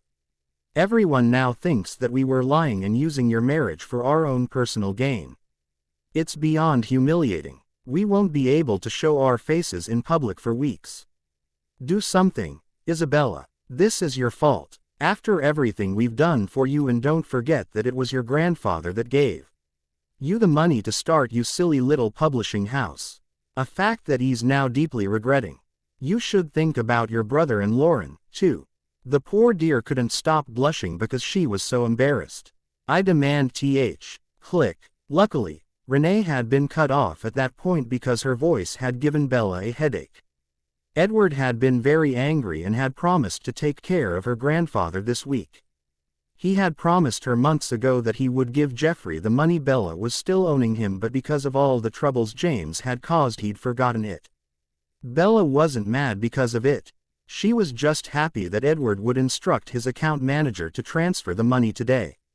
Suddenly a loud bang disrupted the silence of the house and startled Bella. She listened carefully for any further sound, but there wasn't any, and that was strange. Something about that sound was familiar, but she couldn't place it. Just as Bella wanted to go back to her papers, she heard something crashing to the floor, but that sound came from a different direction and from inside the house. Slowly Bella went to the door and opened it. Everything was silent, but that didn't calm her. Her heart was racing and every muscle in her body was tense. "Don't be silly, Bella. There are 2 bodyguards here and Miss Sophie. You're getting paranoid. Miss Sophie, is everything all right?" Bella called as she walked towards the kitchen. Miss Sophie didn't answer her, and neither did one of the bodyguards who were patrolling inside and outside the house. The house was deadly silent. No sound reached Bella's ears, and she knew that Miss Sophie wanted to prepare some cake and cookies. You couldn't cook or bake and not make any sound. And that was what worried Bella. "Okay, I'm not going crazy. Something is wrong here." Bella's hand went to her pants pocket, but she suddenly remembered that she hadn't taken her phone with her. Silently she cursed her own stupidity and quickly turned around to head back to the library so that she could call Garrett. Bella reached the library without seeing or hearing anything and immediately went to the desk where she'd left her phone. But it wasn't there. Trembling hands she pushed some of the papers away in the hope that she would find it. "Looking for this." The sound of the horribly familiar voice made Bella whirl around, and immediately she wished that this just was a dream. In front of Bella stood James, and in his hand was her cell phone. This can't be true. It has to be a nightmare. It took Bella maybe 3 heartbeats before she made a dash towards the door. She managed to get there halfway before James got hold of her hair and pulled her back. A pained scream escaped her as she tumbled to the floor. Frantically Bella tried to get back up, but James's foot came out of nowhere and kicked her into the side. The kick hurt incredibly, and all she could do was roll together and try to breathe through the pain. "Stay down, you stupid bitch," James growled from her left, and Bella obeyed. Slowly Bella's thoughts were catching up with her. She knew that it had been James who was responsible for the strange noises, and now she knew why the bang had sounded strangely familiar. It had been the shot of a gun, and Bella had only ever heard that on TV. Her eyes roamed over James, and there, in his right hand, was a gun. Bella heard him pulling something out of his pocket, and a quick look told Bella that it were cable ties. Oh no. She realized what James wanted to do and tried to distract him while she thought about how to get out of his sight. "Where's Miss Sophie?" James's cruel smile told her more than Bella wanted to know. "Well, the dear Miss Sophie is currently indisposed. I fear she won't be able to help you or herself." That had been Bella's fear, and she hoped that Miss Sophie was still alive.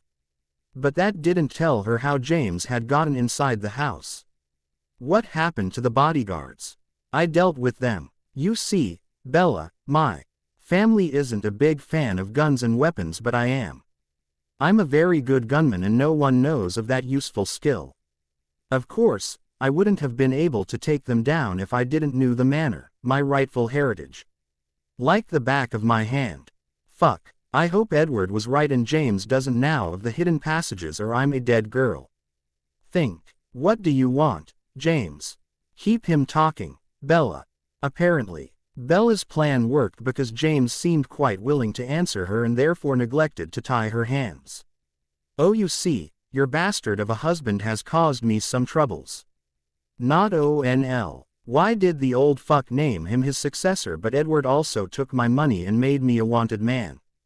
Bella didn't thought it wise to point out that James had stolen that money, so she just kept listening. I'm pissed that my plans were ruined and now I'm going to use you as my ticket to freedom and money. Edward loves you and I'm sure that he'll do anything to keep his pretty wife alive. Don't you agree with me? Okay. Someone had seen too many movies, bad movies at that. James, even if Edward manages to give you the money you want, which is doubtful, how do you plan to leave the country?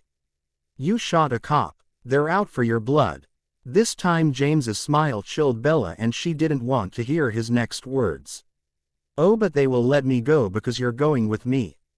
They can't do anything. Gee, or they'll have your blood on their hands. And now shut up. You're getting on my nerves, James said and reached for Bella's hands. Bella immediately tried to get away from him, but James was faster than her and somehow managed to turn onto her stomach so that he could kneel over her. Next James grabbed her hands and pulled them behind her back. No, no, no, please. Bella didn't stop fighting, but shush. He knew James had won when she felt the plastic ties around her wrists. We're going to have so much fun, Bella. I'm curious to find out if you're this feisty in the bedroom, too, James whispered Augie. NST her ear, and for one moment Bella was frozen by the image he'd painted in her mind before she used all her strength and slammed her head back. The pain that exploded in the back of her skull and Mez's pained and angry scream told Bella that she'd managed to hurt him, and apparently enough for him to let go of her wrists. Using that opportunity, Bella quickly got up and ran out of the room. Bang! Bang! A bullet hit the door frame the moment Bella ran through the door, and another connected with something else, but Bella was too focused to care. She realized that she had only a few seconds before James would be out of the door, and quickly grabbed a vase from a sideboard in the hallway and threw it into the sitting room to her left before she hid around the corner just as James emerged from the library. Blood was running from his nose and James's glare promised pain, lots of pain. Bella hoped that James had heard the sound of the smashing vase, and luckily he had. He threw a short look down the hallway, but because of the tears running down his face, his vision wasn't the best right, or he might have seen her, but he hadn't, and cautiously entered the sitting room. Bella waited until he was completely in the room before she ran towards the library. All the way Bella begged that she wouldn't trip or make too much noise, and for once in her life Bella managed to run without stumbling. The door to the ballroom opened silently and she managed to slip inside before James came out of the sitting room. She crossed the room within seconds and was already behind the heavy curtains when the door once again opened and James entered. I'm not amused, Bella. I know you're in here and you better come out or I'm going to hurt more than absolutely necessary, James growled as he moved along the left side of the room. Come on. Bella prayed as she searched for the latch and nearly laughed when she found it. The secret door opened silently and Bella sent a quick thank you to whoever took care of it. As soon as Bella was inside the passage, she grabbed the flashlight that was at the entrance and hurried along. James's frustrated scream after he couldn't find her scared Bella, but it also proved that he hadn't found the door. For the first time since Bella had encountered James, she took a moment to take a deep breath and flinched as pain radiated through her right side. Ow! Fuck! Bella curs. Ed silently and pressed her hand against her side. What Bella felt was warm and wet, and when she raised her hand to her face she saw blood on it. Oh no! The second bullet must have hit me. It's surprise. Bella that she hadn't felt it, but at the moment she had been too focused on getting away that she hadn't felt the injury. Now though she felt it and it hurt, but Bella needed to get to the secret room. Of course, she needed to leave the house too, but she would have to wait until help came because unlike an ordinary criminal, James knew where the room of the security team was. Bella was sure that James was already on the way to it so that he could watch the security cameras to find her. And hurt as she was, Bella had no hope of outrunning him. Of course, Mrs. Brown, I promise I'll come with my team to Washington when we'll get the furnitures. Very well, Mr. Cullen. These pieces are very important to the White House and should only be handled by the best, Mrs. Brown said in a bitchy tone that gave Edward a headache. Sometimes he really hated working with antiques. The people always thought that their pieces were the most important and valuable and treated Edward and his employees as if they were amateurs. He would really like to remind them that it had been this very firm that had built them in the first place, but Edward knew better than to waste his breath. Yes, Mrs. Brown, I promise to be there in 2 weeks. Now I wish you a pleasant day. You too, Mr. Cullen. Edward exhaled a relieved breath when Mrs. Brown ended the call. That woman was just horrible. Luckily, she would be retiring soon. Hopefully the next one will be better. Edward quickly wrote a mail to the employees that would be accompanying him and then called Jessica into his office. Mr. Cullen, I plan to fly to Washington, D.C. with the rest of the team. Please, adjust my appointments accordingly. Edward sighed and handed his assistant all the necessary papers so that she could get everything underway. Quote, I'm going to take care of that immediately, sir, Jessica promised and left the room where she nearly collided with Garrett. Oh, sorry, Garrett said absent-mindedly and hurriedly closed the door behind her. Garrett, who was normally cool and collected, looked stressed, which put Edward immediately on edge. What's the matter, Garrett? Instead of answering his question, Garrett asked one himself. Have you heard anything from Bella during the last hour? No, Edward answered, confused. It wasn't unusual that Edward and Bella didn't communicate while they were at work, and Garrett knew that. Why are you asking? I don't know if you're aware, but since we tightened the security measures, our different teams have to make contact every hour so that we know that everything is okay. Edward nodded. That he understood and told Garrett to continue.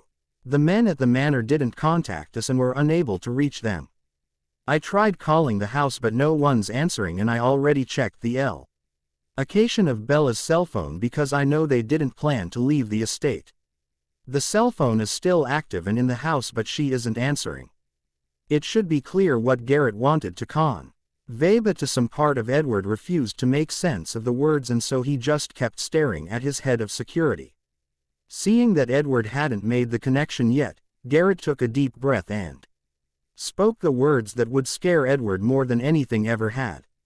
We have to assume that the bodyguards and the women are unable to call us because someone is hindering them. Mr. Cullen, I fear at James or someone working with him has somehow gotten into the house. No. The shout left Edward's mouth before he could control it, but he couldn't believe that the bastard had somehow gotten past the bodyguards. He was dimly aware that he was standing no, but Edward was too busy figuring out how to contact Bella so that he could prove that everything was all right. With a shaking hand he grabbed his phone and called Bella. But she didn't answer. This can't be happening, Edward whispered as he dropped his phone and closed his eyes to block out Garrett's worried face. I fear it can, Garrett said. I'm going to contact Det Green immediately and then we're going to plan our next steps. The next hour passed in a blur. At some point his father and mother had arrived, which had been soon followed by the rest of the family. Everyone wanted to know what was happening, and the longer it took to get some information the more worried and panicked everyone became. When are they going to tell us what's going on? Alice asked rather loudly while Jasper, unsuccessfully, tried to calm her. No, Jasper, I want answers. Out of the blue our bodyguards grab us and bring us here where they onl. Why tell us that they think that James may have kidnapped Bella? They're not even sure, and this is whatever Alice thought this was. They didn't get to hear because Garrett and Det Green had entered the room and Edward had jumped up. He was staring at their faces, hoping that this was just a bad joke and that his wife was safe and sound. "Have you heard anything from Bella?" Edward asked, and the grimace on Garrett's face was answer enough. Dejected, Edward dropped back onto his seat. "I'm sorry, Mr. Cullen, but we were unable to reach anyone. Your wife included," Det Green said in a soft voice as if it could somehow soften the blow. "But I agree with Mr. Sawyer. The bodyguards were well trained and it shouldn't have been easy for someone to take them out without one of them calling for help. Mr. Hunter knows the estate and the house, so he would know how to get in without any trouble. At this point we haven't any proof, but it's obvious that something went wrong at Cullen Manor and we avenue to suspect that James Hunter is behind it. The question now is if he acted on his own or with help. Does anyone of you know if Mr. Hunter had some special training? Anything that could have been useful to him?" No one knew anything about any abilities that James might have that could have helped him take out 2 well-trained bodyguards, but suddenly Edward had an idea. "What about Victoria? She might know something." Det Green and Garrett looked at one another before Garrett nodded.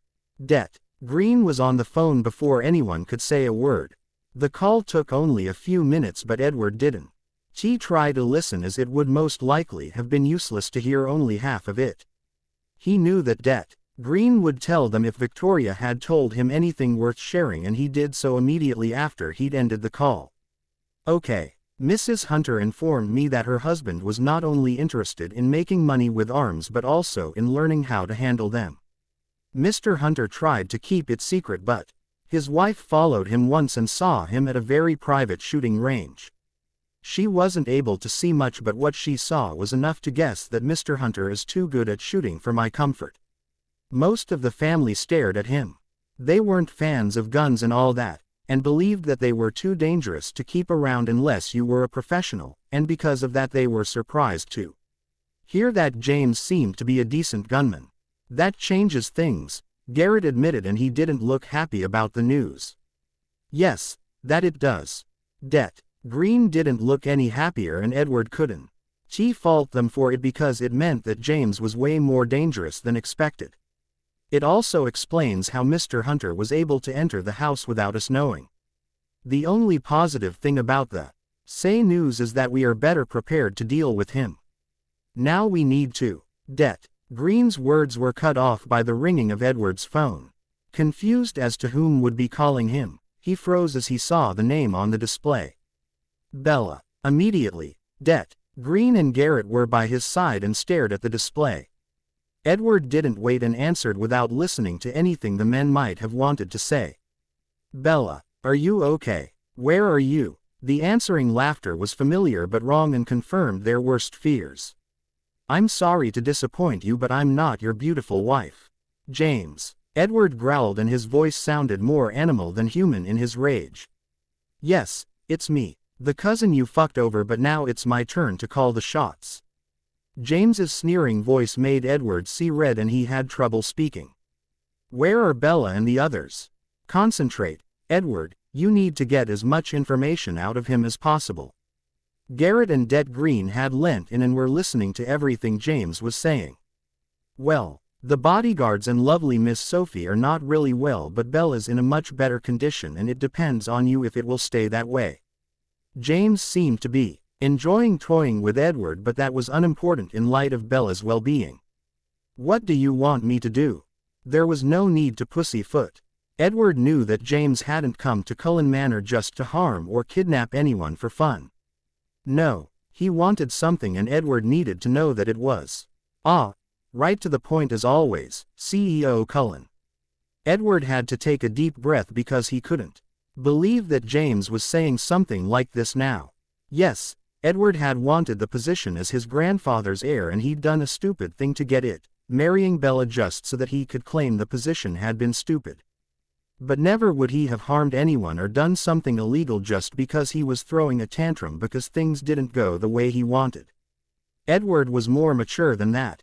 "Because you found out of my little side business and managed to get the police after my ass, I've been forced to leave my comfortable life. I'm on the run and my reputation is ruined.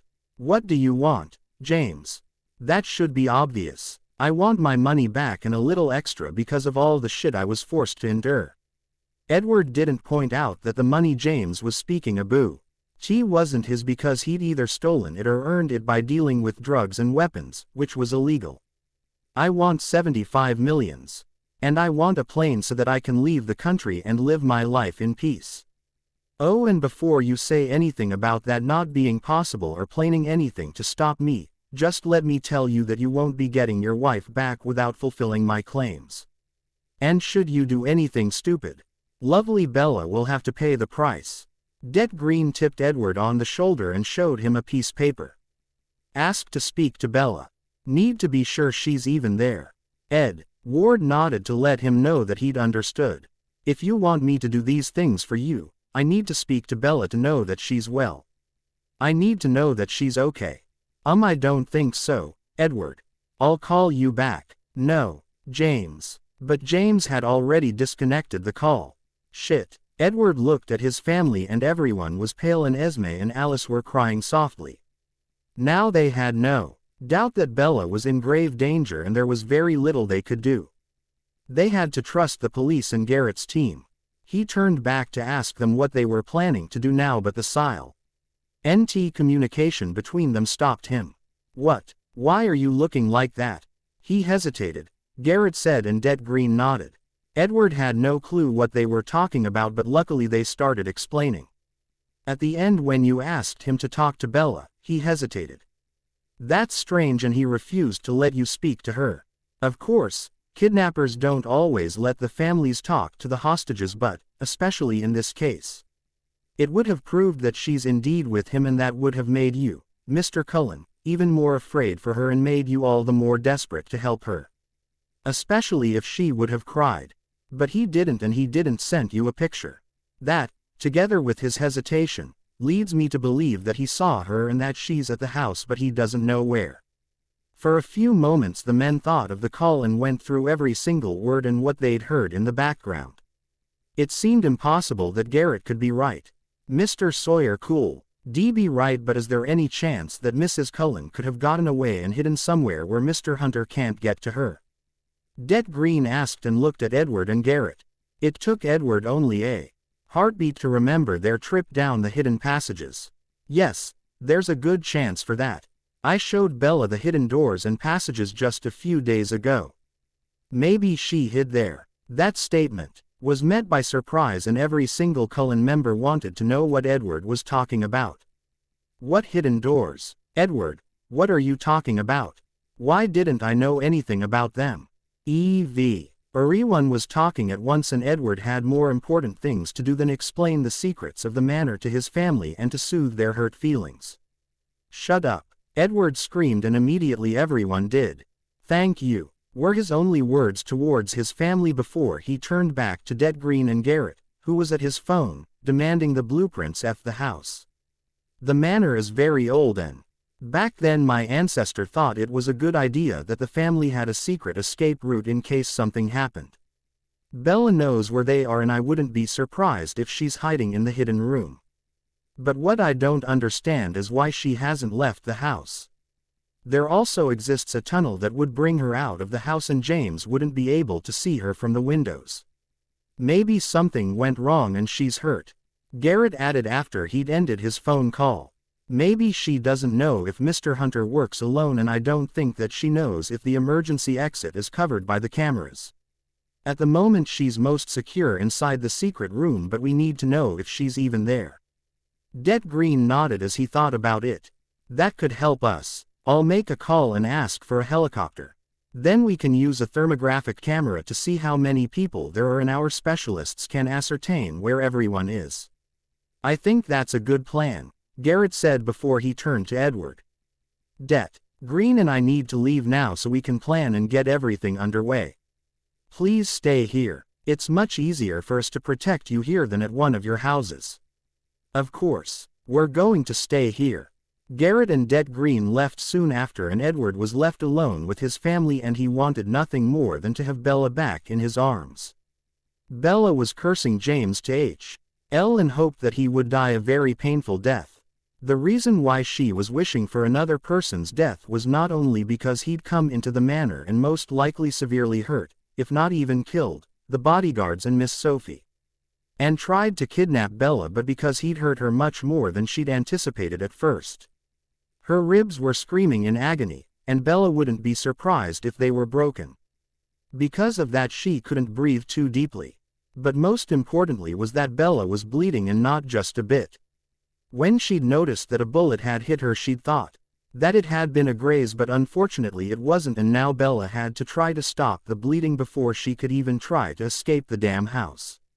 Bella wasn't stupid and knew that with her injury, she would be slow, and feared that even if James wouldn't immediately see her leaving the house, he would catch her, or worse. She'd heard James talking to Edward and knew without a doubt that he and Garrett would do anything to get her and the others out of here as soon as possible, and until that time she would have hang on. Fortunately, she'd found a first aid kit and had done her best to wrap her wound. After that, she'd drank some water and eaten some dried fruit and an energy bar. Now she still felt horrible, but she didn't fear that she would collapse. "Okay, girl, let's see if I can find out where James is and what he's doing," Bella whispered as she slowly made her way down the passage. She checked every one-way mirror and listened intently for any sound, but didn't find anything. Bella hoped that she could grab a phone and call Edward, but first she needed to know where the fucking bastard was so that he wouldn't catch her, and for that she needed to remember where the room for the cameras was. "Come on, Bella, Edward told you the room is, yes, it's near the kitchen." Thanking her lucky stars that she could remember at least that, she hurried down the corner and made sure to make no sound when she neared the kitchen.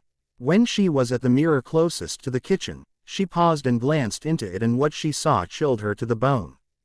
There was blood on the wall, and on the floor, and Miss Sophie was lying in the middle of a huge puddle of it, unmoving. Tears started running down Bella's cheeks when she realized that the sweet and friendly Miss Sophie was dead, or very close to it. There was nothing Bella could do to help her though, and that made Bella hate James even more. She forced herself look away from the gruesome sight and slowly walked to the mirror that would allow her to see into room where security camera screens were. Bella kept her breathing even and silent as she gazed through it and saw that James was indeed there. He kept staring at the screens and switched from one camera to another. "Stupid bitch," James cursed. "Where the fuck is she? She can't have disappeared." James was obviously very agitated and unhappy that he couldn't find Bella, and she would do everything in her power to keep it that way. When James moved a little, Bella could see that something was lying on the table to his right. At first Bella didn't recognize what it was, but when she did, she had to bite her lip to stop herself from cursing out loud.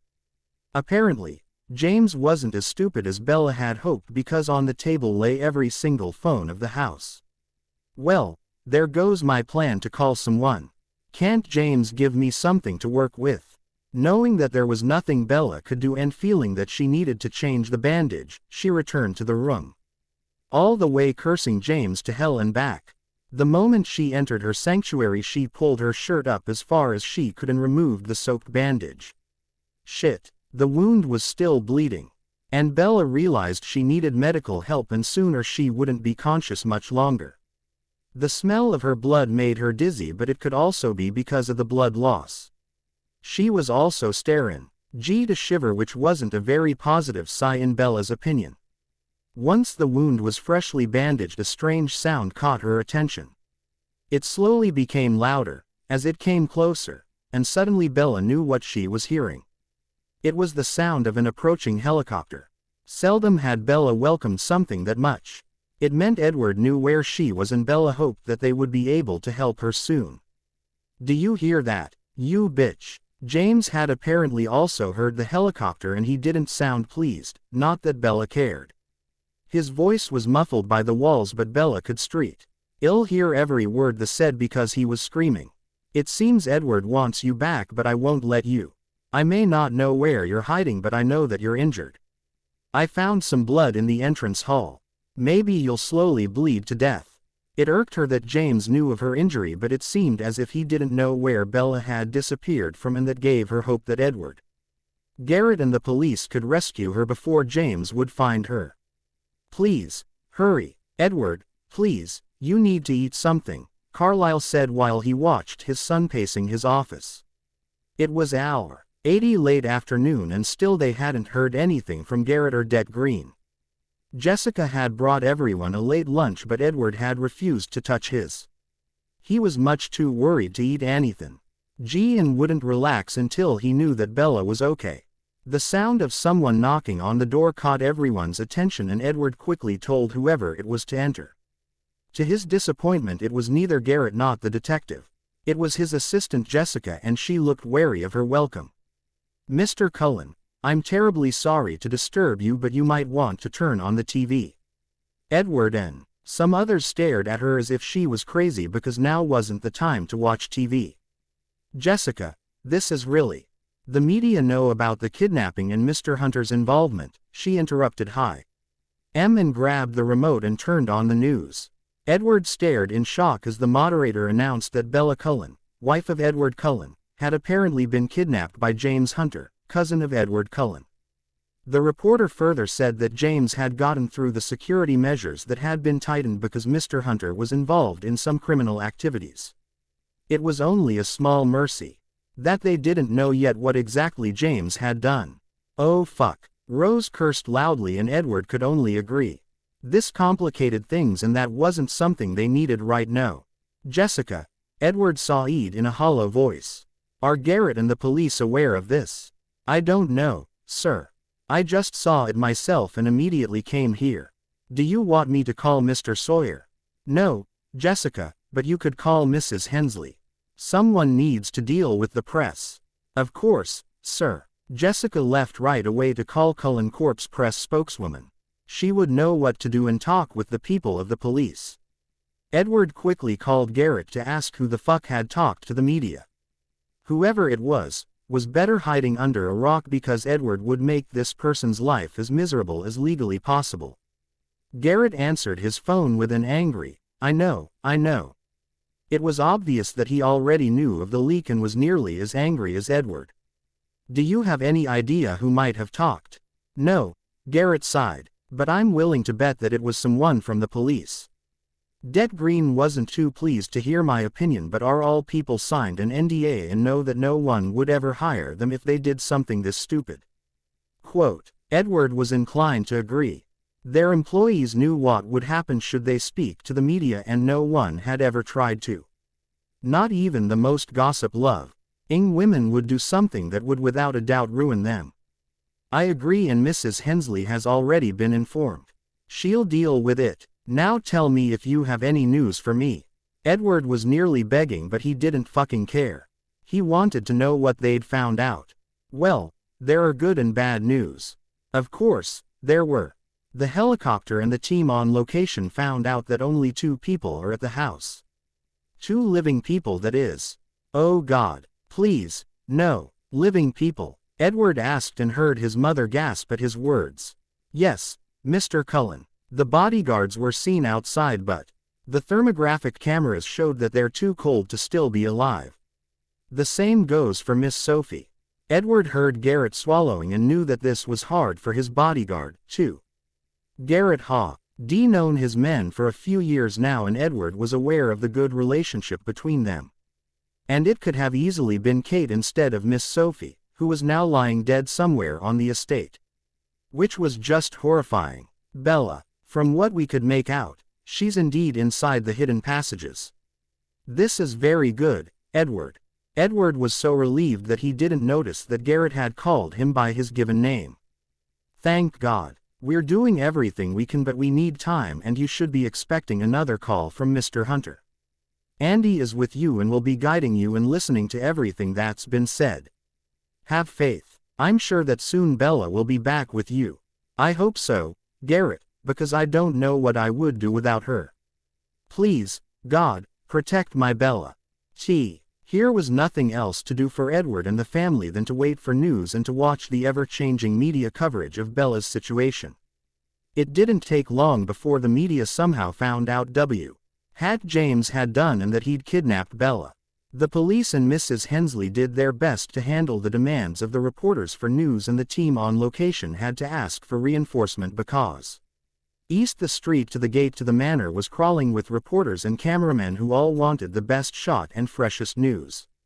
The peak of this insanity had been when a helicopter of a national news channel had tried to fly over the estate of the manor. Det Green hadn't been pleased, and Edward was sure that the pilot and those responsible would have to answer to the police once this nightmare was over. It was now evening and the family had eaten dinner, which Edward had once again neglected. Just the thought of food made him nauseous.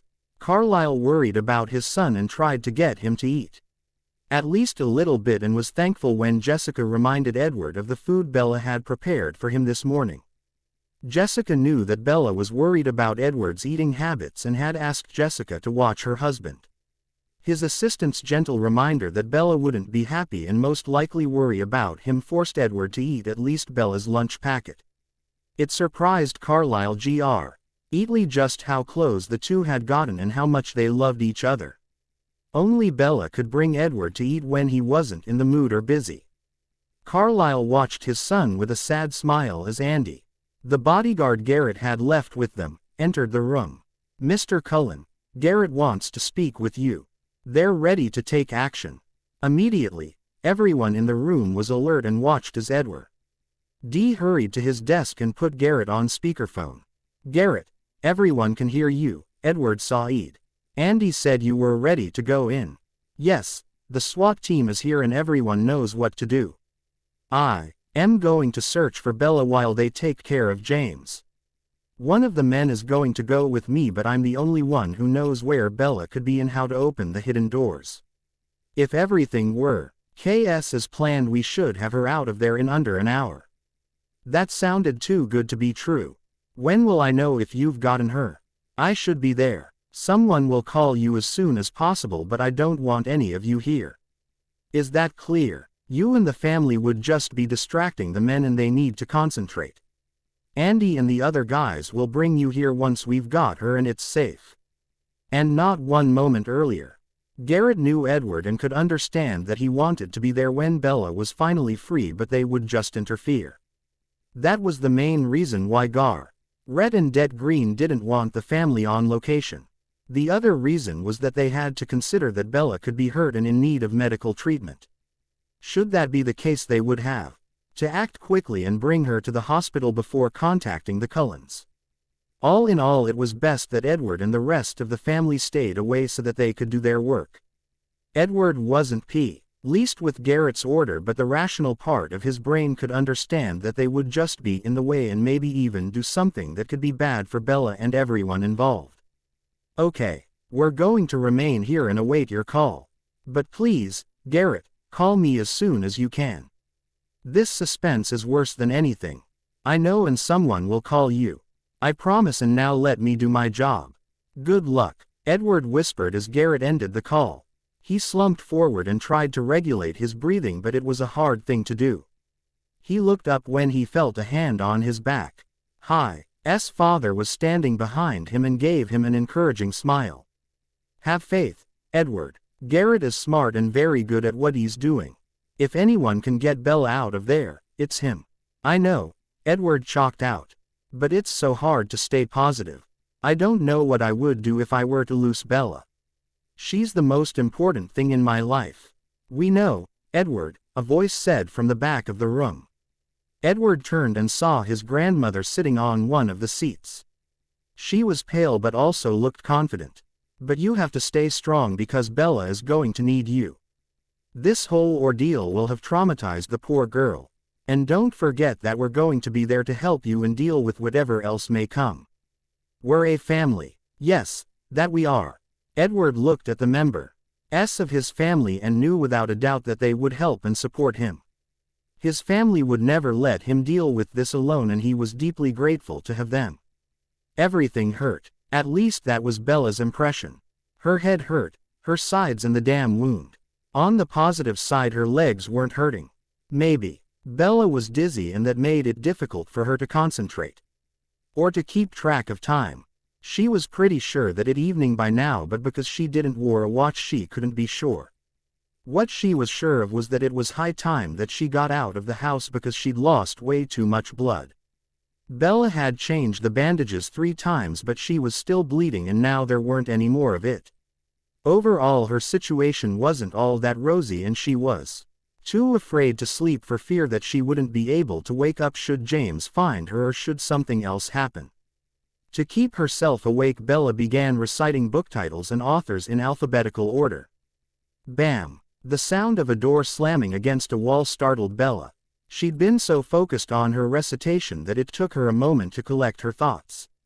Yes, the sound had been of a door, the front door to be precise. But it had sounded like more than one door had been opened. Bella listened intently and made out the sound of people moving through the house. Many people. Suddenly, shish, heard a shot going off followed by another and knew that help had finally arrived. Bella used all her strength to stand up and walk towards the emergency exit. Hopefully Garrett or someone else had and someone there who could take Bella to a doctor. She ignored the yelling and screaming, the orders and threats, and concentrated on putting one foot in front of the other. Again shots could be heard, but that was only background noise in Bella's mind as she fought to stay conscious. Bella made it as far as the steps that would bring her to the passage at which end the exit was before her legs refused to carry her any further. No, Bella moaned as she collapsed against the cold wall and her vision started to darken. Dimly she heard running feet and someone calling her name, but she wasn't sure. Her mind wasn't playing tricks on her and she was too exhausted to manage more than a whisper. But then someone was shaking her and pushing her hair out of her face. Bella raised her head a little and saw someone kneeling in front of her. It took longer than normally, but after about 3 seconds she realized that it was Garrett and he was asking her something. It was hard, so hard, to concentrate and to listen to him, but Bella knew that it was important. Bella, are you listening? Bella, Rhett. Bella mumbled nearly inaudibly, but Garrett heard her and his answering smile was nearly blinding. Yes, it's me, Bella. Can you stand up? His eyes were roaming over her body, trying to take everything in, but it was too dark to see well even with the flashlights. No, Bella managed to say. There was no way that she could walk. Gun, wound, ribs, hurts. Too much blood. Okay, Bella, I understand. I'm going to carry you. I'm sorry, but it'll hurt. Bella hadn't even processed his words when Garrett put his arms under her knees and behind her back and lifted her up as if she weighed nothing. The sudden movement made Bella scream in pain. She's been too numb to feel her injuries, but now they reminded Bella of their existence. Ah. Fuck. Sorry, Bella, Garrett said as he carried her down the passage. Just hang on a little longer. Bella tried to keep silent and skious, but she was in so much pain that she blacked out for a second or two. Garrett couldn't move smoothly because the passage was so tight that he had to walk sideways.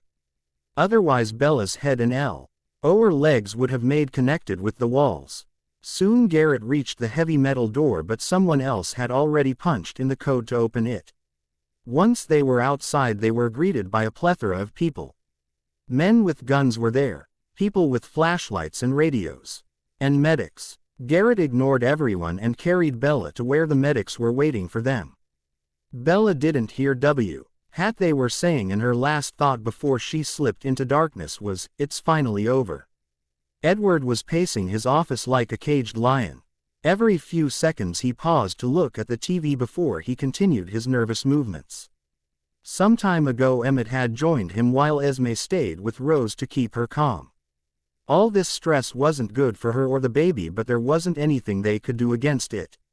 It was just lucky that Rose wasn't a woman who easily panicked. She had a temper but was a reasonable woman who knew that everything was done to help Bella. Alice, on the other hand, was much more emotional, and it was only thanks to Jasper's soothing presence that she was able to stay seated and somehow calm. But it wasn't only family anymore that was in the office. The minute Chair Edward had ended the call with Garrett, Elizabeth had reminded them of Bella's friends. Until that moment no one had thought of contacting them. It hadn't been necessary because they had known Bella hadn't left the house and they hadn't wanted to worry them, but that had been before the media had gotten wind of it. Reluctantly, Edward had asked his father, grandmother and brother to call Bella's friends. They had been shocked and scared, and Jane had demanded that they were allowed to come to Cullen Corp to wait with the family for news. First Edward hadn't wanted them there, but Jan had pointed out that it wouldn't take long before the media would hound them for news. That and the reminder that they were Bella's true family had convinced Edward to let them come. Angela and Ben had been the first to arrive, and they had been pale and worried. Jane had been something else entirely. Oh yes, she had been worried, but she'd cussed and made very precise plans to torture and kill James. More than one man in the room had paled at her descriptions, and Edward's respect for Felix had risen exponentially. It took some nerve to be married to a woman that evil. Jacob and his boyfriend, Seth, had been the last to arrive, and the tear tracks on Jacob's face had told everyone just how scared he was. Of course, Edward had known that the friends were close and like family, but to witness it was another matter. They were to Bella what his parents, siblings and close family were to Edward. Yes, blood didn't necessarily made your family. Sometimes you found you family in a different way. Edward was still thinking about Bella's friends when Andy's phone rang. Everyone stopped talking and looked at the huge bodyguard who was solely focused on the call. Andy here. Yes, everyone's still at the office, but Bella's friend joined the family. Yes, understand. Anything else I should know? Good. Edward was going crazy just hearing one side of the conversation, and Andy's responses didn't give Edward any indicator to what was going on. He was about to demand some answers when Andy ended the call and looked at Edward. The operation was successful and Bella is out of the house now. Rhett told me to drive you to the hospital to which they're bringing her. Hospital? Edward asked, panicked. No one had said that they would take Bella to a hospital after she was finally free. He knew that medics were on location that could take care of her, so why were they taking Bella to a damn hospital? I'm sorry, Mr. Cullen, I only know that Bella is in need of medical treatment and therapy.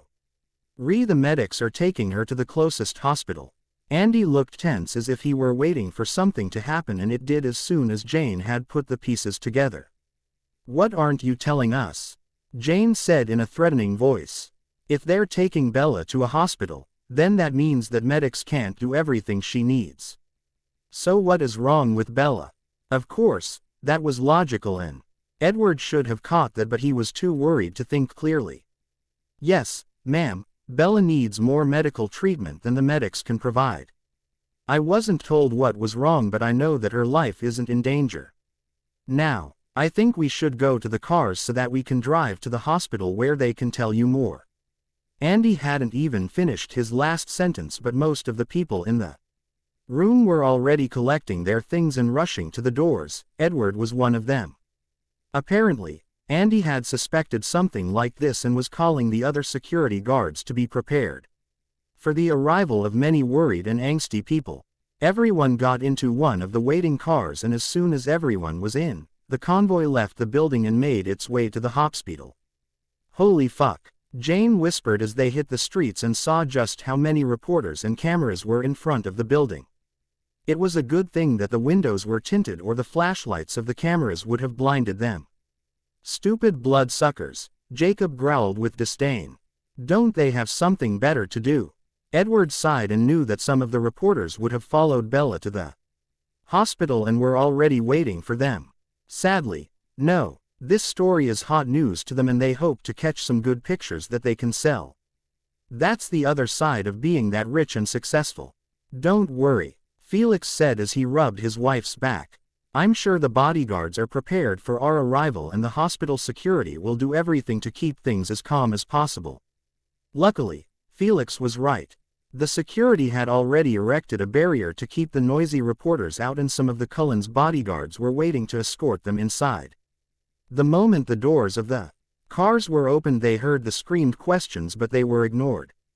The guards brought the family and Bella's friends to a private waiting room near the ICU. That they were brought here scared Dward and he feared that Bella was severely injured. Inside the room was Garrett and Edward hurried to him to ask what was wrong with his wife, but Garrett started talking with needing to be asked. Bella's in surgery right now. What? But Andy told us that Bella wasn't too bad off, Jacob called out, interrupting Garrett's explanation. I know you're all worried and want to know what happened, but you need to keep quiet so that I can tell you, Garrett said and looked at everyone to see that they had understood. Edward and the rest nodded and some took seats, but everyone kept staring at him. Good. Well, the operation went as planned and I found Bella soon. She was on her way to the exit but she collapsed before she could get outside. Oh God, Esme cried out, but Carlyle gently hushed her. From what I could gather, Bella and James fought when Bella tried to escape. I don't know what exactly happened and only Bella or Mr. Hunter will be able to tell us, but that has to wait. What I do now is that Bella has some fractured ribs and a bullet wound that bled a lot. Bella wasn't able to walk on her own, so I had to carry her and she lost consciousness soon after we were in the open. The medics took a look at her and immediately decided that Bella needed surgery. I haven't heard anything new since they began treating her. Edward nearly collapsed into the chair behind him when his legs couldn't hold him any longer. He couldn't believe that Bella was that injured. Some bruises or maybe a concussion, that they're things Edward had expected, but not something as severe as a gun wound. The others were asking Garrett questions now, but Edward dropped his head into his hands and tried to breathe through his growing panic. A few seconds later smelt his Nana's unique smell and then felt her hand gently rubbing circles on his back while she hummed some old song. It took a while, but he did calm down. When he finally raised his head, he noticed that most of the people in the room were sitting down and reading something or talking quietly. Seth's voice wasn't really loud, but something about it caught Edward's attention. I don't know if you care, but the Swans are in front of the hospital. What? Edward screamed and jumped up. Seth was a little startled but gave Edward his phone on which he was watching the news. And they were reporting from the front of the building. Are you fucking kidding me? He ignored his mother's scandalized language, and watched the pictures on the screen. To his immense surprise, he saw how Renee Swan dared to say that they were so worried about their beloved daughter and that they needed to be there for her before they entered the hospital. Garrett, please make sure that no one of this retarded family comes near Bella. Info. Security and the staff while I'll deal with the worried family, he growled. Garrett nodded curtly before he hurried out of the waiting area. Edward, I know that you don't like the Swans and they certainly aren't my favorites, but shouldn't they be allowed to see Bella? Esme asked. She was a mother that loved her children dearly and couldn't fathom that she wouldn't be allowed to be there for one of them in such a situation. Yes, Bella had been a little unpleasant when Edward had been ill, but Esme knew that she wouldn't have been denied her access to Edward's room. All this Edward knew, too. But there was a difference between Esme Cullen and the Swans.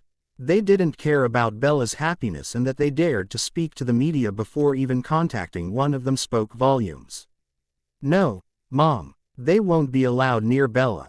She doesn't care for them and they would only stress her, and they would likely talk to the press just to get their faces on TV. He didn't wait for a response before he walked out of the room. At first he was so angry that he didn't notice someone following him.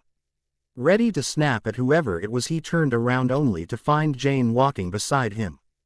Her face cold and unmoving. Don't even think about it, Edward, Jane warned him. I'm coming with you to deal with the Swans. I do have some blackmail material should they prove to be difficult. Remind me to never ever piss you off. Jane's answering smile made his balls want to crawl into his body. Choosing to deal with Jane's natural creepiness later, Edward concentrated on finding the thrice damned people that by some crazy joke of fate called themselves Bella's family, and he found them just as he and Jane wanted to leave the floor. As to further prove that they were more concerned about their reputation than about Bella. Every single one of the Swans looked perfect. No stains or wrinkles, no hair out of place, and the makeup of the women was flawless. Short, Edward wanted to throw something at them. He and nearly everyone else that had been waiting for news on Bella looked like shit. Edward's hair looked as if some bird had decided to nest in it, and the shadows under his eyes were spectacular. The state of his clothes were unknown to him, and he didn't care what he looked like. This isn't a freaking beauty pageant, for fuck's sake. The swans, containing of Charlie, Renee, Tyler and his wife Lauren, were surprised to see Edward and Jane in front of the lift, but Renee soon caught herself and tried to throw herself at Edward. Disgusted by her fake behavior, he quickly stepped aside. ND nearly had to laugh as she stumbled before she managed to straighten herself. "May I ask what you're doing here?" Edward's voice was like ice and his glare wasn't any warmer. Apparently, Renee was a little insulted by Edward's welcome because her words carried a barely hidden anger. "Why, we're here to see my daughter. It's only proper that family comes together in times of need." Jane scoffed at that, but Bella's family paid her no mind. A mistake in Edward's opinion, because they should know that Jane was dangerous and a little evil. "I have to say that I'm disappointed that we had to find out about Bella's injury and the business with your cousin from the TV. You should have contacted us immediately after you realized that something was wrong," Renee scolded him. "You mean as soon as I knew that the media was involved?" "Of course," Lauren sneered. "How would it look if we didn't come to Bella's bedside in a situation like this?" "I don't know, maybe like you don't care," Edward countered sarcastically. Which would be the truth, by the way. Charlie's face turned red as he heard the unmistakable insult. "How dare you speak to us that way? You know nothing about our feelings towards Bella." Edward sniffed in disdain at his words. "That may be true, but I do know that you told people tales about Bella and me. Why do you think my wife bothered to make sure that our social CIR please were aware of how little she cares for you? And don't forget that I heard the message, Renee, that you left on Bella's phone. All you're worried about was your reputation and not why Bella acted like she did. We didn't do anything wrong," Renee claimed, and Jane looked at her as if she was a nasty bug. "After all we've done for her, she treats us like scum. We even helped her building her little publishing house. Without her grandfather's money she wouldn't have been able to sell a single book." "Oh please," Edward scoffed. "You make it sound like the money was given to her just to help her, but I know better. As soon as you could, you used the money to force Bella into the marriage, but that's over now. This morning I paid the money back.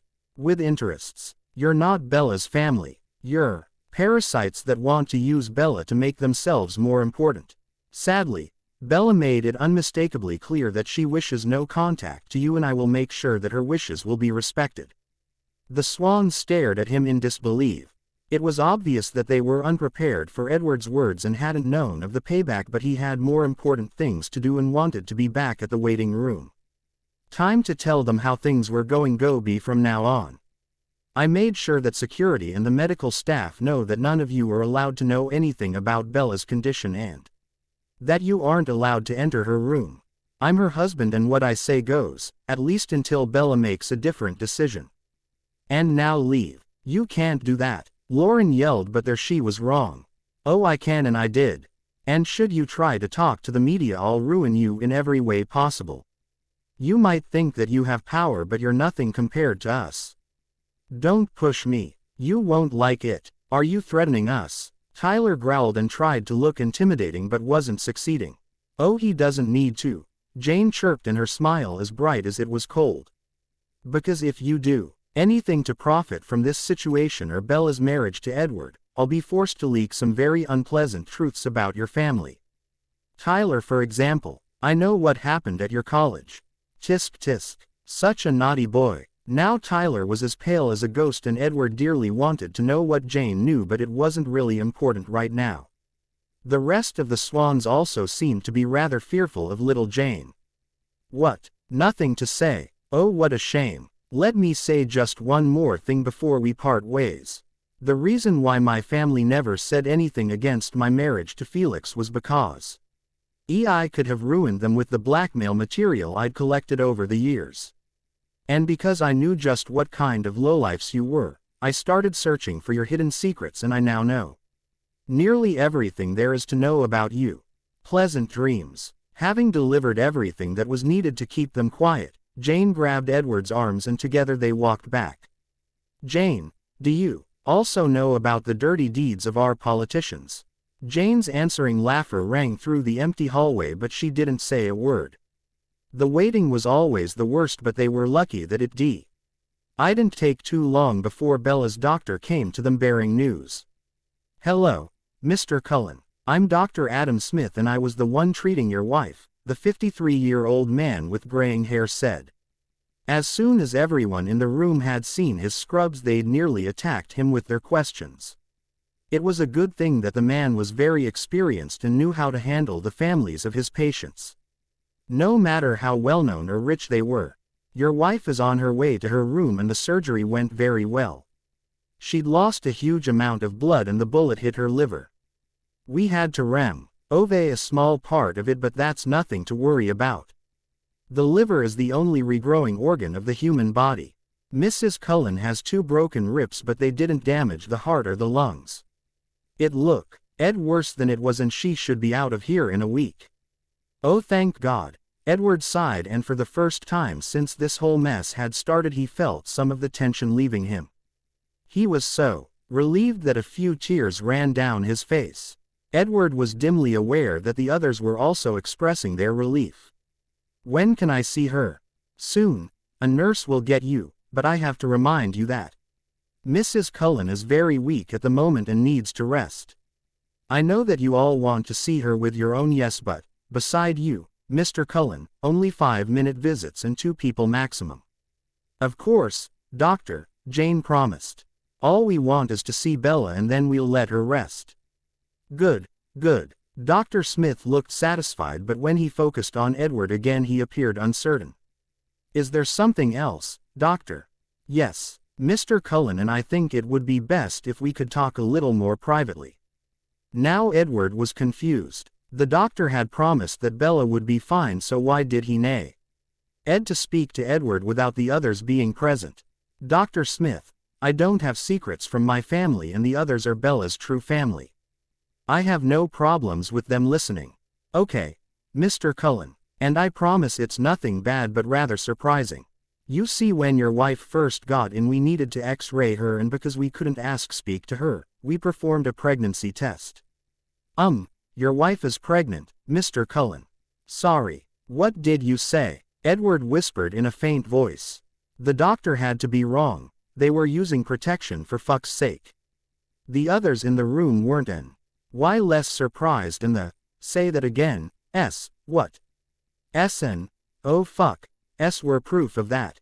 You wife is pregnant. About 8 weeks. Excuse me, Dr. Smith, Carlyle interrupted him as he stepped to his son and put a comforting hand on his shoulder. That's a little surprising, as Edward and Bella had planned to wait a little longer. It's a lot to take in. Yes, I understand that. Is the baby fine? I can't believe that Bella is still pregnant after this ordeal. Yes, Edward thought, it is nearly unbelievable that the baby should have made it through this mess.